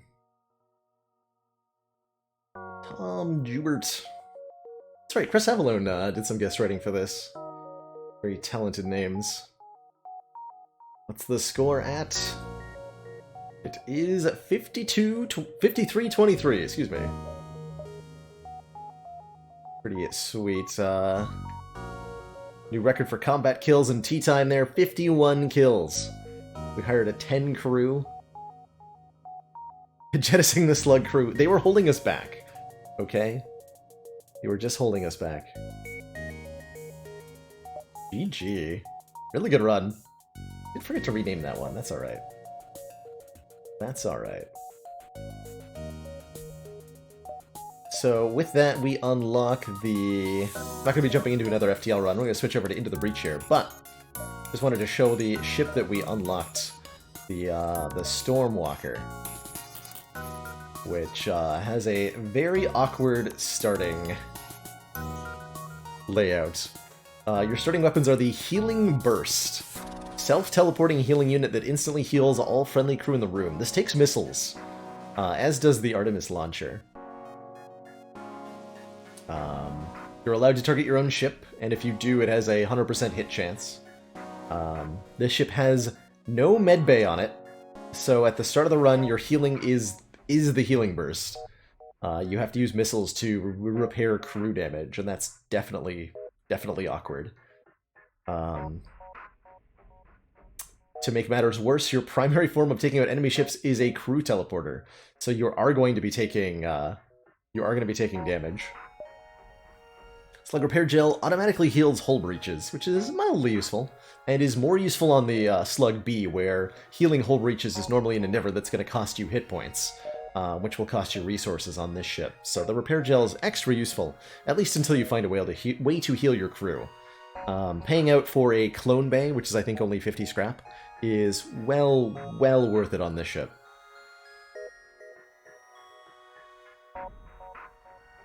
Yeah, we gotta use missiles to get through Zoltan shields. Automated ships are really tricky with this as well. It's just a super awkward start with poor matchups against a lot of ship types, but can be pretty enjoyable under the right circumstances. That is going to be it for FTL today. I'm going to switch over now to Into the Breach, another game made by Subset Games here, their follow-up, and try to do a quick run of that. I think we'll go, like, triple random ships on hard, or triple random, like, full random squad on hard, and just see what happens. But before I do that, I'm going to take a short break, refill my water, stretch my legs, and when I return, we'll be playing a different 3-liter game, ITB. Be right back.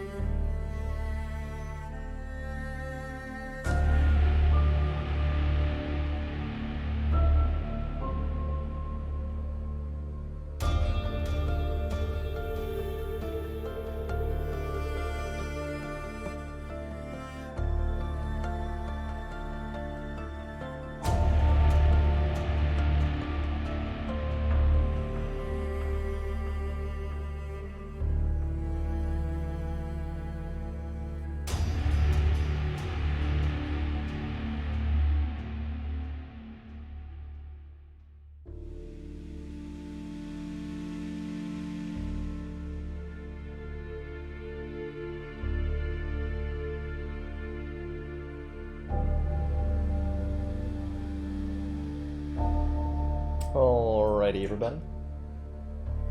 We are back. Thank you for the patience. So something occurred to me while I was on break. The music, A, I think our music is a little bit too loud. Turn that down a bit more.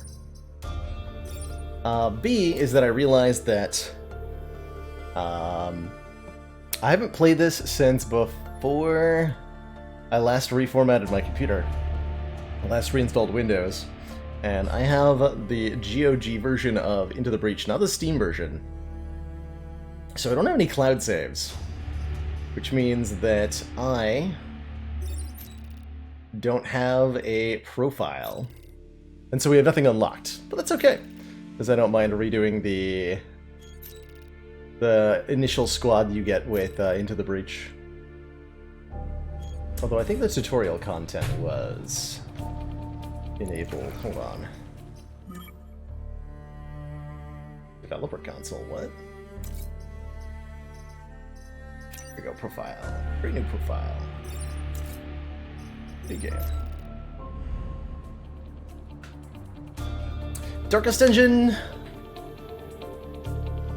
Darkest Engine is not something I plan on revisiting. The core gameplay loop just doesn't quite appeal to me in a way that makes me want to invest as much time in it as required for a complete playthrough. Unlocks a sword in a text file. Oh well. Well, that's totally fine.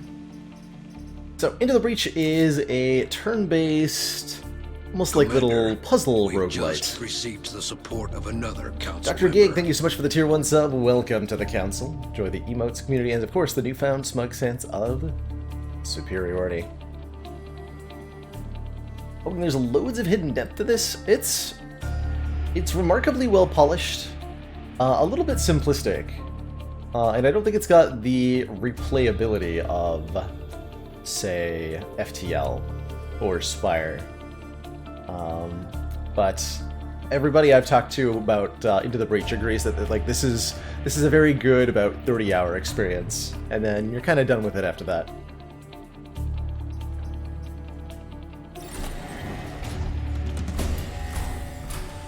So the plot is that the Earth is overrun by giant bugs called the Vec.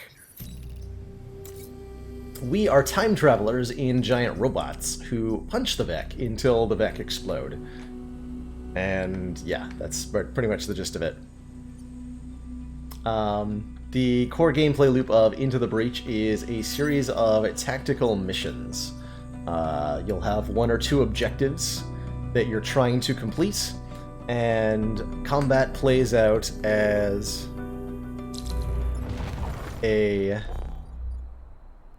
almost like little mini turn-based strategy game.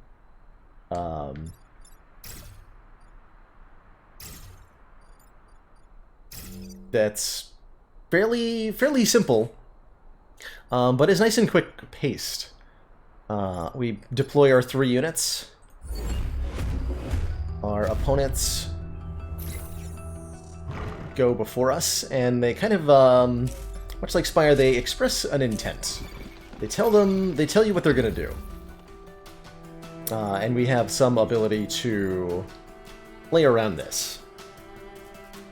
So, our objectives are defend the artillery unit and protect the clinic. There's this artillery unit here is on our side, we gotta protect it. This medical clinic is an important building, we gotta protect it.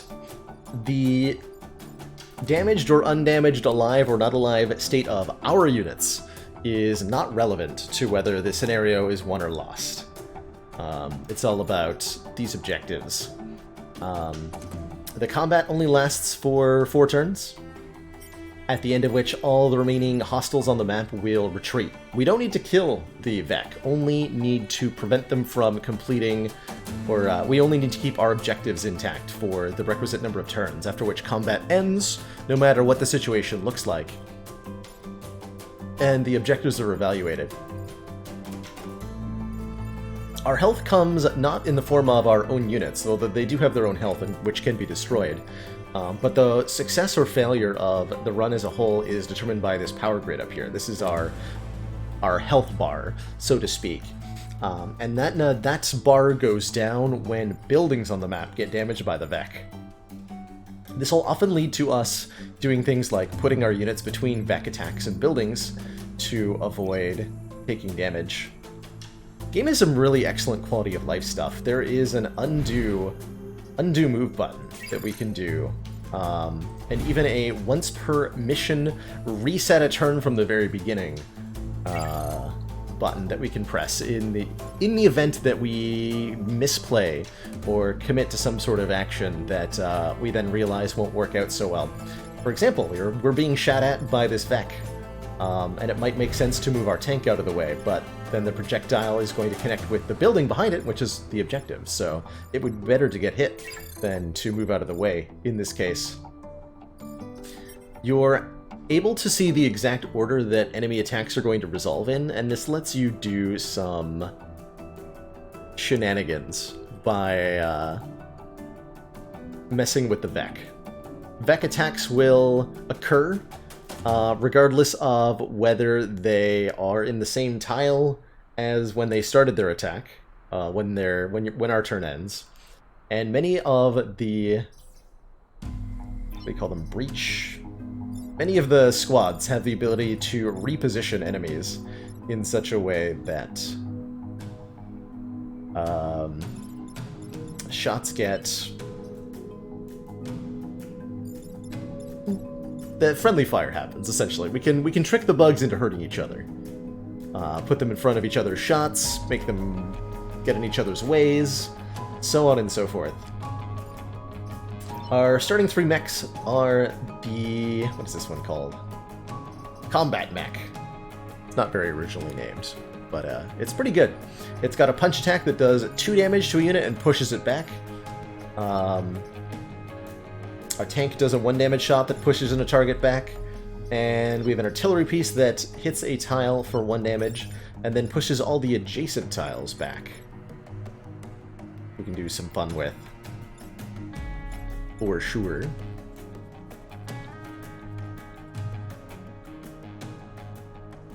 For sure.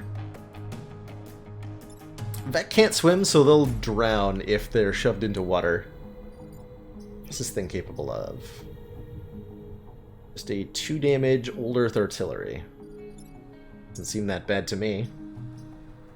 Looks like it only has 1 move, though. Raiding party! Terrence MHS is raiding us up with a party of 20. Welcome on in, Terrence and Raiders. Hope your Spire runs today treated you well. We're playing on hard, Fele. For this. Very chess-like game indeed, yes. Can you enable grid numbers in options? I think that is an option that I do want enabled, right?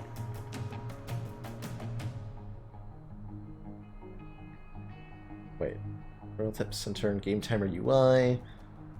Colorblind mode. Is there not a button for...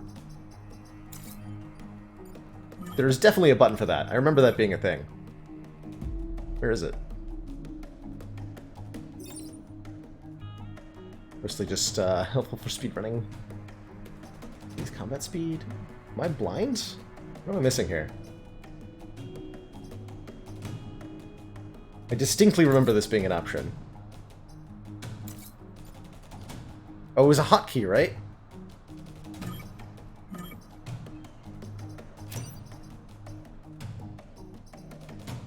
Left control.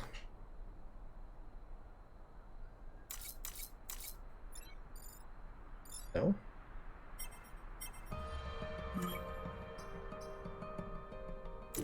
Whoops. I am allowed to continue. Options. Still all the same stuff. I'm so baffled.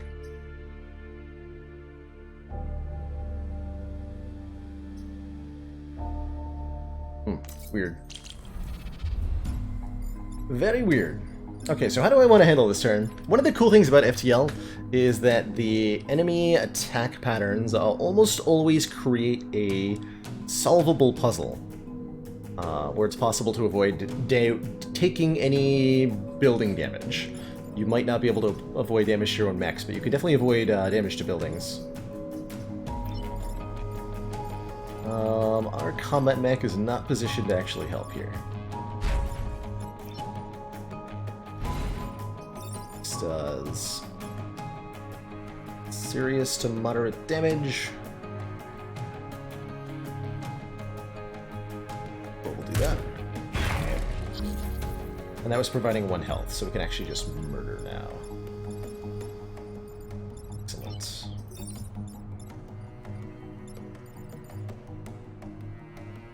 The order is... that one goes first. Do it like this.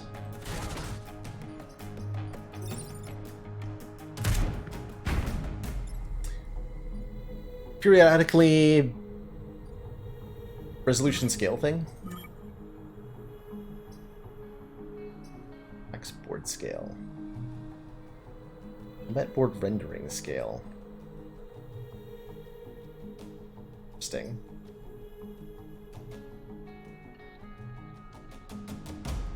"100% not on the latest." Okay, I've somehow managed to find an old patch of the version of the game. Not gonna worry about it too much.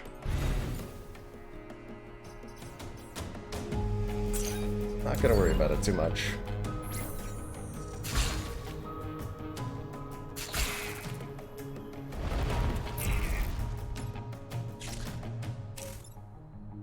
So every turn, you'll get these warnings of incoming Vec. New enemies that are going to spawn in that location at the end of the turn. If there is, for whatever reason, another unit on top of a tile where an enemy is going to spawn, the spawn is delayed by 1 turn, and the enemy on top of the tile takes 1 point of damage.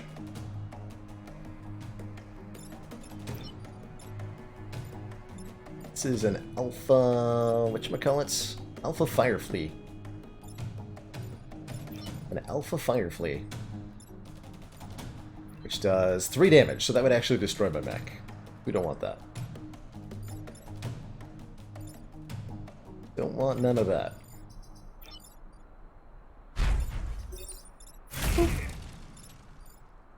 Should be able to kill that with fire damage from this thing. Excellent.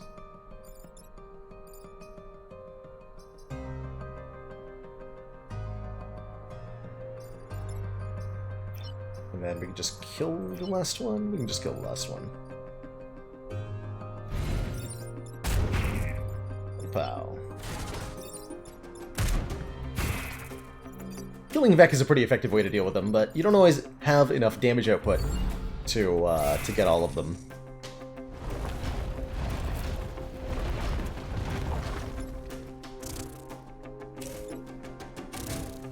These scorpions could be nasty because they'll like web entangle whatever unit they're trying to attack. This little artillery unit that I've been given for the mission's very effective at just killing everything. Give him the old punching.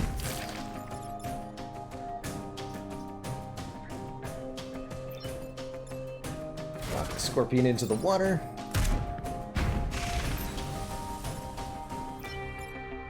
And I could even block that last spawn if I wanted to. We'll let it come at us.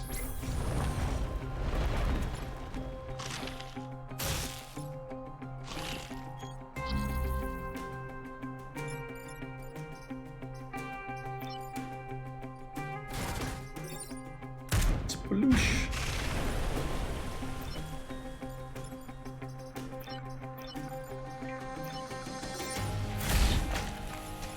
Go Puncherino. Can't actually kill it though. Oh, unfortunate.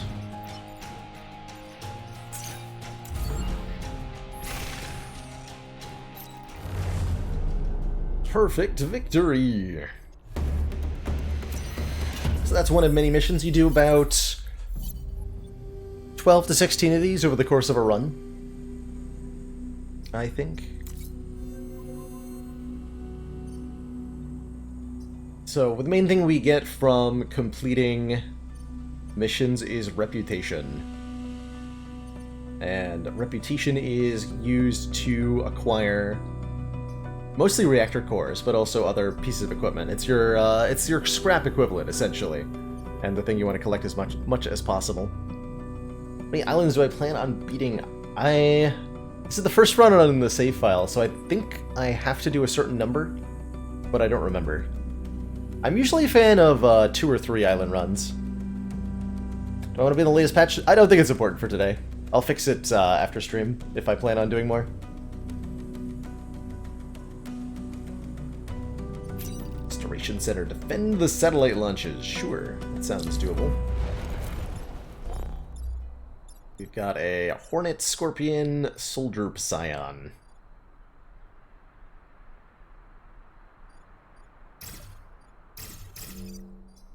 Not any consideration given for that deployment, by the way.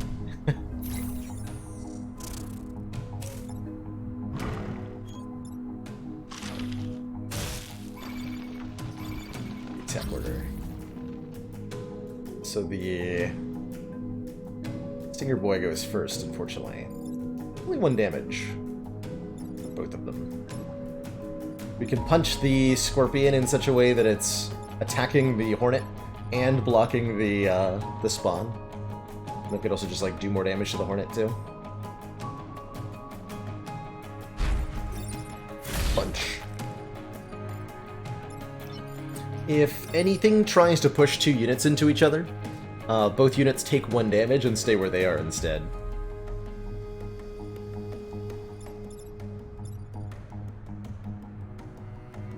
Actually, I could fire the artillery. That would move you out of the way too, right? We fire artillery here. The artillery does 1 damage to the tile we target, and then pushes all adjacent tiles away. So we can make the Hornet not attack the satellite.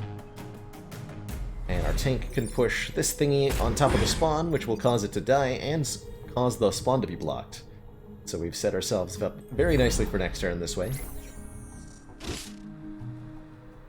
Periodically, missions will mix it up with environmental hazards, and you'll be told pretty well what those do ahead of time.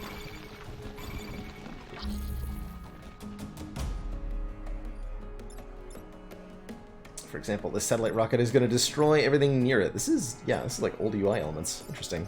Where did I get an old version of this? It's so baffling.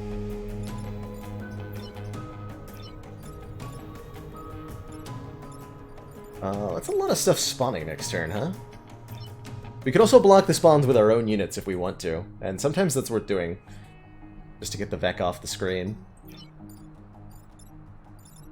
Get them the Vec out of here.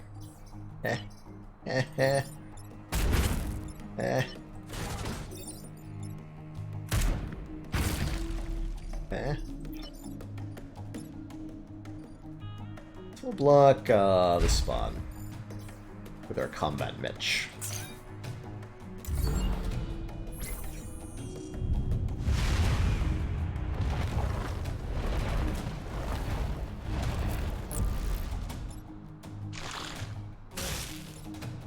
Threatening. A little bit more threatening. It's fine. It's fine-ish.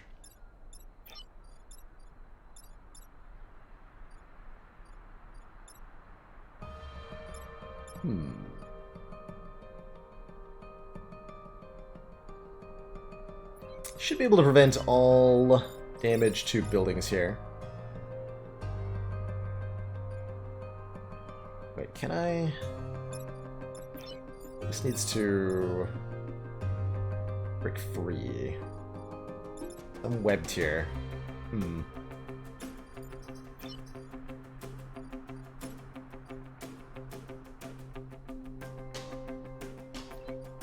Well, this is awkward. So this building's getting attacked, and this building's getting attacked. And my tank can't move, because it's currently entangled by the Alpha Scorpion, who will kill it if I don't prevent that attack.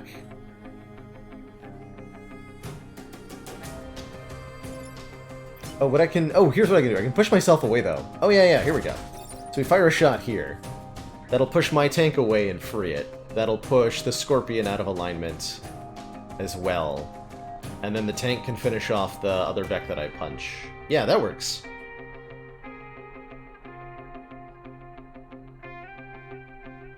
Doesn't damage buildings, it only damages the adjacent tile. This is, yeah, this has got to be the best play here. Boop.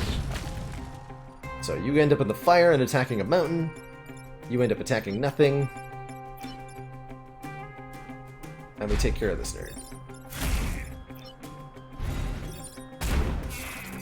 Excellent. Excellent.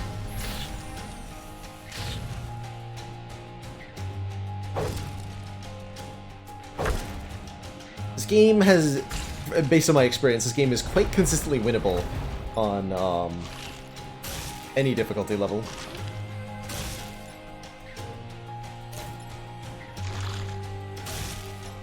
Oh dear. Well, that's much more complicated for solving. I can still knock... If I artillery this square, we'd solve this one and this one. I can punch you into the water. That still leaves 2 problems. So I think I have to take 1 point of building damage. Unless there's another way. Push these out of the way.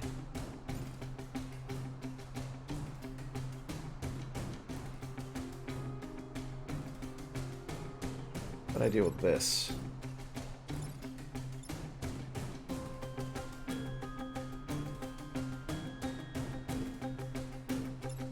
Wait, oh yeah, what's the attack order? The Scorpion attacks first.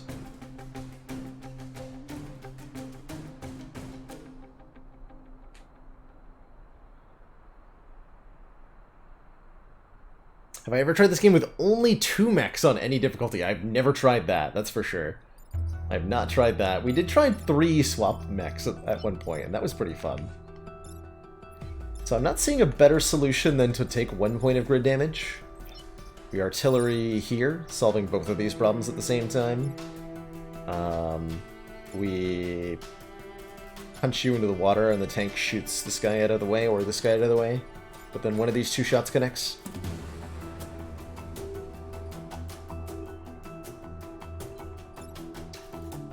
Commander, we've just Ursula received the Alongside, thank you so much for the support Twitch of Prime another sub. council Welcome member. to the council. The other side. Oh, wait, hold on. Yeah, because you go first. So if I artillery here instead, that solves this, this, and this. The tank can fix that. The mech can punch this guy. Yeah, that solves everybody. So there is an out. There is an out. Yeah, we gotta move the mech first, of course. To here. So this shot. Punch here. Tank moves. Tank has enough movement to do that, right? Believe so.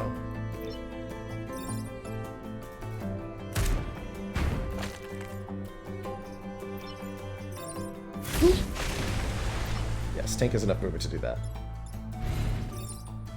Shoot out of the way.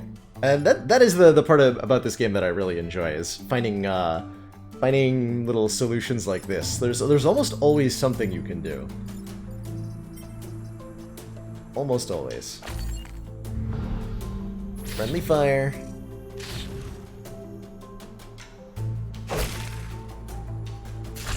And you can set up stuff like that reliably, because the game tells you the turn order.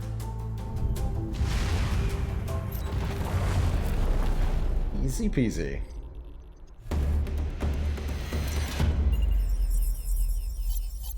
If you can... One of the big things to doing well in this game is getting perfect bonuses. If you can complete an island without failing any objectives, you get a bonus at the end of that island.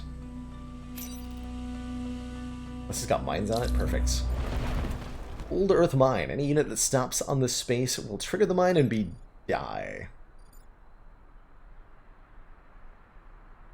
And be die.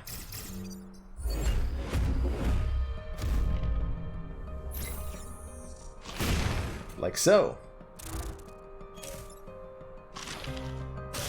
think that threw that much.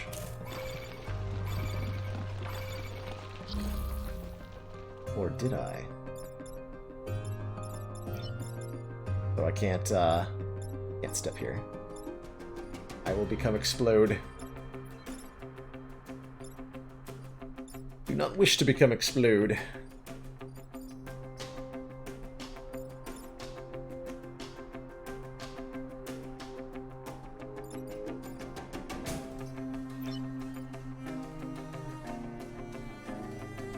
Let's see.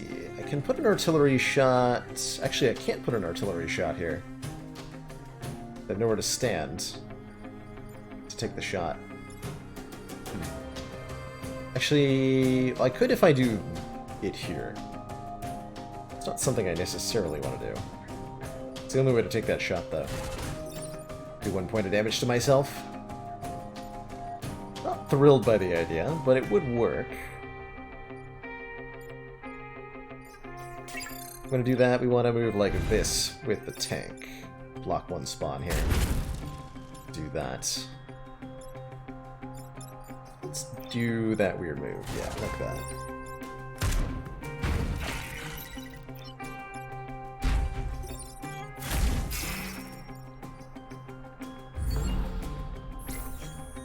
We take some damage doing this, but we prevent 1 spawn and take no grid damage.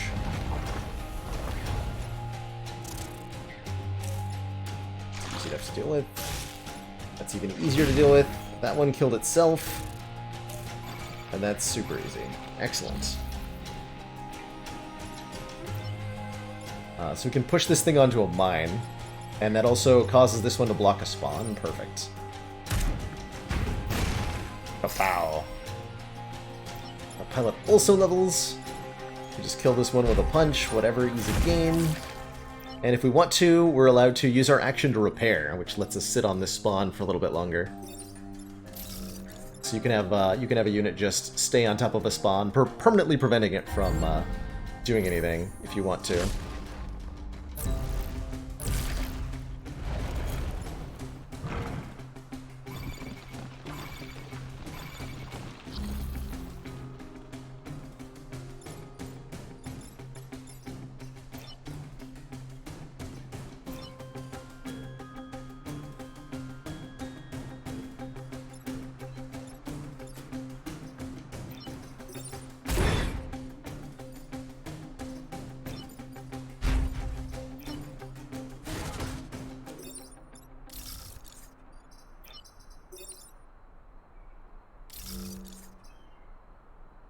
Nobody gets to spawn today.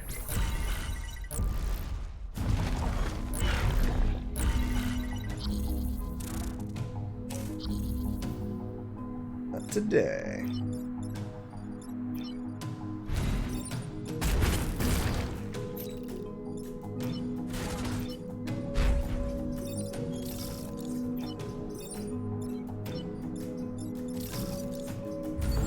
Easy game.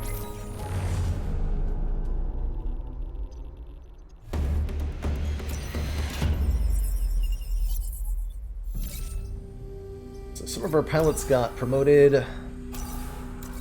It's grid defense. Grid defense is not that helpful. Mech reactor's good. Reactor allows us... Reactor points are the basic currency for upgrades. They allow you to equip new equipment, they allow you to equip specific upgrades, or even just boost your base stats. You're allowed to reallocate reactor points at any time within a mech, although installing reactor cores, upgrading how many points they have, is a permanent choice. You can swap them around at any time. Let's give +1 movement to our pilot here,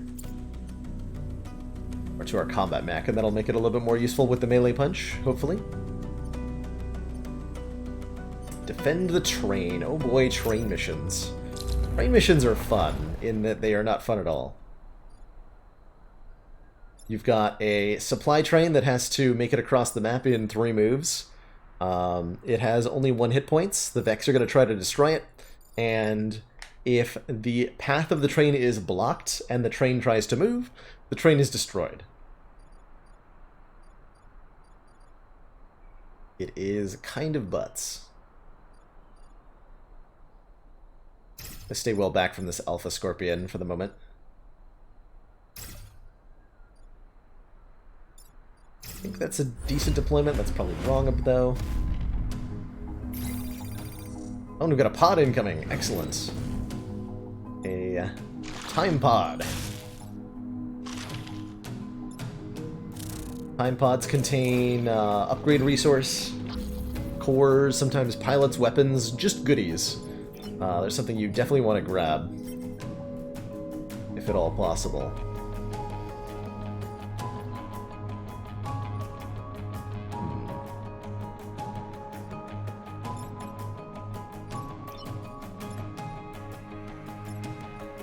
Kill you with a punch, we can push you out of the way.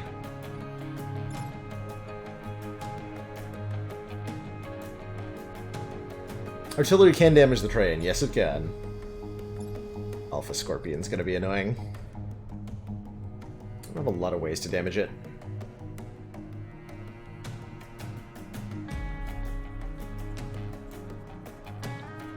Be very annoying.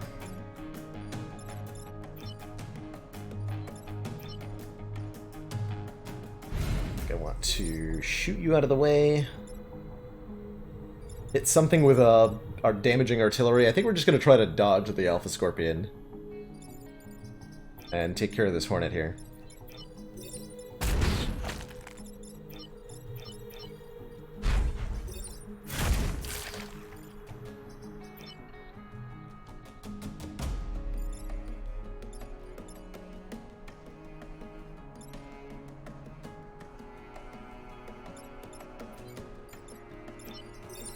Push that Scorpion to a mountain.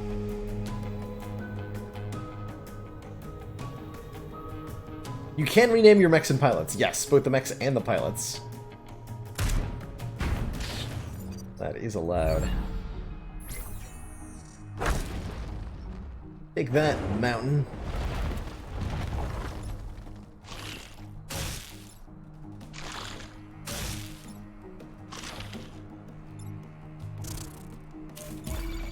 Okay, well that seems like it's mildly a problem. You only have one hit point, so pushing the Scorpion into you would kill you.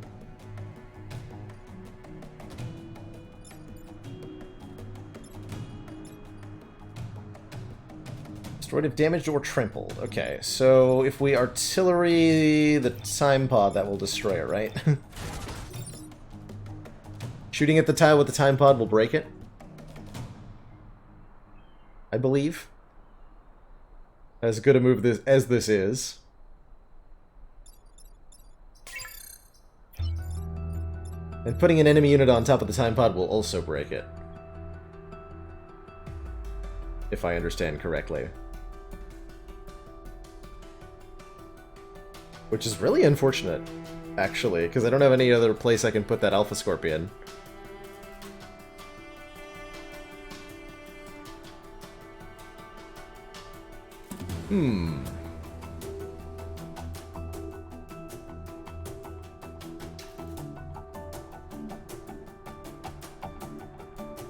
That's unfortunate.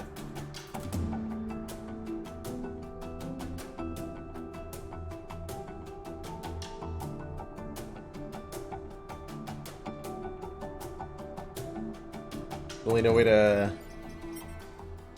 save it, huh?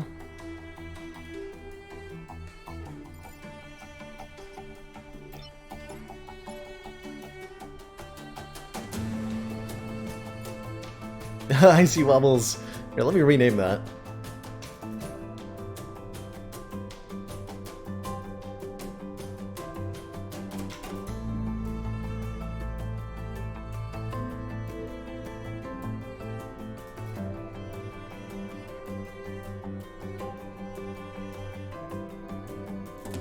Let me do that.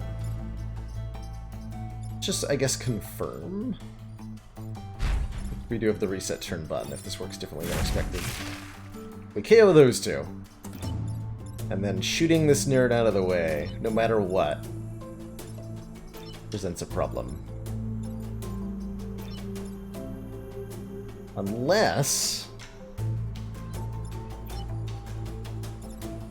No, it's still not possible, right?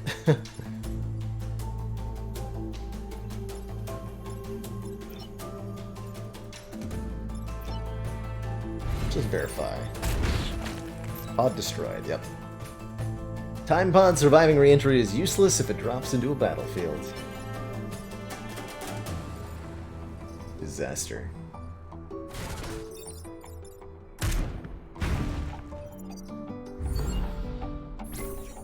I'd rather get a perfect island than get a time pod, I think.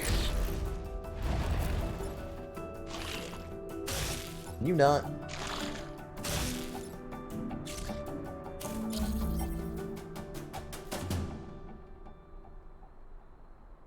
Do you mind?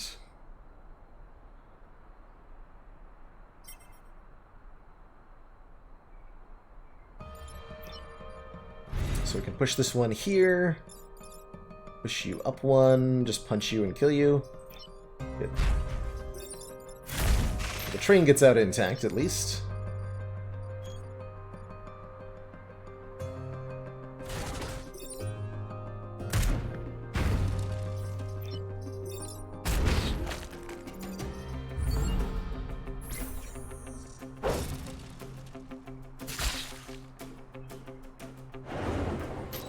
Don't have to pick it up, no.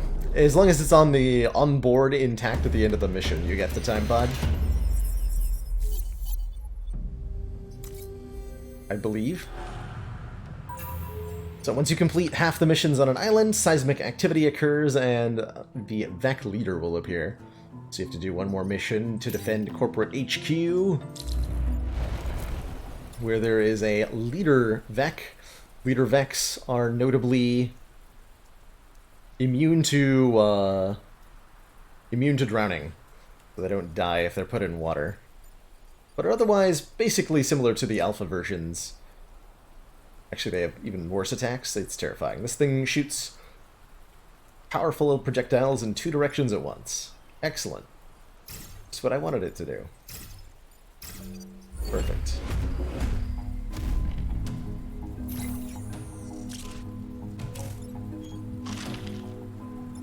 So, for example, this is already a problem.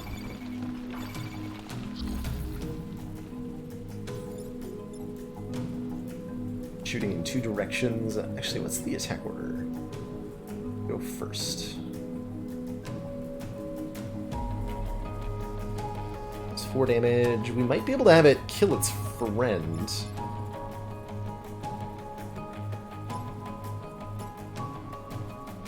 Actually, can I do what I think I can do?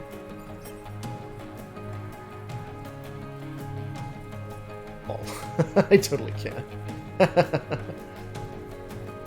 Well, that's hilarious. Alrighty then, let's put the VEC to good use by having them kill each other.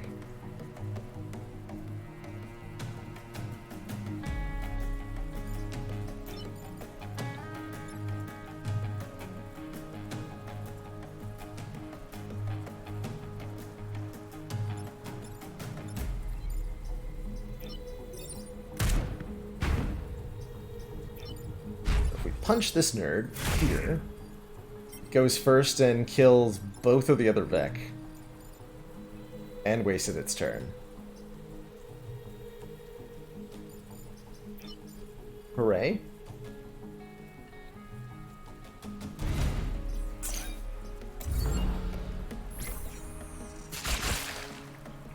Which we get XP for.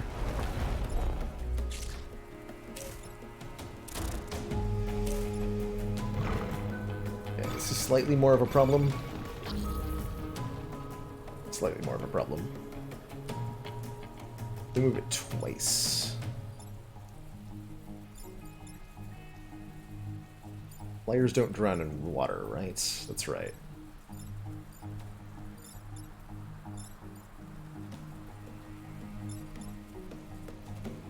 We do quite a bit of damage to the Firefly leader this turn. Let's do that.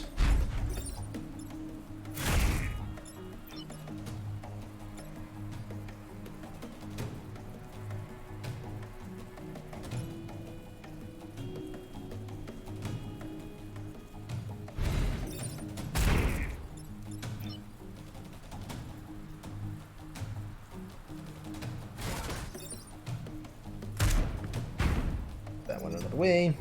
Might not have been the best turn, but it worked. And we can actually kill the leader next turn with a punch attack.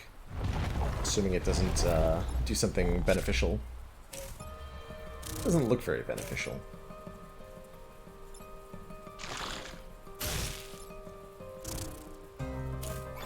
It seems bad, in fact. Oh wait, it is beneficial. It's most definitely beneficial.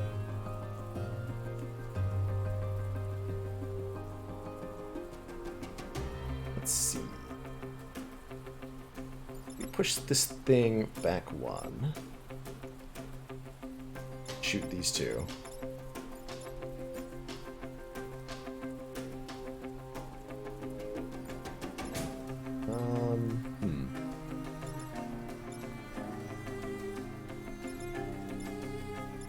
Not enough damage to kill that, though. There, punch.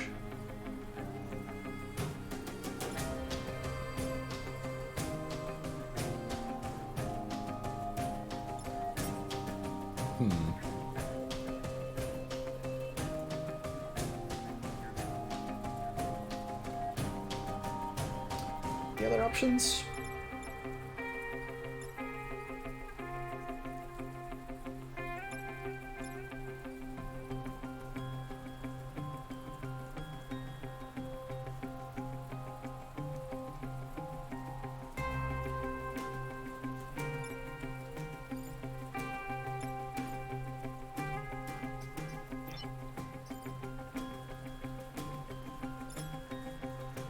If I can push this Firefly into the way...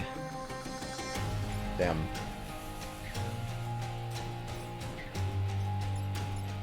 Doesn't quite work out. If the Alpha Firefly was doing enough damage to kill this thing, then... maybe.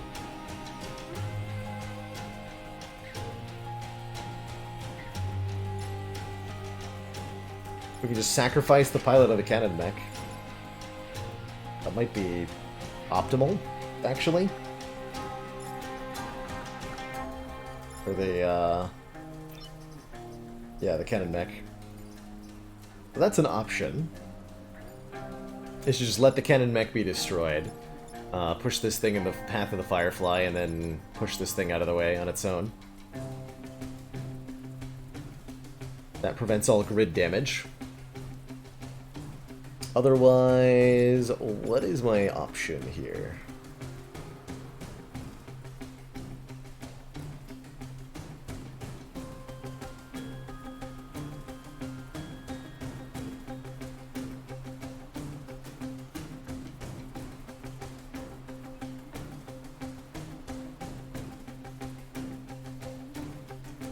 Let's see. We can also, let's see, push it out of the way.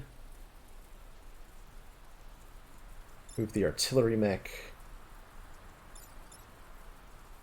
It's not quite fast enough, right? Because then the brute can't shoot.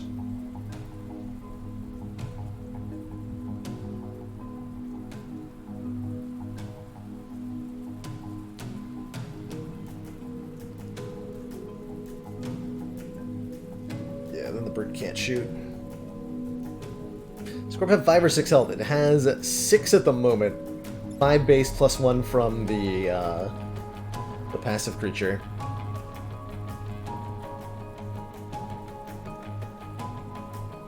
Happens when you lose a mech. It's out of commission for the rest of the battle, which is not a big deal a lot of the time. And the pilot is killed, but you keep the unit for the rest of the run still. They even have autopilots. Like, they can function without a pilot. The pilot gives bonuses, but they're not that significant. So it's okay to not have a pilot.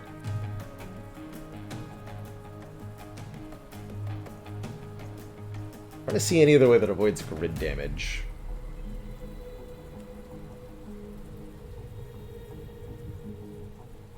Or guaranteed avoids grid damage.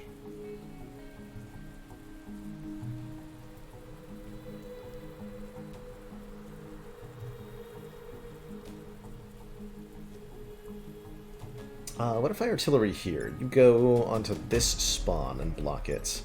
You go up one. Take that out. So that I can have the... Wait, is that just easy then? Oh, but you don't die when you are punched.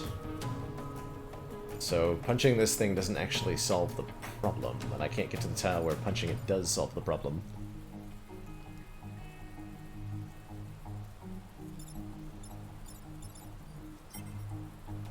Well, that's most inordinately rude.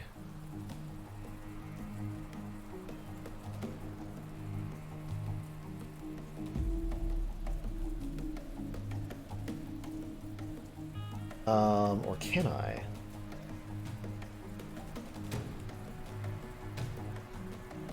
No, I can't. Wait, or can I? Because that would put you there. No, I can't. How far can the little tank move? Only 3 squares of movement.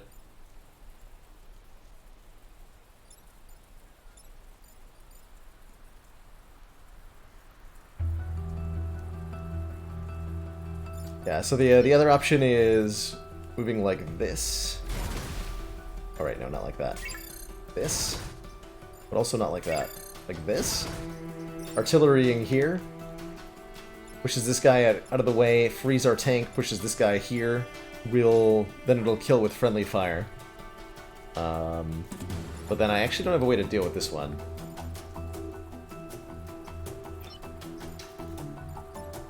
Punch it, but it only takes 2 damage. And it moves here, and it takes out that building instead. The tank would be able to go 1, 2 here. Or 1, 2, 3. Can't ever shoot that. So I think the best play is actually to let the tank pilot die, maybe.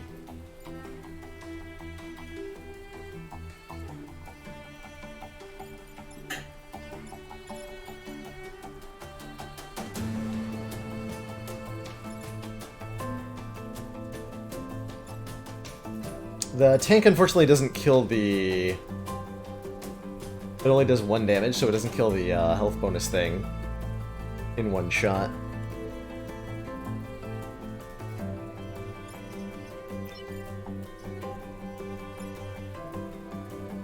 But I thought about pushing the mech with the tank. There's no way to line up the shot, unfortunately, unless you're not allowed to do... No, yeah, you're not allowed to do incremental movement. You have to make your move all at once. So I need to have the tank push the mech closer before the mech moves, or after the mech moves. After the mech moves means it has to hit me from here, which is impossible. And before means it has to hit me from this tile, but this Firefly leader will be on that tile. Tank does 1 damage, yes.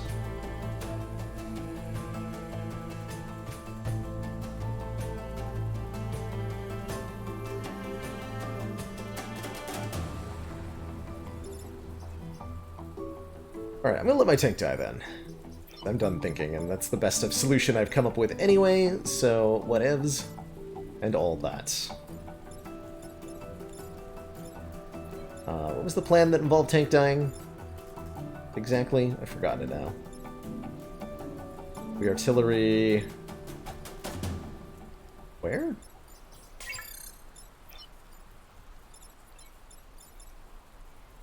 Wait. What's my plan? My plan was what now?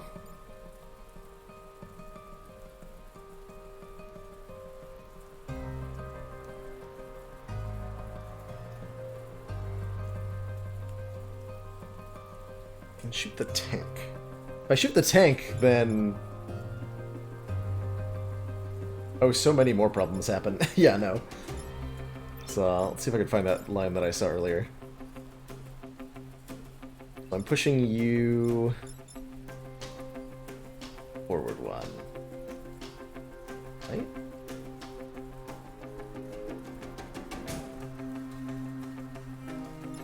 Pushing you in the way. Oh, that's right. We punch you.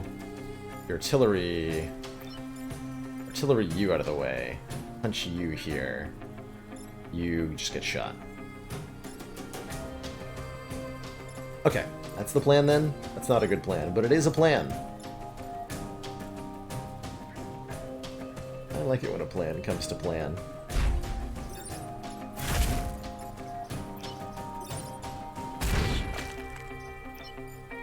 Next turn might be really ugly because of what I'm doing here. I'm okay with that.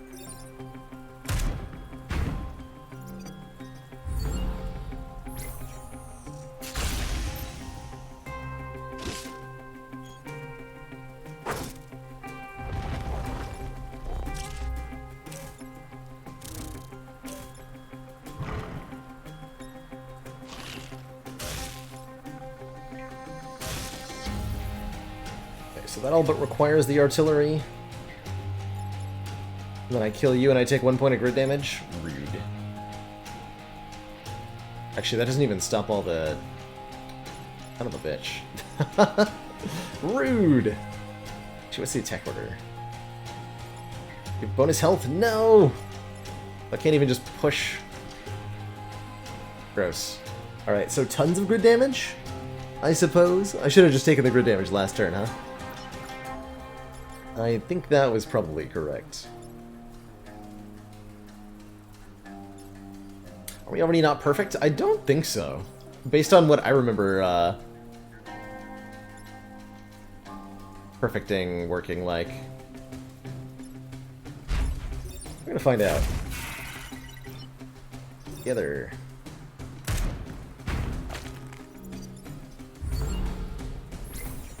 Alright, so we take some grid damage.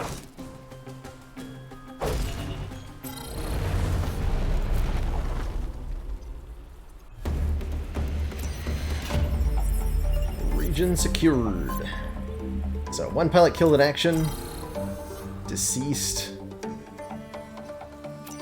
Okay, yes, that was certainly not a perfect island. So what are the requirements for perfect island then? Because I apparently don't know what they are.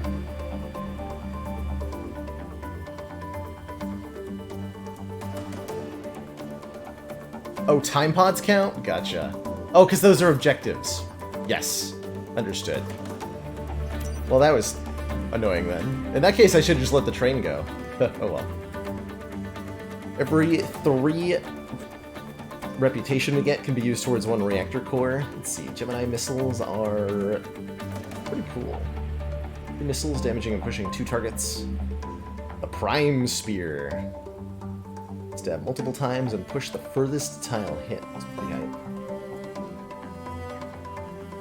Launch a rocket at a tile, pushing adjacent tiles. Oh my gosh, yes. And it's on sale? Give me that. Give me that.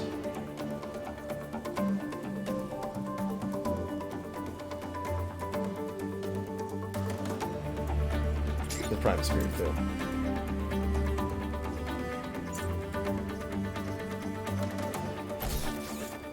So instead of the Artemis artillery, we can use the rock accelerator to shoot giant boulders.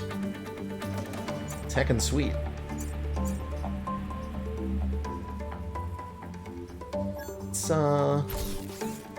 Let's trade our move in for some spear action too. Oh, actually, I don't have to choose.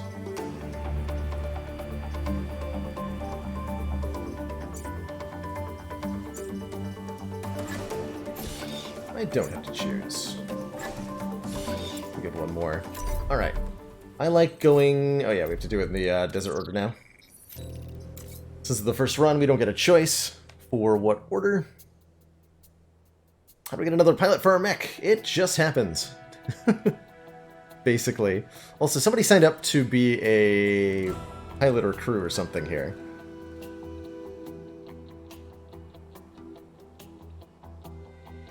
Icy Wobbles! Our first named pilot here. How do I rename you? Like so.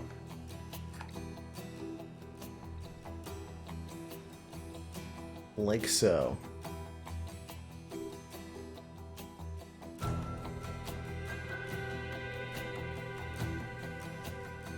Yeah, 4 objective plays, right? Is that a thing? Apparently it's a thing. Reactor core... What? It's cool. I wonder if that got patched out. We are playing on an older version, apparently. Destroy 2 mountains. Kill at least 7 enemies. Protect the coal plants. Sure. What's the worst that could happen? So, the desert has different types of enemies. Scarabs are artillery kind of foes that are basically giant jerks.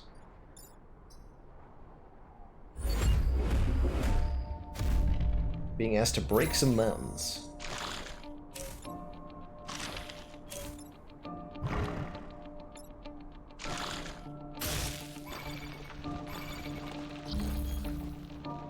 Can do that.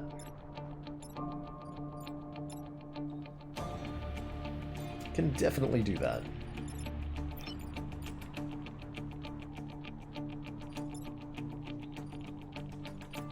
So while we're at it, we want to figure out how to destroy 2 mountains. This is a blast scion. It causes enemy Vec to explode when they die, which can be a good thing.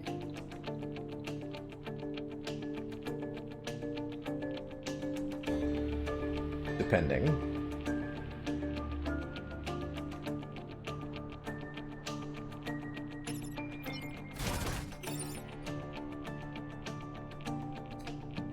Launch big rock. Well, that'll block the Prime's path, though.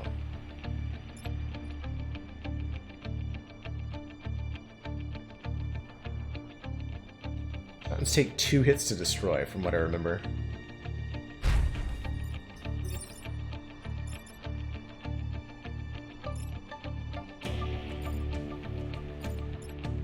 There's the furthest hit. Right. Oh, right. Oh. That was a lucky grid resist. Could have used the reset turn there. Right, I forgot they explode after they get pushed. But just get lucky, easy game. The easiest game that I ever played. Get lucky every time. No problem.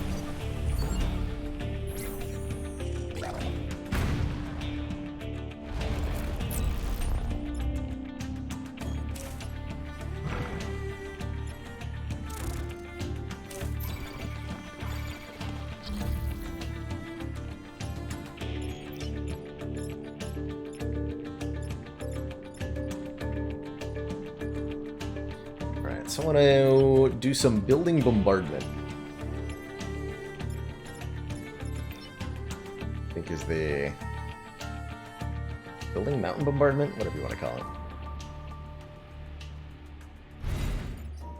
Shoot down that. KOU. Have mech punch Scarab into friendly attack. But it matters too much.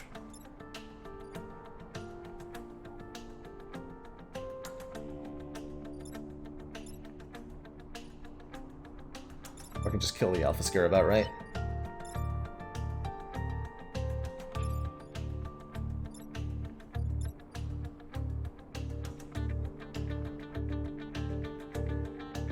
That's even better-ish. Although we don't kill the Blast Scion if I do that. I am currently okay with.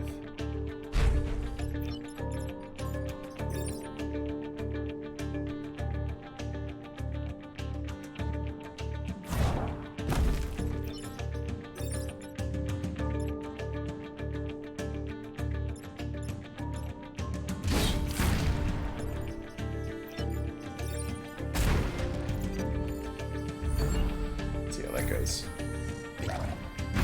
Sploosh. Hey, Auntie, I enjoy this game quite a bit. It's definitely a solid 20 to 30 hours of enjoyability. Oh god, how do I stop that from doing grit damage? Is that possible? Is that even possible?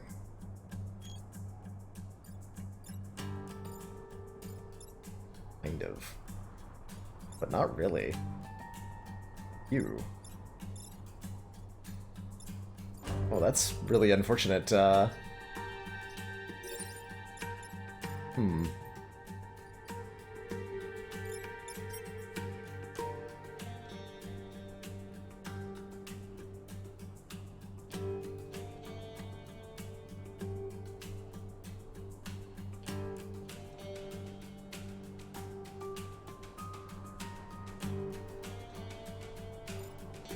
Gross. I have no idea how to deal with this beetle without taking huge crit damage.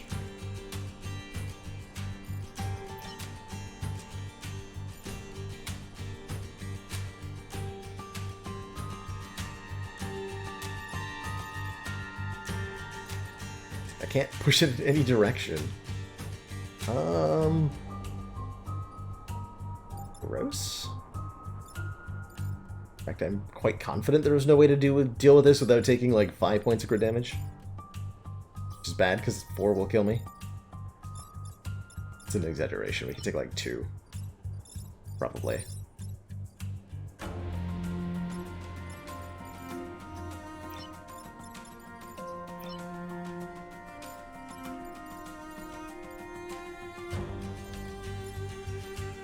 Got 5 health. Like I can drop a rock on it for 2. And then I can stab it for 2 with the spear, maybe. That's not good enough. That is not good enough.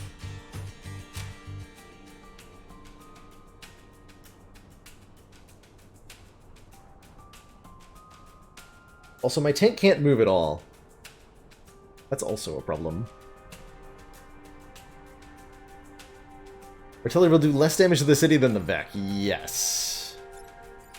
Yes, it will.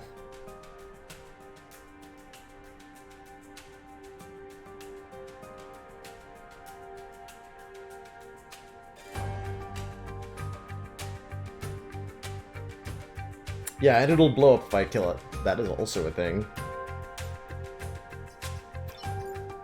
That is also a thing.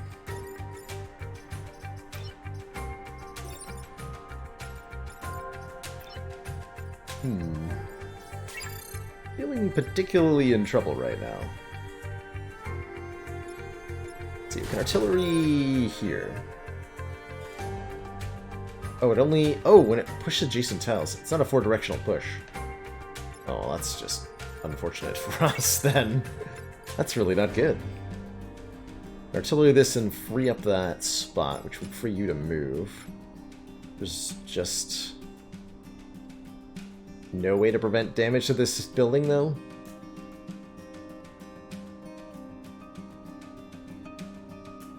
It's okay, we'll just roll resist again. I'm sure it'll be fine. Be completely fine.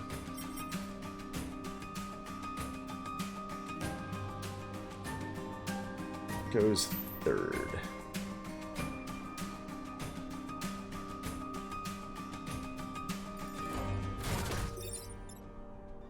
I'll smack my tank, but it'll free them. They do great and wonderful things.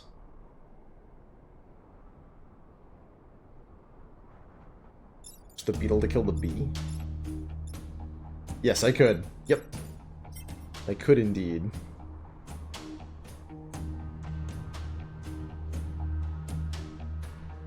But... we do this.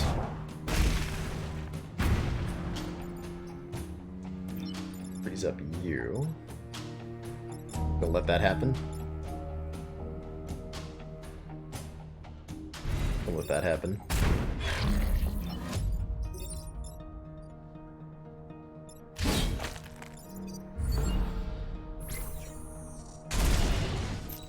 Ow. Grid's going down. So they say. That's more like it. Attacks I can just avoid.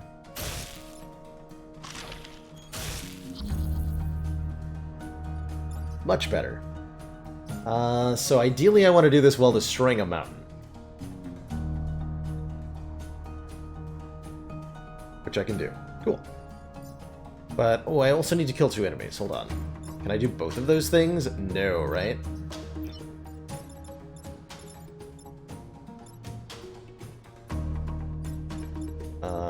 Yeah, no. Darn it. Well, so much for perfecting islands, huh? That's alright. You don't need to perfect to win. You just need to get lucky on resist rolls. Easy game. Easiest game.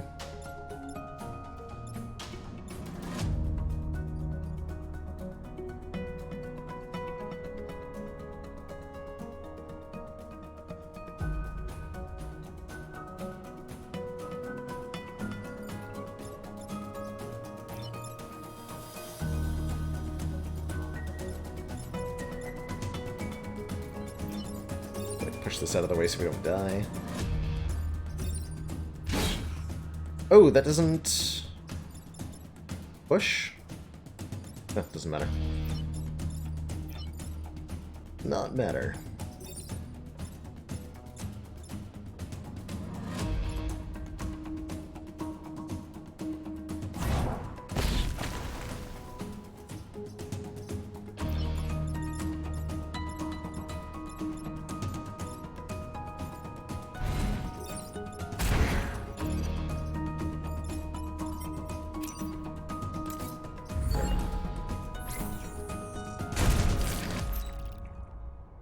I guess I could have done one of the 2 goals.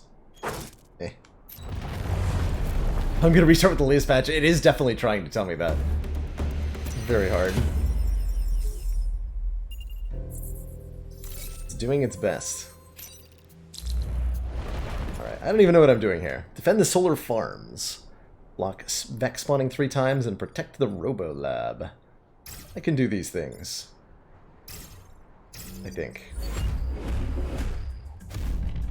I hope. And we got a pod. Oh my god.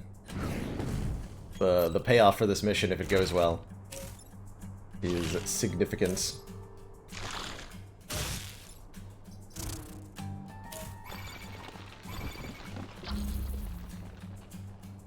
A lot going on. Let's see, you charge for 3 damage. We can rock barrage this individual, I think. Not if we don't push the snurd out of the way. Then we could have them charge the scorpion. The scorpion would die.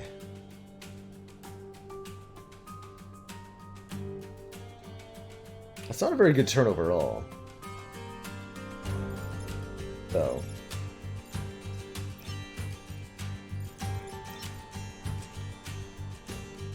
Oh well.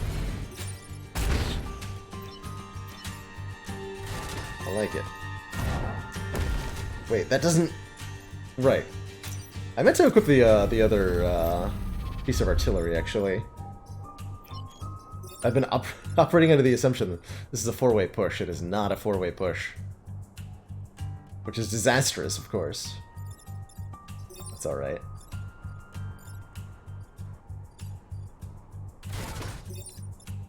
That is okay, I think. Is it, though? Is it really? Sure doesn't feel like it's okay. Oh, I can put a rock in front of the charging beetle. That's an option I haven't considered. This is a bad option.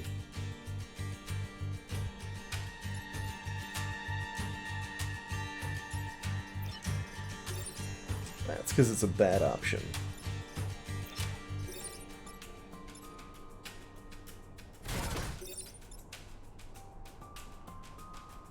Free the punch mech. There's no way to deal with the charge then?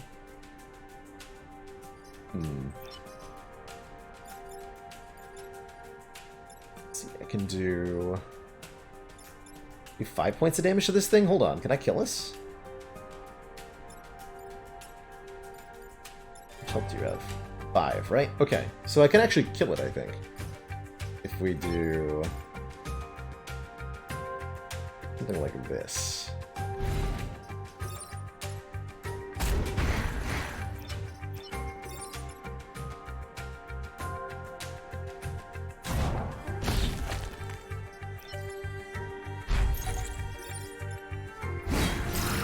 Like that.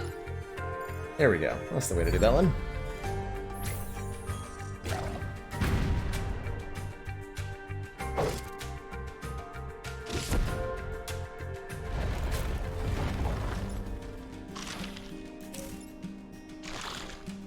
I don't think passing over the pod with the attack would cause the beetle to damage it, but other aspects could lead to that happening, yeah. Like, if it ended its move on the pod, it destroys it. That's what I'm trying to say. Only on 1 damage. Just tank the hit if we do this. A lot of harm is caused. What's going on over here, though?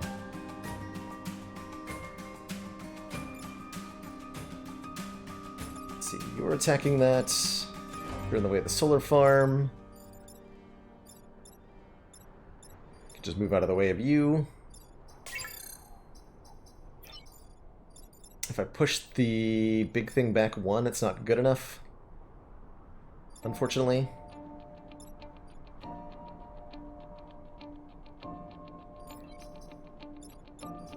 4 health, what if I... Oh, I can't artillery. The way that I want to. Slightly disastrous. By slightly, I mean extremely disastrous. Bad positioning. So is there any way to... Okay, that just hits the building. Probably don't want to do that.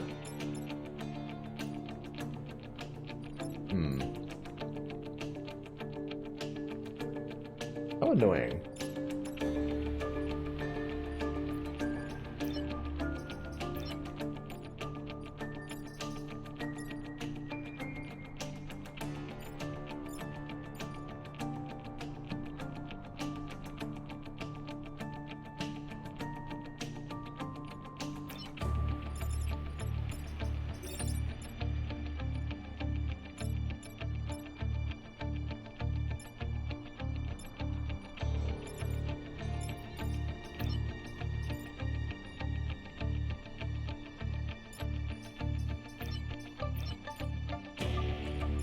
Searching for answers that I can't find.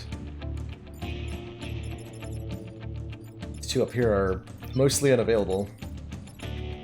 Really making me feel like I should have upgraded speed on the artillery mech 1 more time.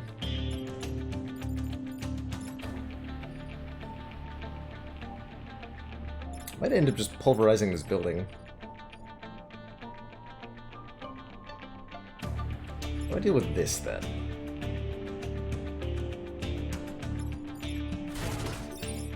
Intentionally pulverize a building. Will go badly. Go pretty badly. Do a shot like that.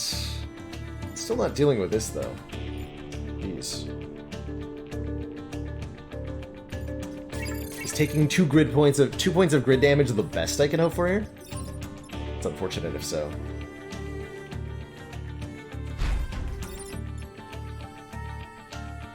Deeply unfortunate if so.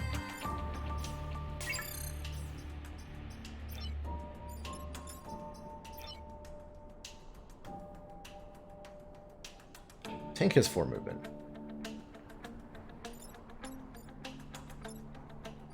Before. Can't get rid of that. Oh man. Brutal. Can I even only take 2 damage? Is that even a possibility? That does not go very well. And then this is a problem still, and this is a problem still. I'm like, tank here. But then don't do enough damage to actually kill this? Hold on.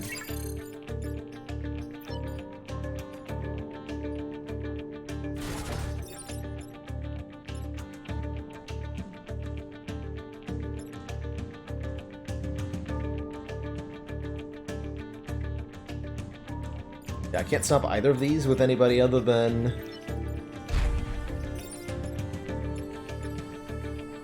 the mech. If I throw a rock on the mountain, will it still push the beetle away? Yes, it will.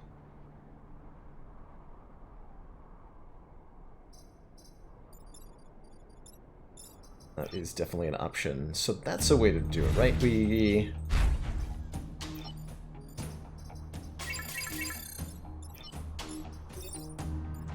go like that.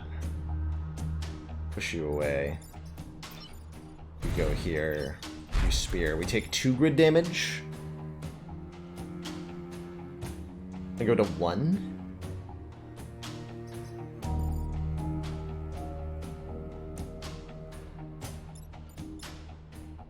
Doesn't feel very good. And even resisting doesn't actually help us prevent that, because we have to do it twice to actually resist it. Although I can now do this shot. Hold on. Ah! Easy game. Okay. All you gotta do is get a grid resist, and suddenly life is easier. That feels like cheating. Probably because it is.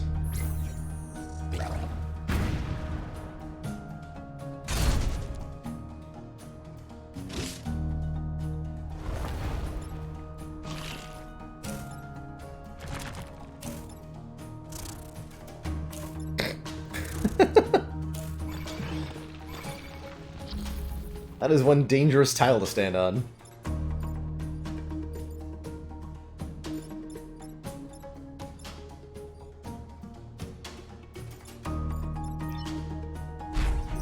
We can push you out of the way. Do damage. We have the beetle ram the other bug. This is just good, right?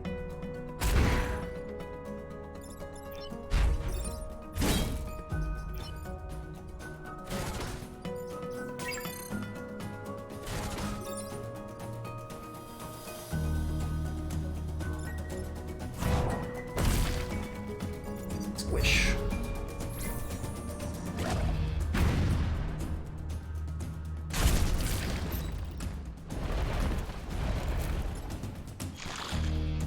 Supposed to block Vex spawning 3 times? That's rich. I'm not doing that. Too many objectives on this map. Way too many objectives on this map.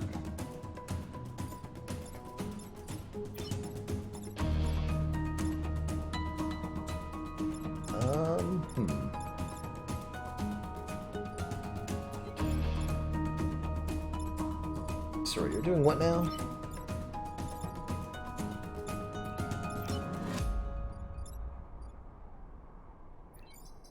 Pink's already got an AI, so there's no reason, or there's no downside to losing it. Cool. My life easier.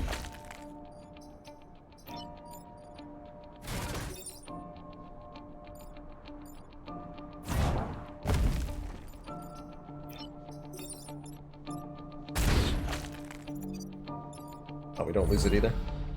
Good. Good.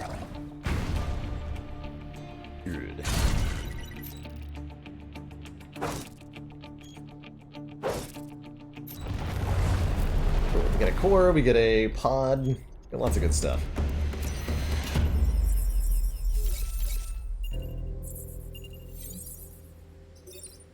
What's in the box? A dude! +1 reactor power. And the skill to push adjacent tiles when repairing. And a reactor core. Wow, geez, that's absurdly good rewards from that. Good lord. Good lord. Alright, so you can now push adjacent tiles, which is kind of huge. We probably want to give that to the artillery mech, actually.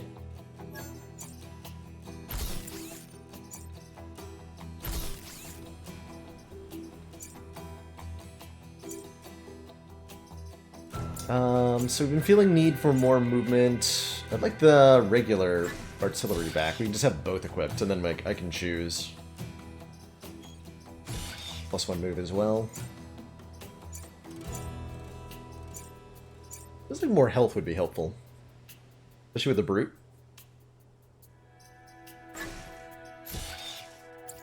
That's what that's called.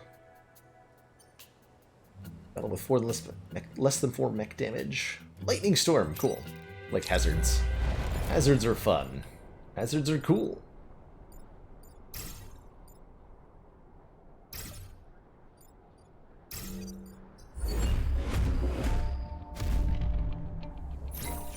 You like to abuse the building immunity with the artillery. I hear you there.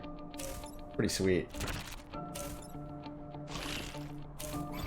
Things that are easily tossed into hazards. Excellent. Immediately grateful I restored the other artillery, because we can do stuff like this.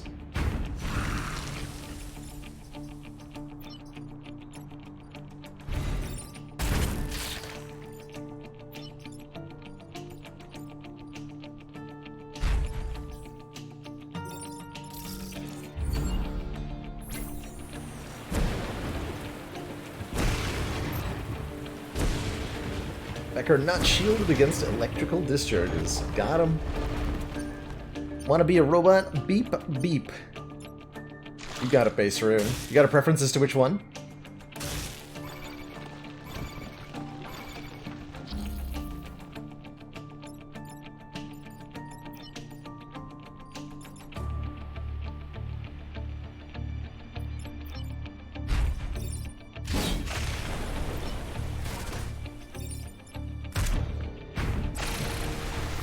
Into the water with you.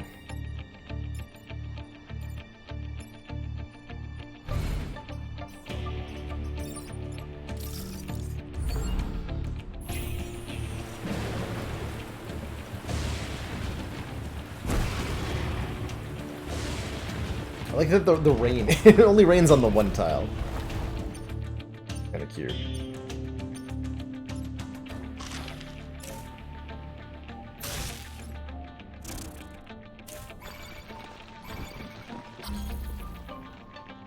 You do 3 damage, so you'll kill your friends. And block the spawn here. Excellent.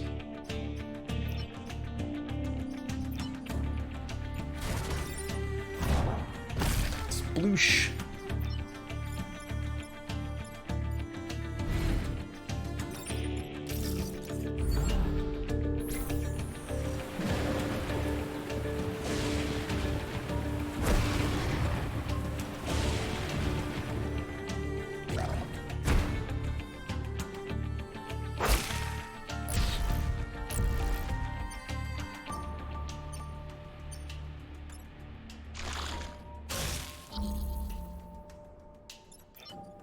That's it. That's right. Smoke prevents attacks.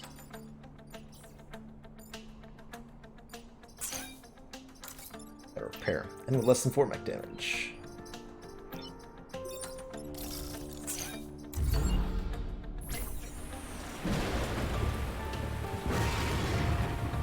Lightning Storm is well known for leveling mountains.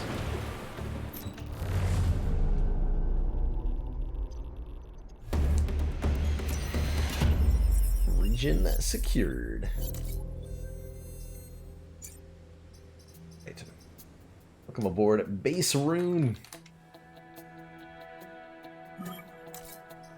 The Prime.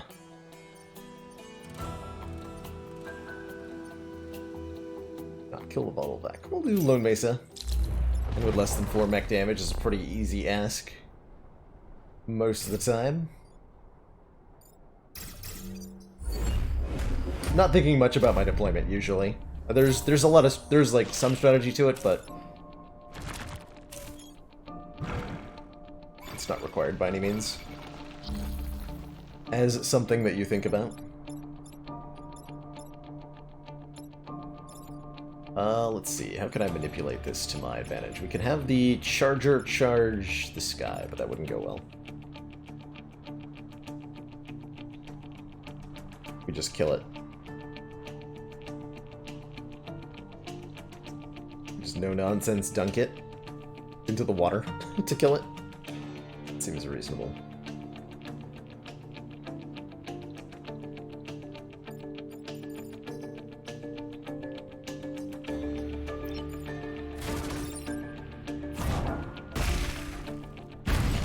Oh, right. That's a thing. Hold on, let's reset that. The explodey guy. That's right.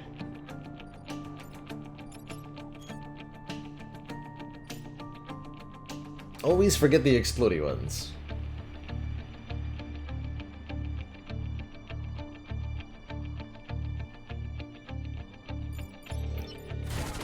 Artillery like this instead, then.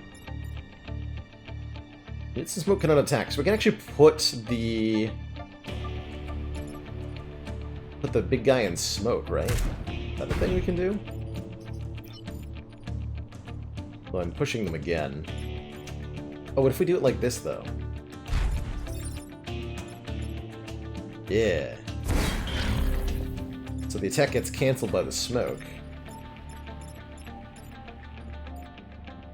And I can even do this. Damage our own mech, but get a kill that way.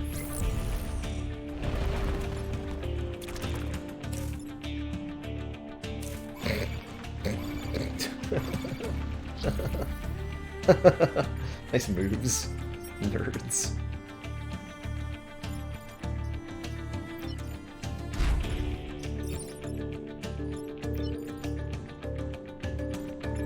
Nice moves, nerds.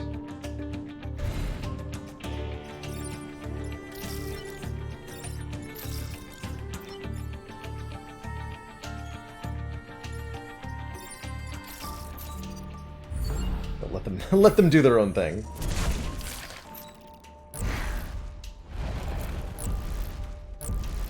Is it going zero max? Mini? I don't know if I said hi, but I'll say hi again. Hello again.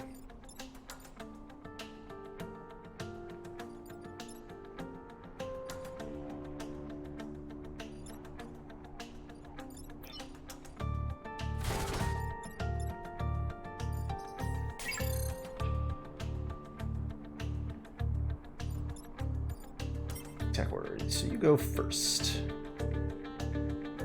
The KO'd though.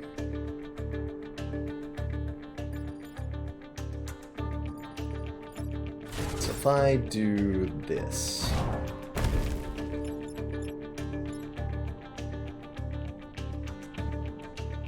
You end up. It's fine.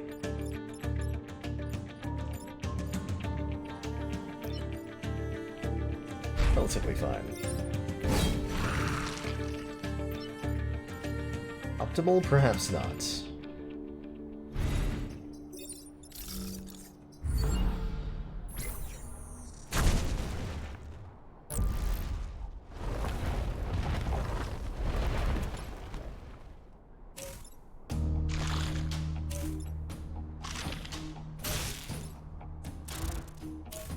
Good for some pretty manageable enemy moves, though.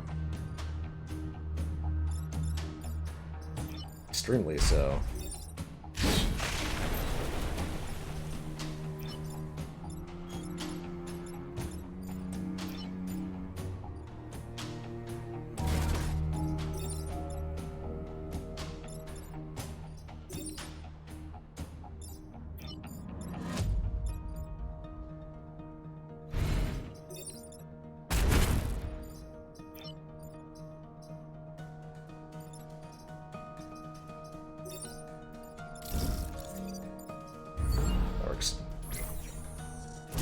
Whoosh.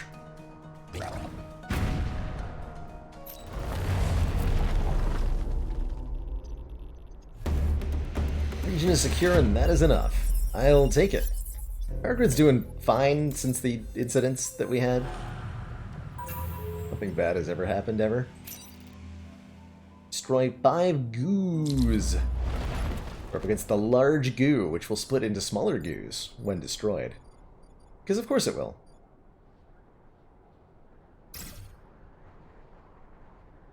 What's the way to... That sounds good. The other charging beetle chooses to handle that. Perfect. The goo moves onto an adjacent tile, doing approximately infinite damage to it.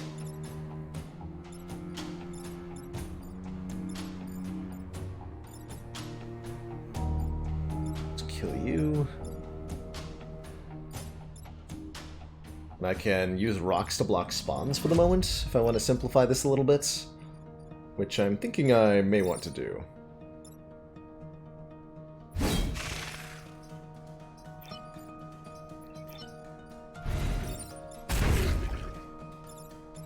We'll crush that mountain.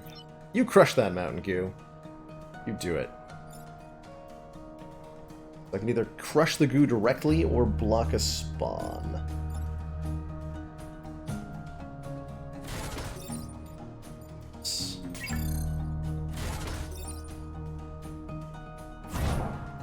They're blocking a spawn.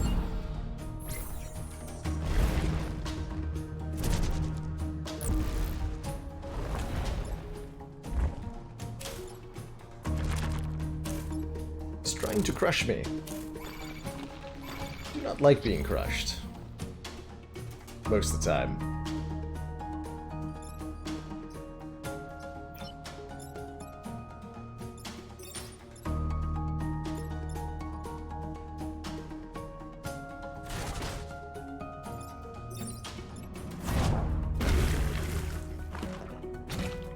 Oh! the goo got, the goo was favorably displaced there. I like that.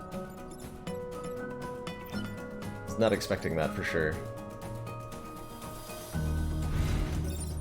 Let's continue to destroy goos in favorable ways. Wow. If I didn't have to push this beetle out of the way, that'd be a really good move.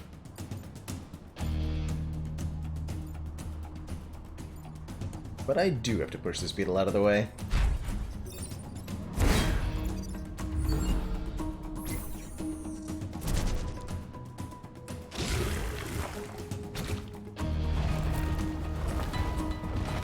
Now there are many goos. A worrying state of affairs.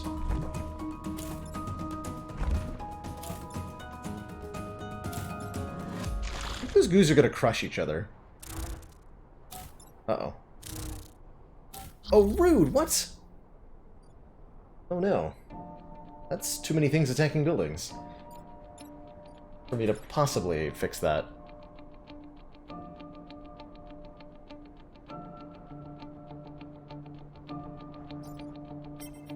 Fortunately, this beetle goes first, otherwise I could push this guy and kill you, but I can't.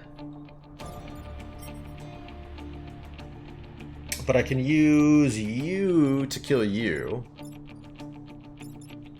If we, for example, push like that.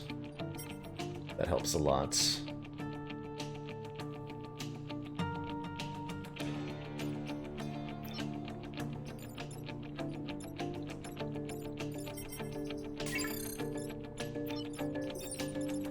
Push like that. How do I stop this from destroying? How's it going, Spirit Sparrow? I'm doing alright tonight.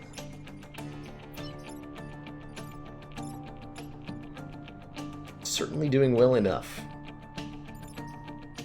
Do I have any way to stop this other than with my artillery mech? No, that is literally the only way I have to stop it. Which means...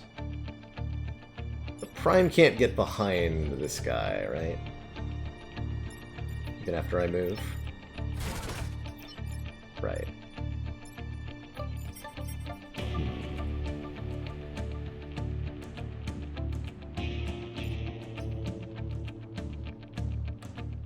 Unless I push him with the tank. But then this just hits, and it kills everything. Too many problems to be solved.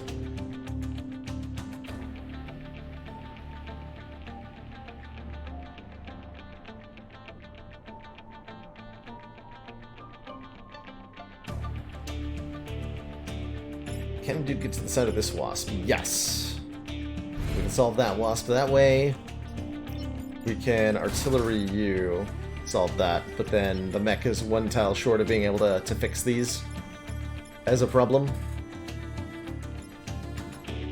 So one of the attacks has to land.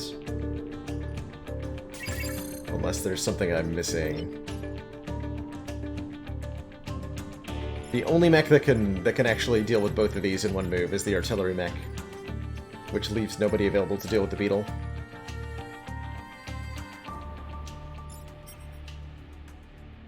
It would work out if the Alpha Firefly was going before the Beetle, but that's not the case. Oh yeah, we can't shoot from the smoke either, so that doubly doesn't work. There's not even a valid location to deal with that Beetle. Well, I mean, I could push it out of the way from, like, here. Or whatever. We can still do that, but... But no bueno, you know? Insufficiently bueno.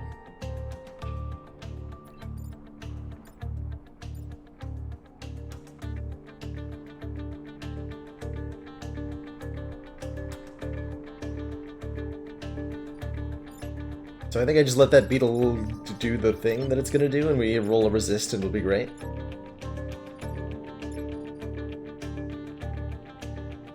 Sounds good to me.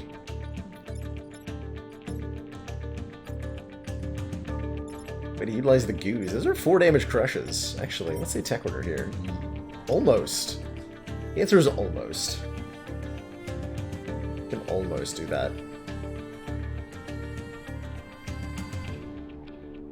Yeah. We'll take the almost good enough solution. It's possible to not take damage at all. Oftentimes, yes. Like, on most turns, there's a play that gets you out of everything. There might even be one here that I'm just not able to see. And it's even more possible if you understand the mechanics really well. It's the AI moves themselves are quite predictable, so you can work around that with enough experience. Consistently perfecting missions is, even on the highest difficulty, pretty easy to do. From what I've seen.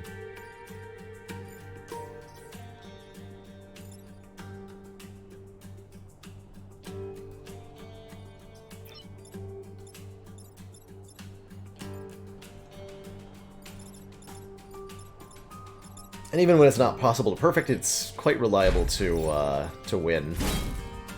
I'm gonna go for the resist play here. My story, and I'm sticking to it. Where's my tank going?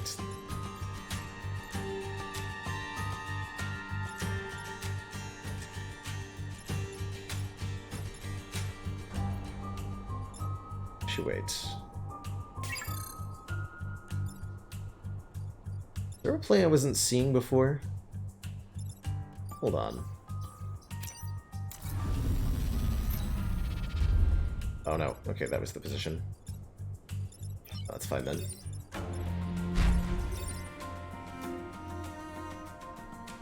Okay.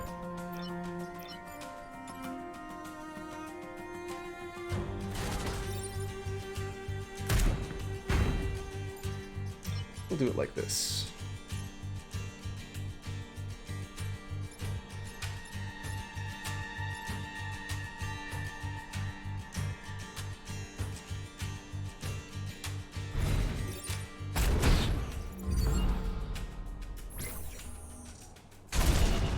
Boom.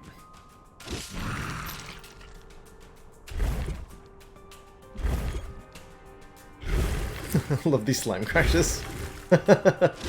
Thanks for helping me do the objective, nerds.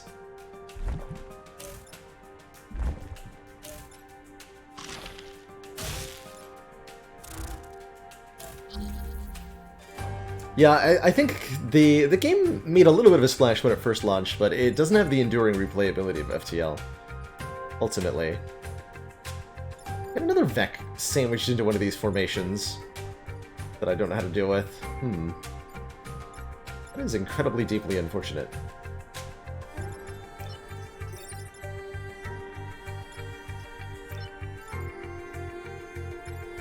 There's no way for me to not take damage and deal with that. Just like with the equipment that I have on these units.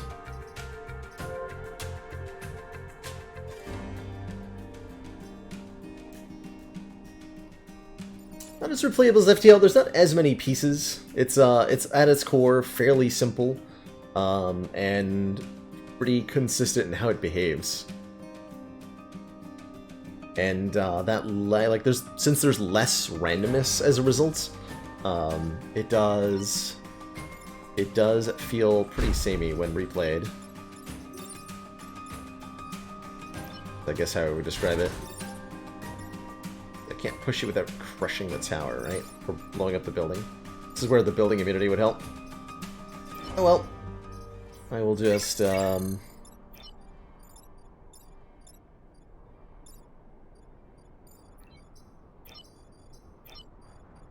will just have to blow up my own stuff. That is fine. Smiley face.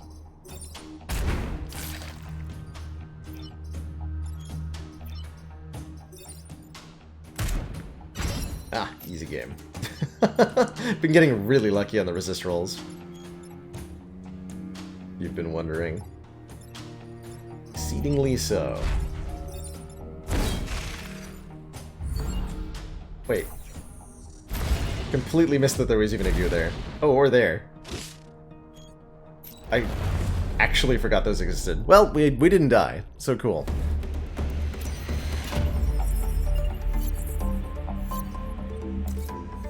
I guess I'll buy some power then, huh? Frost Beam. I didn't even know that was a weapon in this game. No idea.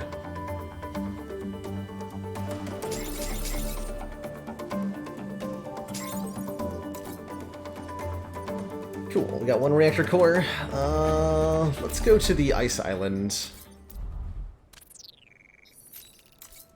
From here. Defend the robots. The building immunity, that's only one cost. Let's get that. Let us get that. Tend to find the ice place relatively easy with its mission objectives.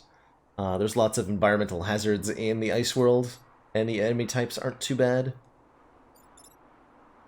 Armor scions. A little bit annoying.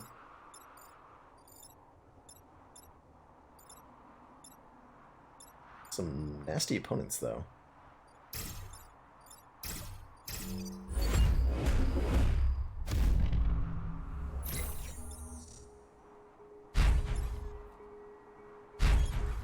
Your frosty mines.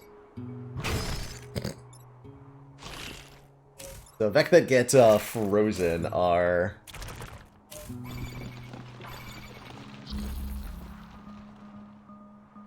essentially unable to act as long as they're frozen.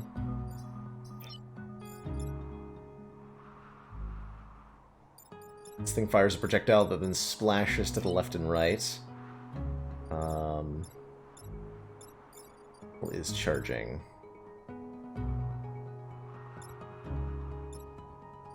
Doing damage to a frozen unit will break it out of the freeze. So we want to push you down to block a spawn. Actually, what's the attack order here? Okay.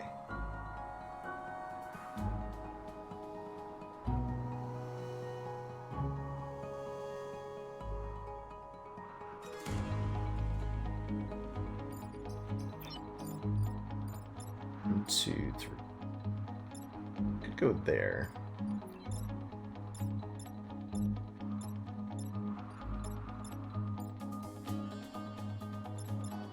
Do 2 damage with acid. Could just tank the hit.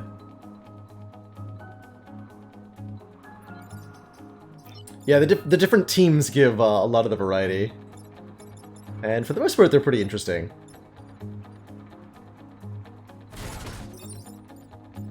In their designs.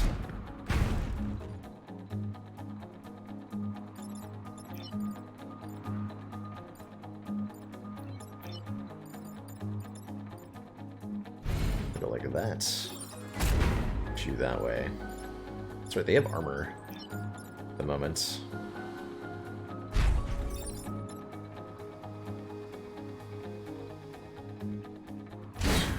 We'll continue to have armor for the moment.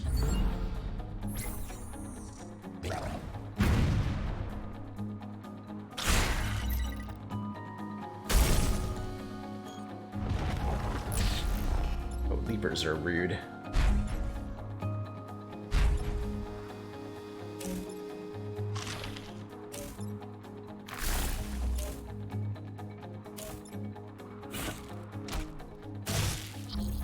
Leapers are extra rude. So acid makes you take double damage. What's the attack order here? 6 first, so that does 2. Won't hurt you though, because you have shield.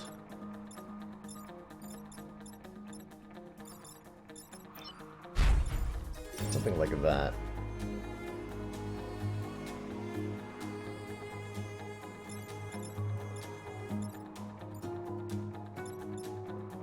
Damage. Also push it onto the freeze mine. Then this is a problem, though. This armor. The armor that everything has is currently an issue. Making it a lot harder to kill. Water does kill the Vec, but this is an ice tile. This one's a water tile. These 3 are ice tiles, so it's sitting on top of the ice. Ice will turn into water if it takes 2 points of damage. Or must be hit twice, rather, so maybe not 2 points, but 2 separate attacks. Yeah, 2 separate attacks.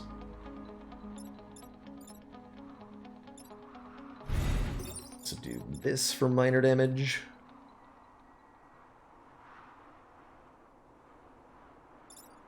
I don't know that that helps. Push the Leaper out of the way with the tank. Then this thing is a problem. We push the Leaper into the way. Oh, I like that. Yeah, that pretty much solves all the problems at once.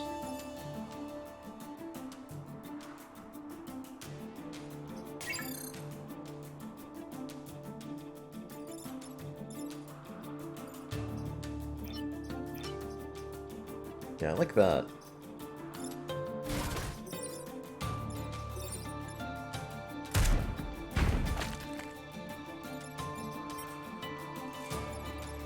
So you get rammed on, then we can spear you. What's the tank doing then? Is the tank doing anything helpful at all?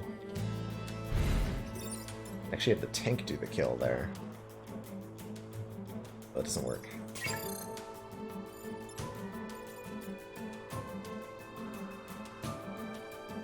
Tank is helping or something.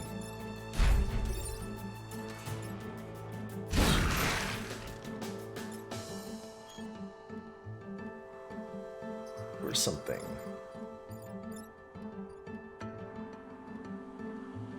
Break the armor scion out of the ice? Sure. Damage too. Good for that.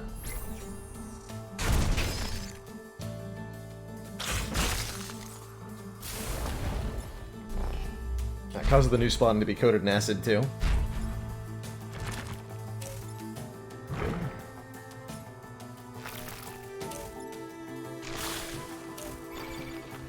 Okay, they're like actually not threatening me in any way, shape, or form. Neat. I guess you are attacking one of the bots that I have to protect, technically. I can just do this.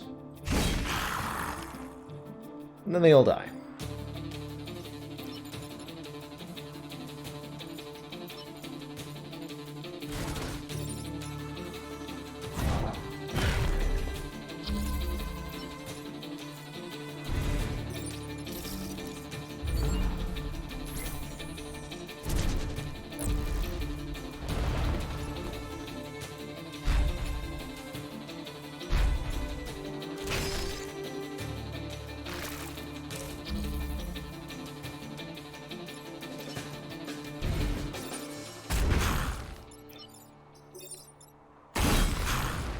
Oh, wait. No, that works. Squish!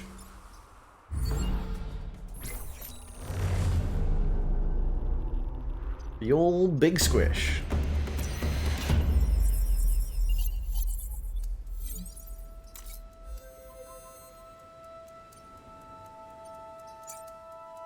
So let's see, what do we want to install this core on? Might be nice to have more health on the artillery mech. Other option is... it's like acid to the furthest enemy, interesting. Or upgrade to the range of the Prime Spear. Pretty cool. Work towards that. We'll work towards that. Our goal is to freeze and defend both robots. We have a freeze tank that can freeze stuff for us. These are the two robots. They are a little bit haywire, unfortunately. But in a cute sort of way.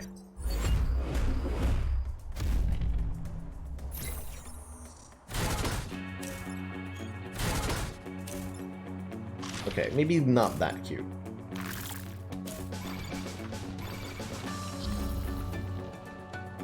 In fact, maybe not cute at all.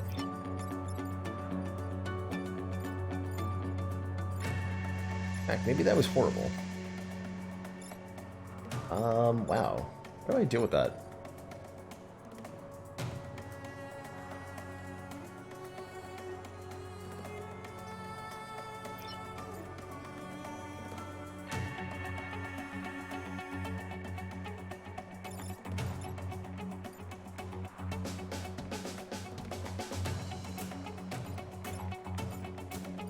Well, this is not good.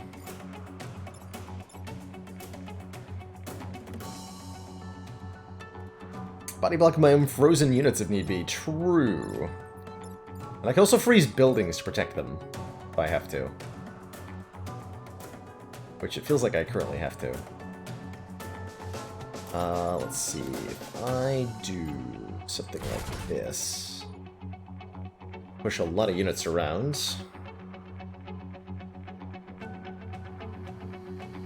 Still doing damage with that stupid thingy, though.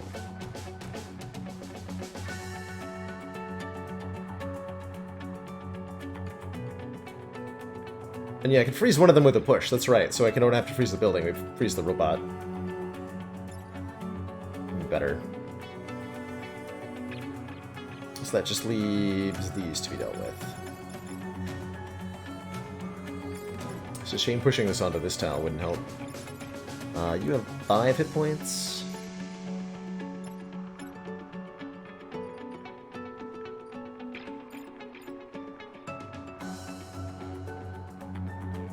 Body block the acid shot with you. And body block this shot with you.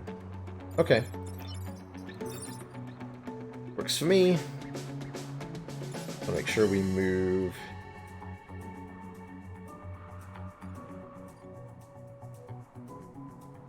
Actually, like this first. Take the hit.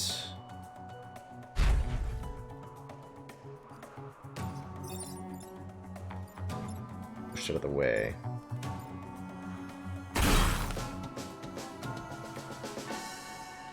Oh wait, no, that's not what I wanted to do.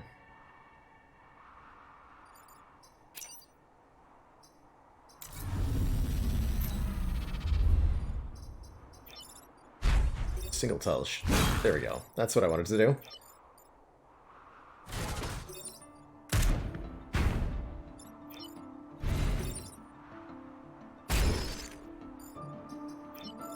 Something like that.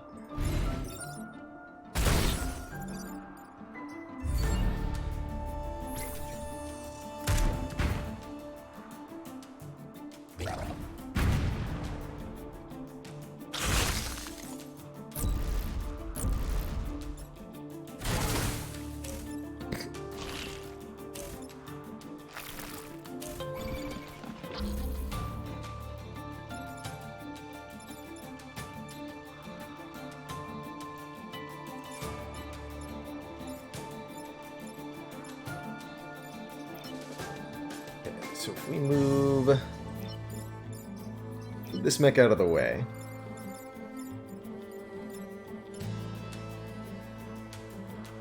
We can freeze the other bot.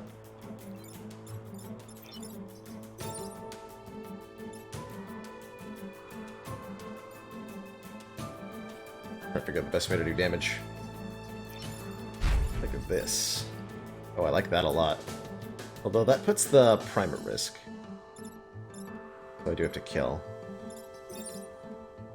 Just do it like this, though. Oh wait, that's an emerging... That's fine. Yeah, go like that.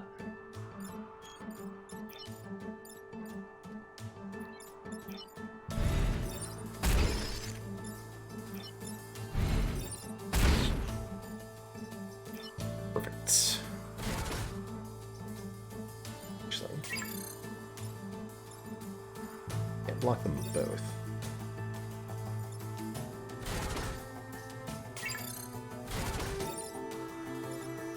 Do that either. That's fine.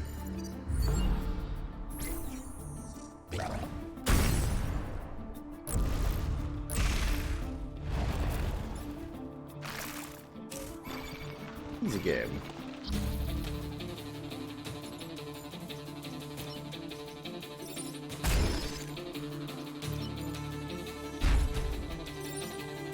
Now we just blocked all the spawns forever.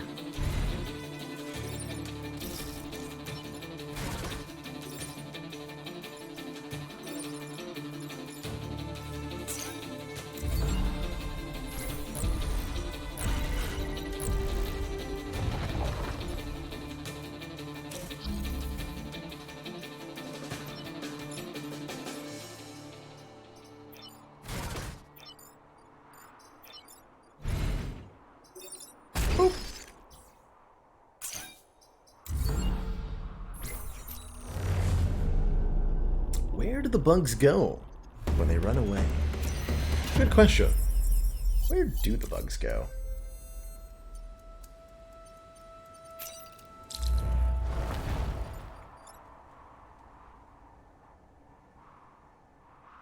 Got renegade mechs. I'm not trying to protect this time. Okay. See how that goes for us. Got a pod. Boop.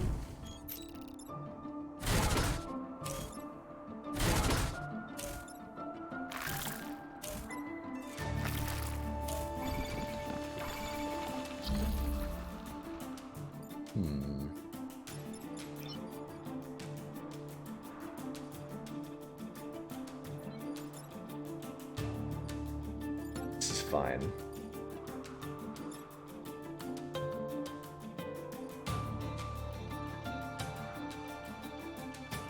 Kill you, kill you. Can't stop that one from doing stuff. Very well. Let's say tech order. And bot goes first. Rude. Okay, so I think I do need to just body block the shot from the Alpha Centipede then.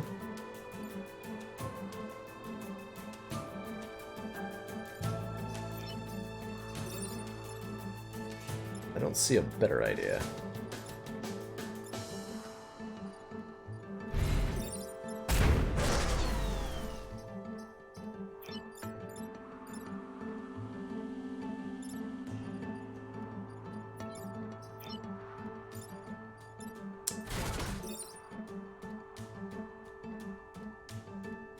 Box of spawn. I gotta kill you though.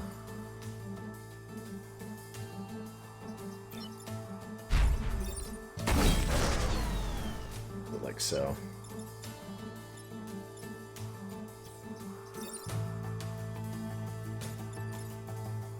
Right to that move. Very well.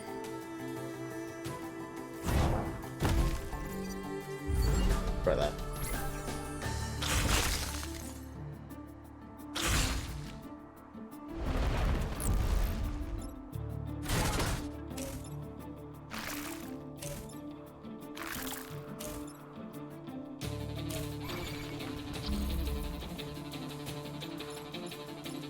Okay, this guy's easy to knock one tile north to result in disaster. Alpha Centipede's a problem though. I can't body block that again easily. Especially with the acid that's about to be inflicted.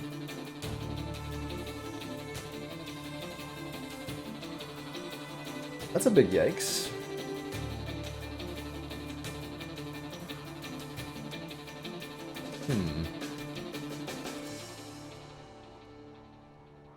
There's the cannon butt, too.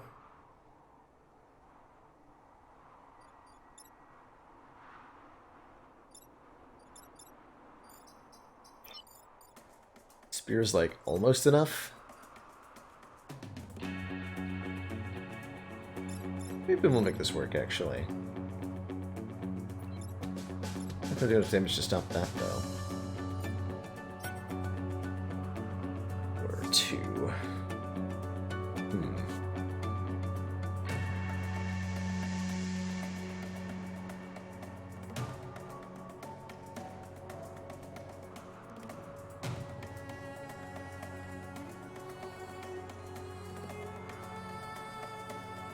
Can the Scarab go over a water tile when attacking? No, it can't. So if I push it one tile down, it'll charge into the water and die.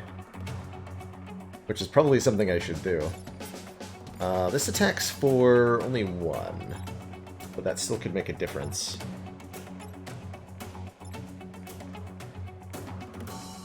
So we can solve these 2 problems with a shot here. I can even put a rock there, right? Look how many problems that solves. Kills this, prevents this from doing any damage, and blocks the spawn. With 1 move.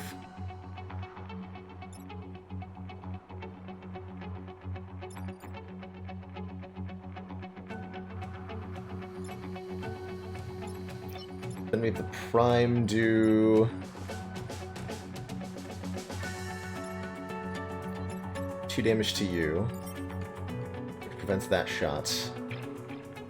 And then we have the tank body block this shot. Okay, that's awkward, but works. I'll do it.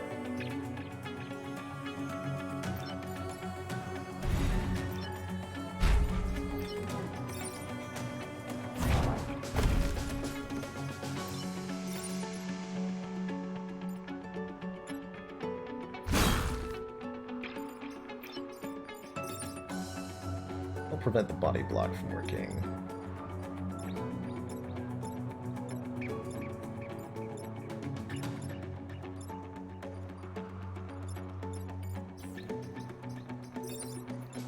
Looks like a bit of a waste, but do it that way. It'll do!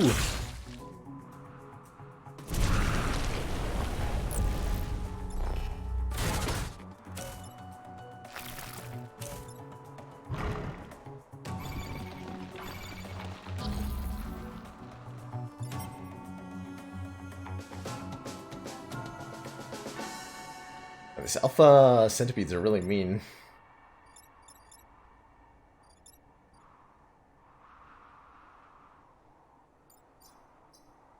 They're so angry.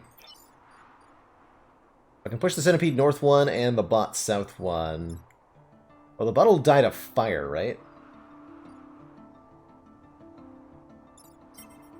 Fire damage is first. Oh, but I can use the Shell Scion to block this shot. That works. Go like here. Yeah, that works.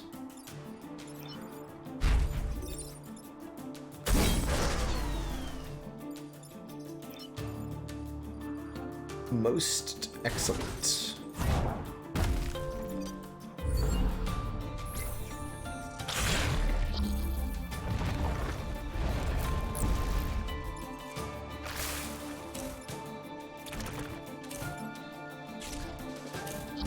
Okay, that's a little rude. Body block you with a whatchamacallit. You're going in the water. Got him.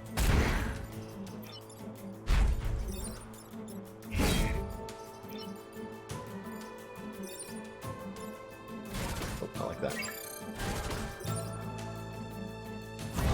Boop. Stick a big rock in the way. The premier city defense technique. Big rocks. Get one at your local... Into the breach mart now.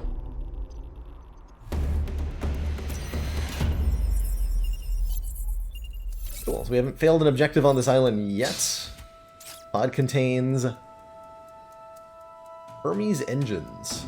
National line pushing adjacent tiles away, and a reactor core to use it. Amazing. We'll equip that, because that sounds hilarious. Oh, I got one more to do? Whatever. One objective mission? No prob.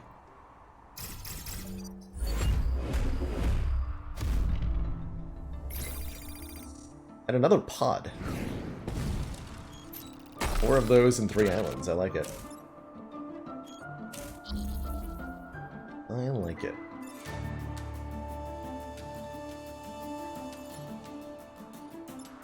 Beetles are trying to free their friends or whatever. Unacceptable. Friendship is explicitly not allowed.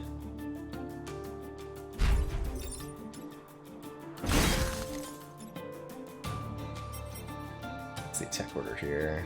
Just 2. Please the bot. Something like this.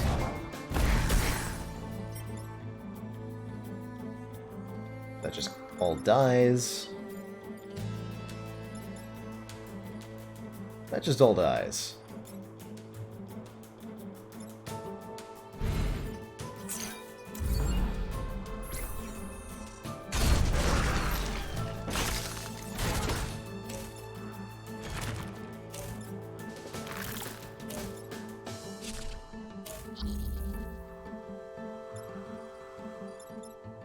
These centipedes, though. Another pod where I can't exactly...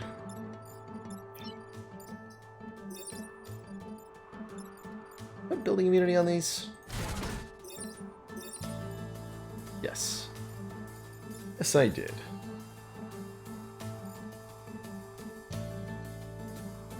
Good.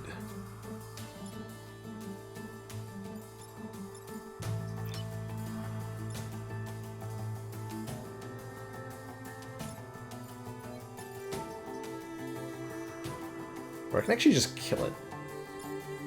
It's even easier. Just kill it.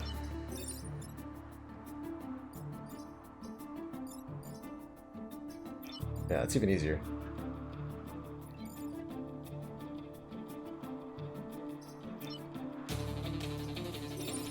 Big rock is best rock. Actually, do I have... If I push a dead vac onto the time pod, does that destroy it? Let's do the reset turn. Find out. Science! Cool, that does not destroy the time pod. Good.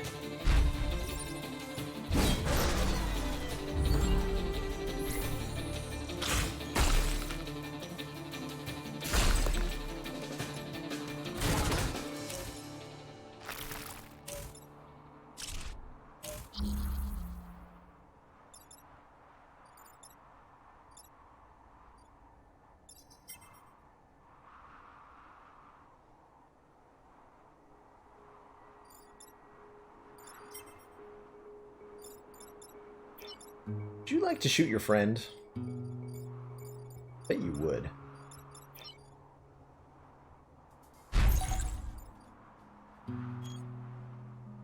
Although if I do that, I'm gonna get double shot. Hold on. Not the move I want to make. We can have the centipede shoot the firefly here. But not in a way that I like. Not in a way that I enjoy.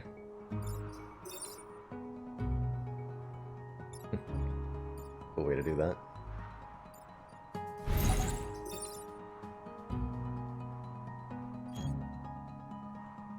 See you later, suckers. Perfect. Now that works for me.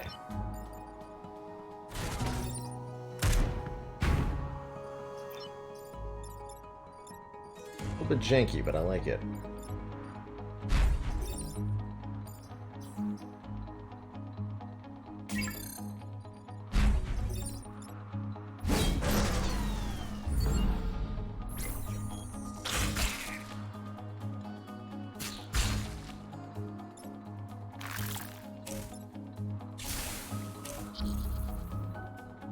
So we can actually just one-shot that, and we can kill you too, yes.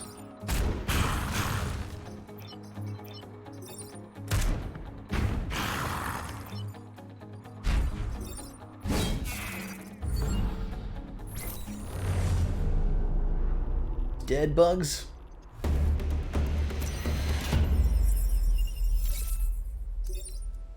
The box. The reactor core and another pilot. After attacking, gain 1 free towel movement. That's a great one. Or better.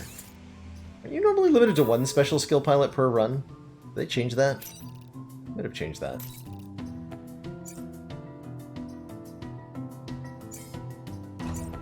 Oh well.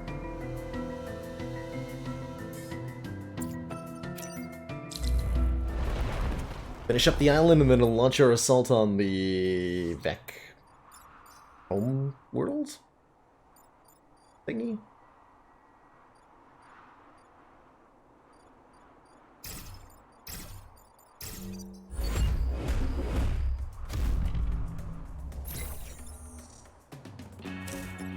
Destroy the bot leader. I'm sorry, bot leader? Didn't realize there were bot leaders. I'm not impressed. Exactly. I'll push you backwards. Good thing I have artillery that's immune. Otherwise, that might actually be a problem.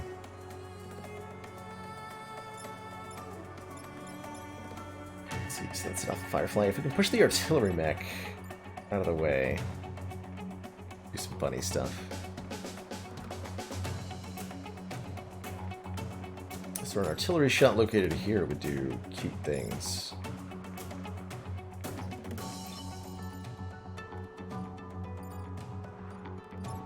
Oh, I can't deal with that one. Unless I totally could.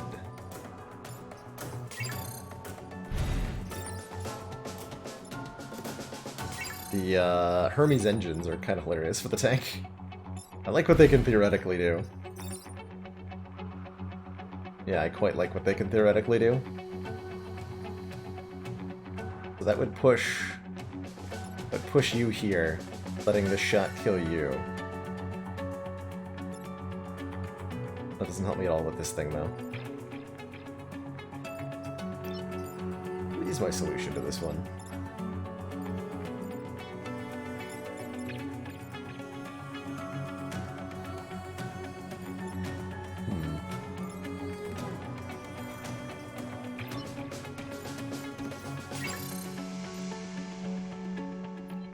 Go backwards.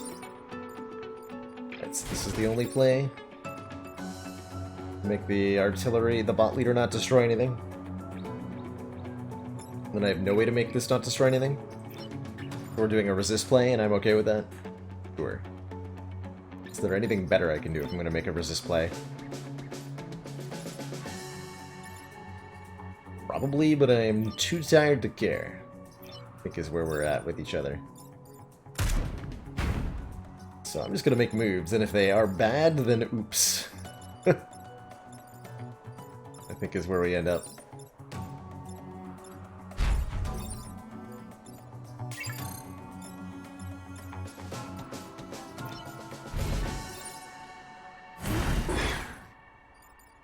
If they are bad, then oops. I should break this bot out of the ice, put it on the spawn. Yes.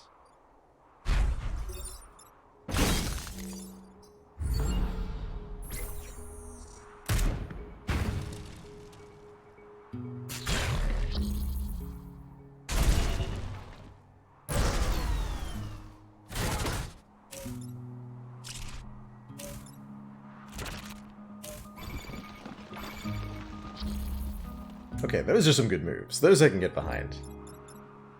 I can actually kill the Alpha Firefly if I want to.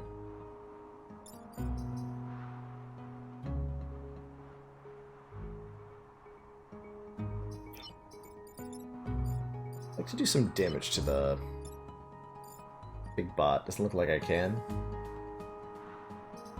Make it hard to kill.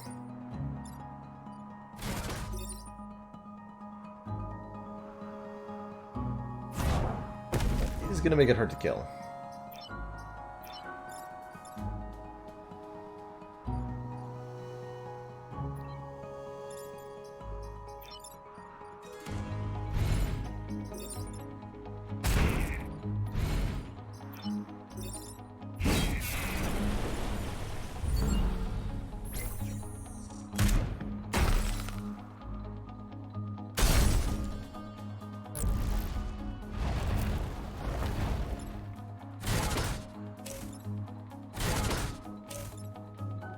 Okay, well that's just annoying. How dare you? Wait, you're shooting directly at your friend? You're shooting directly at your friend. I'm admittedly a little confused right now. This 3? Why are you so dangerous?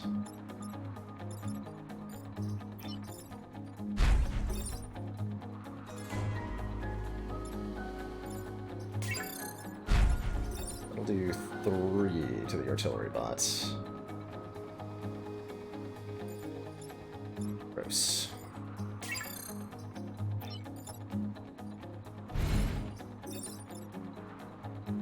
It causes all sorts of hot nonsense to happen that I don't want to do. Alright. What is the play here? Too many things going on. Don't like them.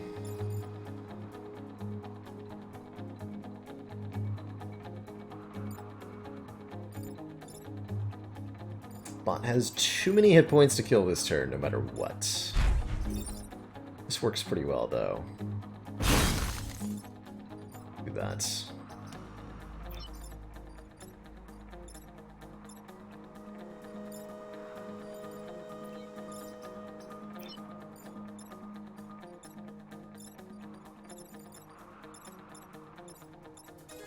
Be able to deal with that. Which I'm okay with.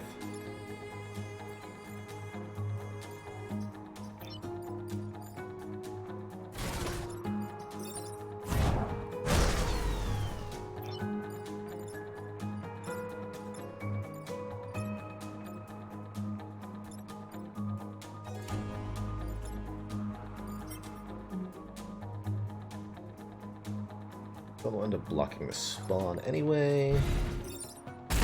Let's do more damage to it so we can actually try to kill it next turn.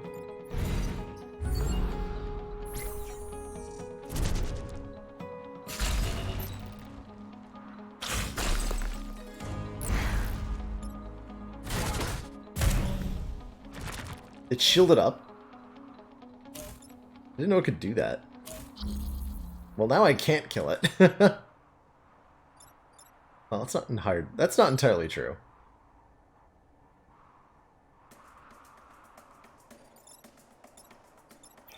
I suppose it'd be more accurate to say I'm not going to kill it.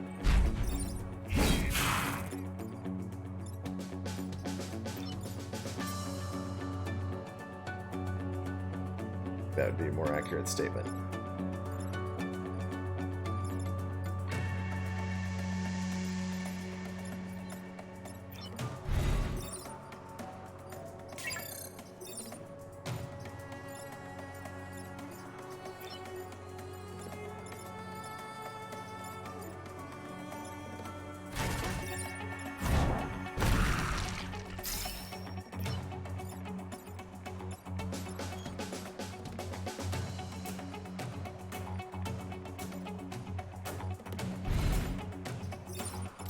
Good enough. Good enough.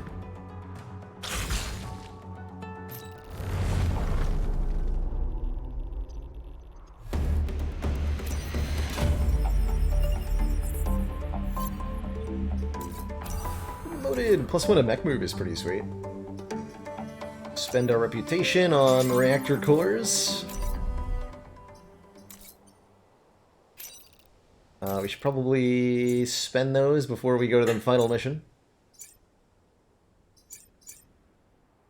Just a thought.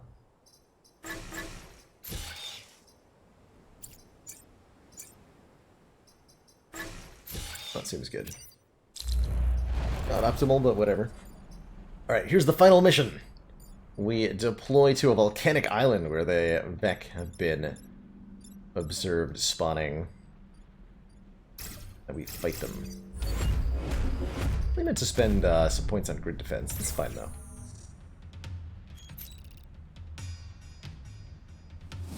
They've increased my odds here.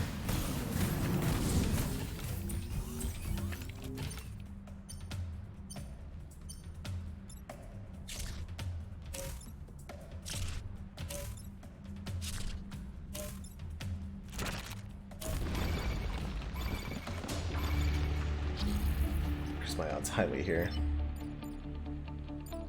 Paying attention would have helped, too.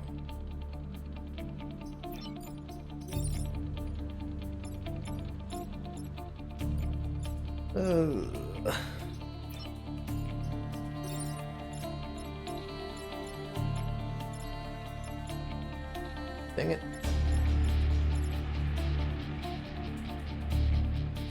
Attack order 2.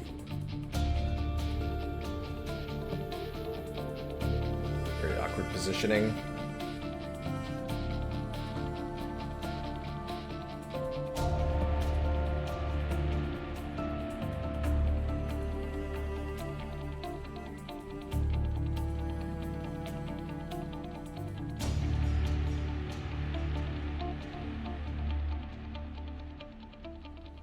I got some stuff I can do, though.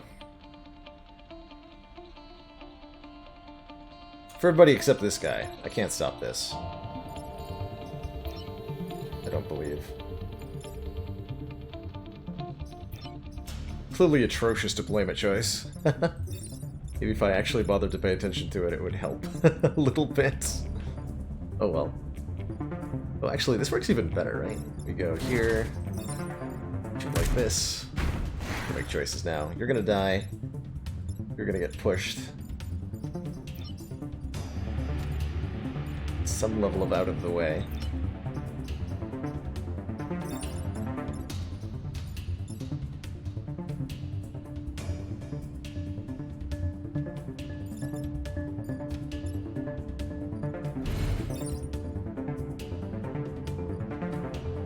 Oh, that's not helpful.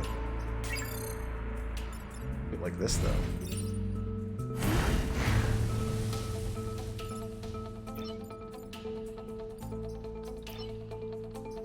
She prevents me from pushing you.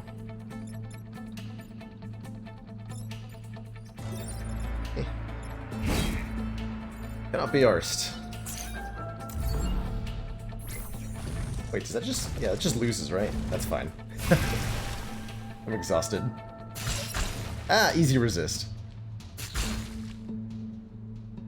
Easy resist every time.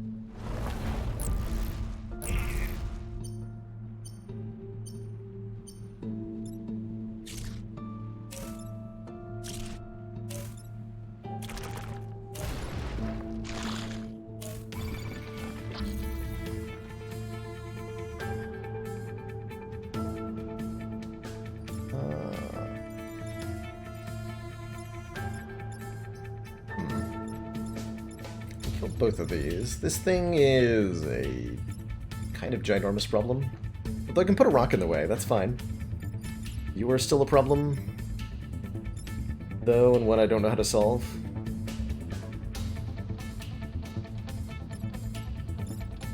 Can really only deal without the artillery mech.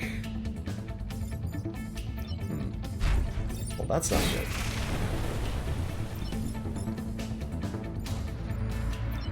Yeah, the tank cannot kill you.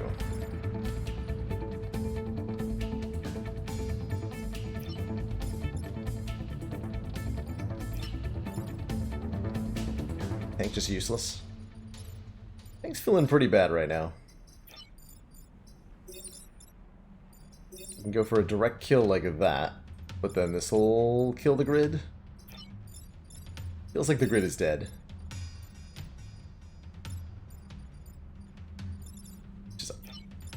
Fine by me.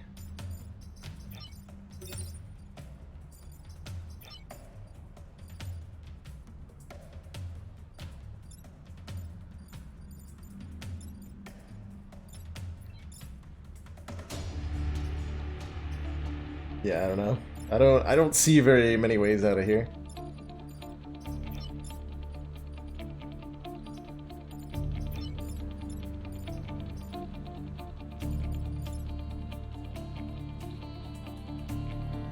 I guess we'll try resetting the turn and see if there's anything else that I could have done.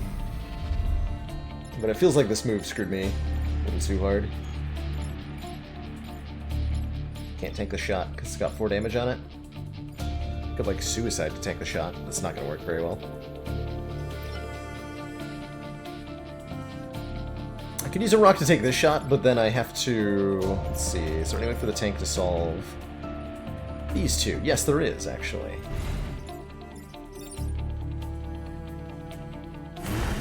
Yeah, that's the play. That is... Wait, is that the play? No, because I still can't kill this damn thing. So rude. This digger is just impossible to kill with the weapons that the squad has. And the positioning that it's in. I cannot spear it.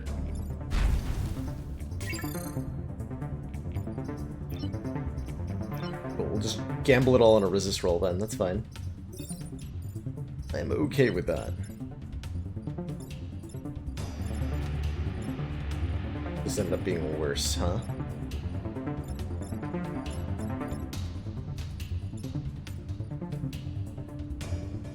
Suicide the mech. Feels like that's the choice we were faced with. That has to be that. Oh wait, I can't. Ah, whatever. That's fine. I am okay with that.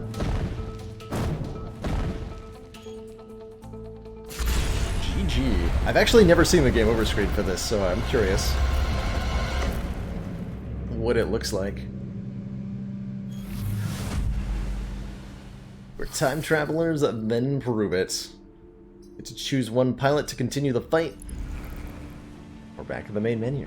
GG. This was a close one. I think that was easily winnable in a lot of different ways. But what could have happened and what did happen are different things. Nothing wrong with that. That is going to do it for me tonight. We'll be back early tomorrow. Planning on an early stream with some Slay the Spire ladder streaking action. Wanted to thank everybody for joining me for the variety content here on Sunday. It's been nice to get away from the usual format, and I think moving forward, our Sunday format will look a little bit differently, as I mentioned on Discord before the stream. So we might see some less frequent modded or custom Spire runs, but the ladder streak and normal Spire content will be as prevalent as ever. While still allowing me to make room for more variety content. It's best of both worlds, I think. Anyway, thanks for watching everybody. Have a great night. Ta-ta for now, and I'll see y'all next time.